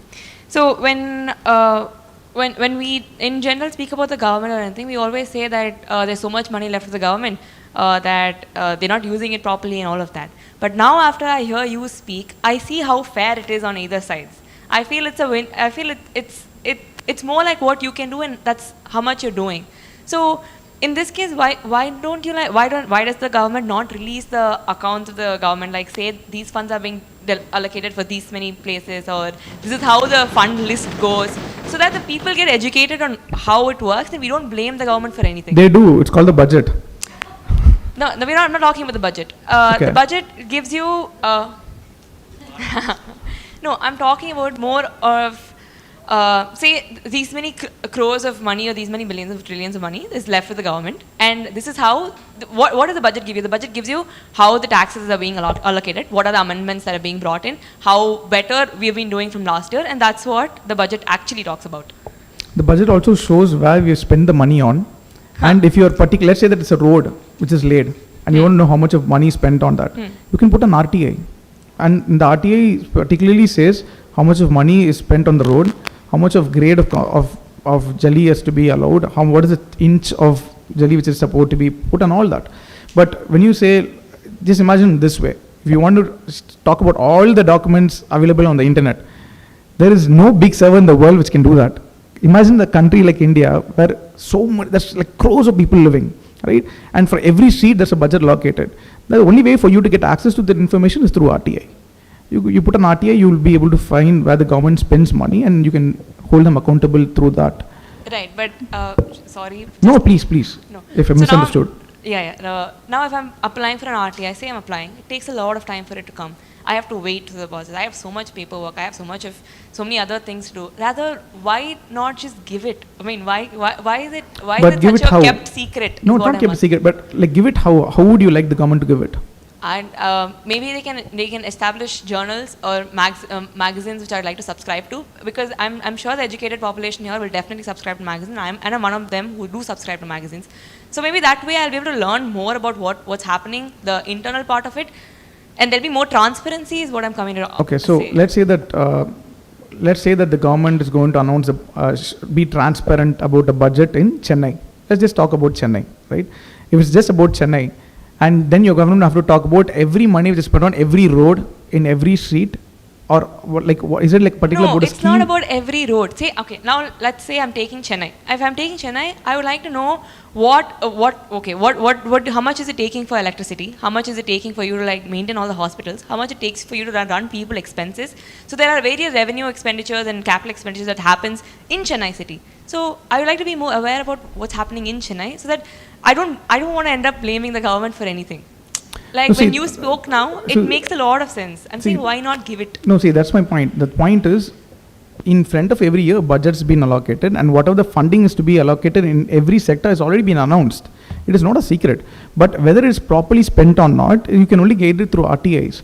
There's just too much of data. Like just to wrap my head around, completely being transparent is only if you want to seek it. Otherwise, it's a waste of government money as such. Let's say that you are just talking about how educated people would like to read those journals. Let me tell you something about educated people when it comes to elections. So I have seen elections from the time of 2014 till now, and every place educated people are there. During elections, there are 3 days holidays. Every one of them vacates, they go to Kodaikanal or Ooty. Other than people from Ooty or Kodaikanal who go probably to other places. The problem is the educated people when it comes to voting. From economically weaker section of society, the voting percentage is around 85%. From the people from the middle class to the higher educated class, the voting percentage is less than 10-15%. The problem is, the actual problem in society is the fact that educated people don't go and vote. These are probably, that is the reason. They don't go and vote, and I've seen it from time and time in elections. Because from my neighborhood, I was actually waiting on the booth in 2014 elections, waiting for all my neighbors to come in. I sat on the booth, 1,000 votes, there are 45 people who pitched in during that day. It was a weekend. So the problem with, this is my pet peeve, because every time, people from in flat societies and all that, they complain about the roads and all that. I just want to ask them if they actually went and voted.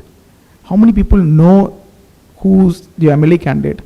Council elections happened 2021 recently. No one even know what a councillor is, and they also the people who actually throw the funds in. So, as I said, if you want, even if the budget is completely on black and white on paper, it doesn't help, because you would think, let's say that the road is being laid and they say that 5 crores is being spent on this road.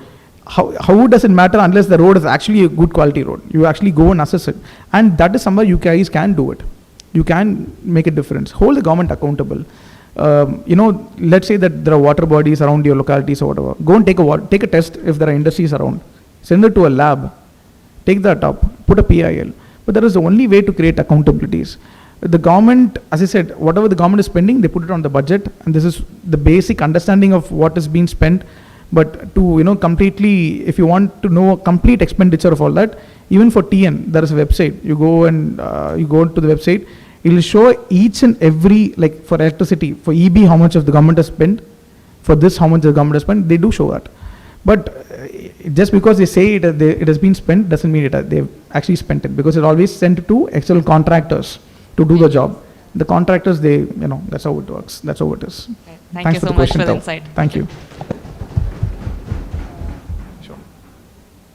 Yeah, Sure, please. Sadhna?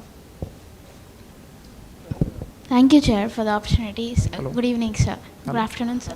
So, basically, you said we are more corrupted.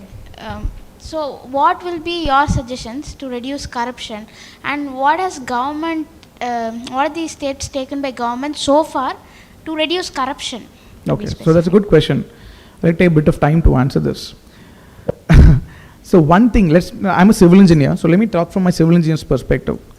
So when we go to a registration and all that, the registrar will take a few money so that the registration even happens.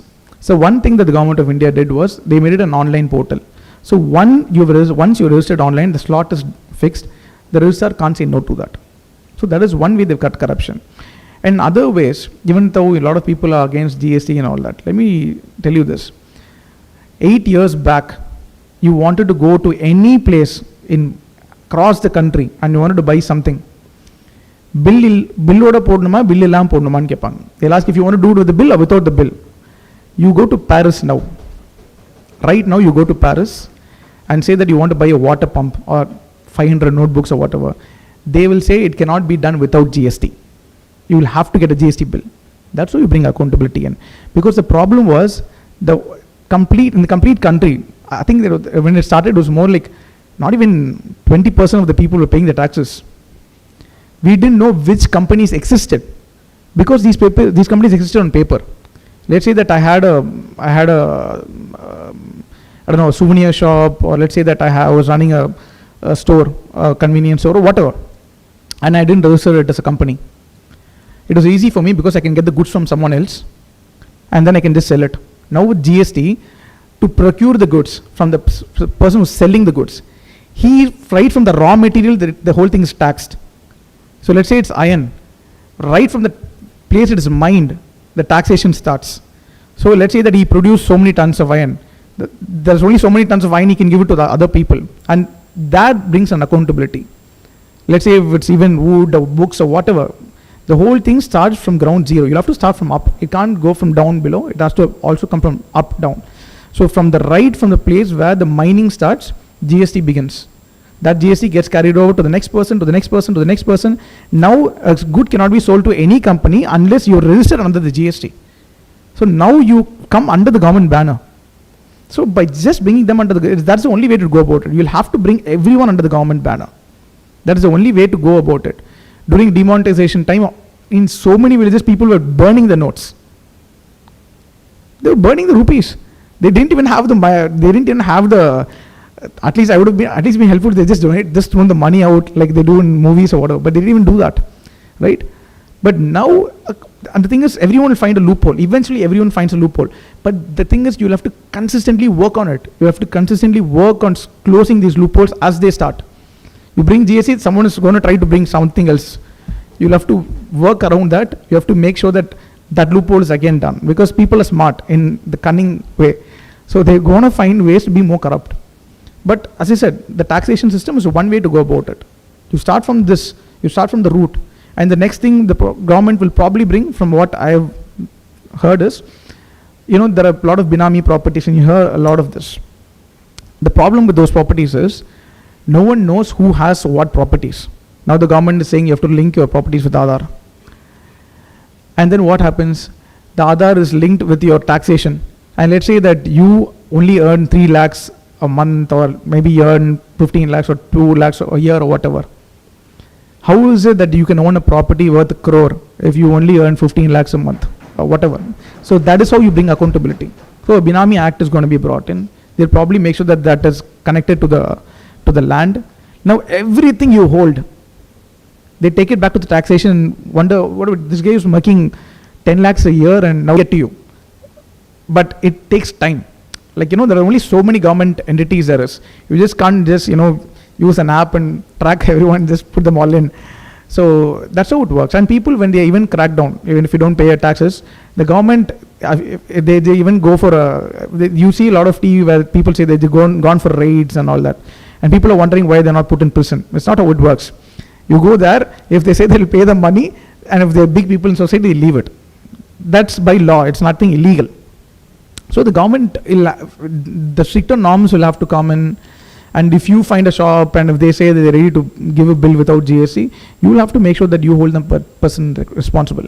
So that's how you start corruption. You'll have to get into the transparency. You have to be genuine about doing it. You'll have to understand that people are going to be corrupt. They're going to make sure they're going to find loopholes. And you have to consistently make sure that you close those loopholes as you go. So that's how you do it.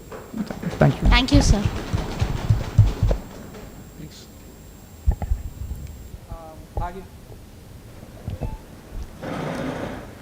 I thank the chair for the opportunity. I would like to address two things, sir.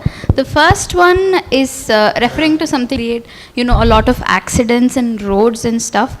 So I would like to ask you, people who, buy liquors from, good bars and stuff, they also drink and drive and they also create accidents. How can only the government alcohol shops alone be blamed? You have to start somewhere. We'll have to start somewhere. And as such, see, the problem was not that, let's say it's a private pub or whatever. It is in the larger understanding that someone who goes to a pub is going to have a designated driver most of the times. Right? You have to start to understand the whole, the ground aspect of it as well. If someone is going to a task shop, there's no way he's going to have a designated driver. Both the designated driver and him are probably drunk. So you'll have to start somewhere. And I think the problem is the fact that, traffic cops, they take money and they let go and all that. So maybe where you can bring an accountability there is maybe probably have a collar camera or on a dash cam. But again, if you think about a dash cam, you'll again have to think about the budget of it. You'll have to think, if you put a dash cam, how much of money am I spending here? How much is it going to benefit society really? Or if not, you're just going to have to wait for the amount of income for the government to catch on so that they can come up with those things. But that's the only way to go about it. But because a lot of Tasmak shops in Tamil Nadu are huge, and Tamil Nadu is the only state which actually runs Tasmak. No, the government entity runs actually the wine shops, because it's a huge revenue generation and all that. So you have to start somewhere. So why not make sure that you just ban Tasmak outlets with the bars? Because as a person who goes to a house to drink, the wife will probably slip him. So that's what we are hoping for. We're hoping the wife beats him up and the kids beats him up. Make sure that he doesn't get drunk. When you have a venue to do wrong, people will do wrong. The only way is to make sure that you cut those venues up as much as possible. That's my opinion on it. Thank you for that, sir. And you mentioned how we have to join parties and start our thing like towards our goals to be achieved. So as a person, I was before, I was totally afraid of politics. I was like, I don't even want to make any comments about anything. I don't even want to involve in that. Like, I'm 19, I haven't gone for my voter ID yet, so Okay. I'm staying away from politics. But seeing you today, seeing ma'am coming to this, attending, giving your views, and like now I understand you are not being the main picture in the media. Other MLAs who are not like important to us, who don't directly connect with us, are projected mainly in the media. So we would love if you and youth like you are projected more in the media, and whatever you are doing, you mentioned so many NGOs you are running, and she mentioned also, so those things, if they are projected mainly, we would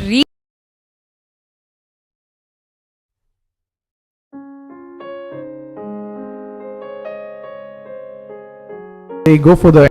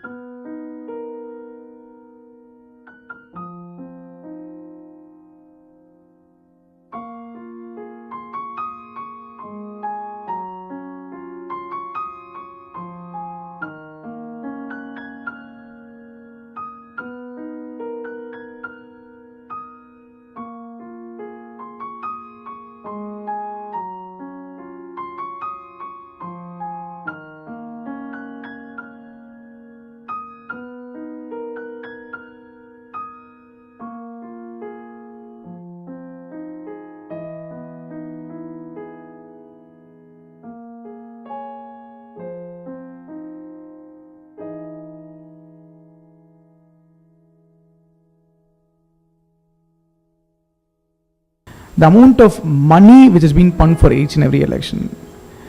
And the EC, for the election commission, every year, imagine this, every year there's an election happening. This year alone there are going to be 10 elections in 10 different states.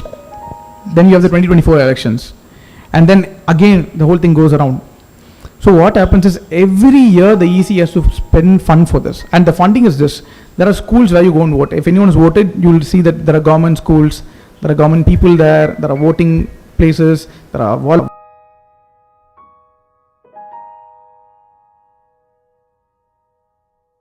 for the manpower every year, every month, the amount of money which is wasted there. When you go for a one nation, one election, the whole cost gets reduced to one. Right? Imagine 36 states, election every year, and how much of money is being spent just on that. And also, as I said, people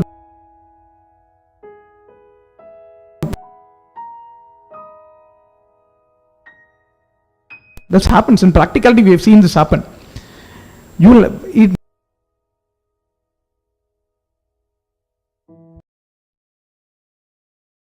He passed a bill which said that everyone has to vote, compulsory voting.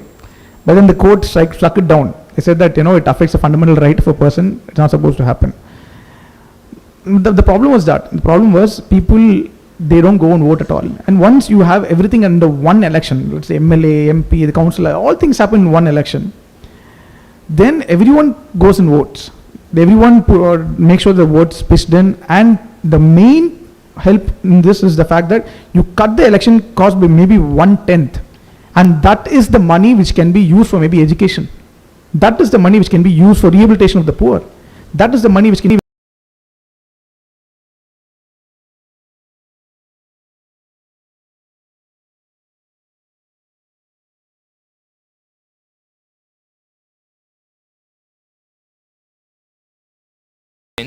and other states which have the tenure of 1 year to be get over. That's true. So let's think about it politically. If you talk about politically, Gujarat election just got over, right?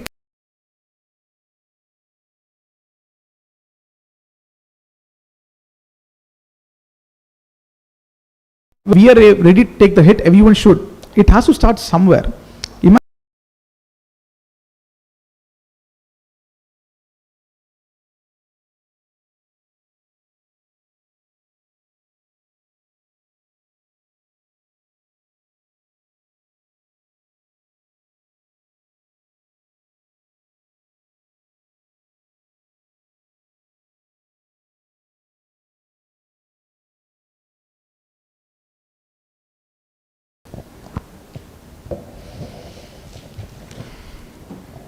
Thank you, Mr. Ramesh Shiva, President of the Youth Wing in BJP Tamil Nadu, for accepting our invite and attending the assembly.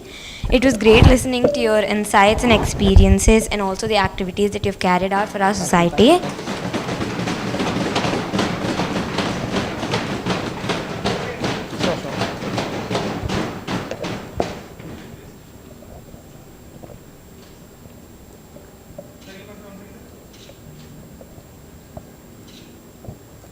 Thank you, thank you.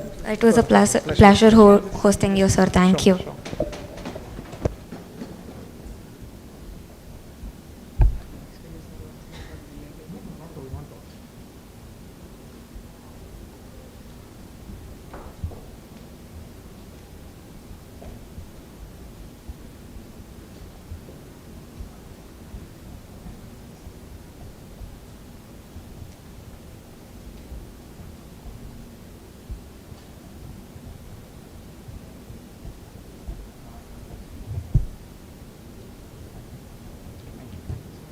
Thank you. Okay. Thank you, thank you. Thank you all. Thank you for your time.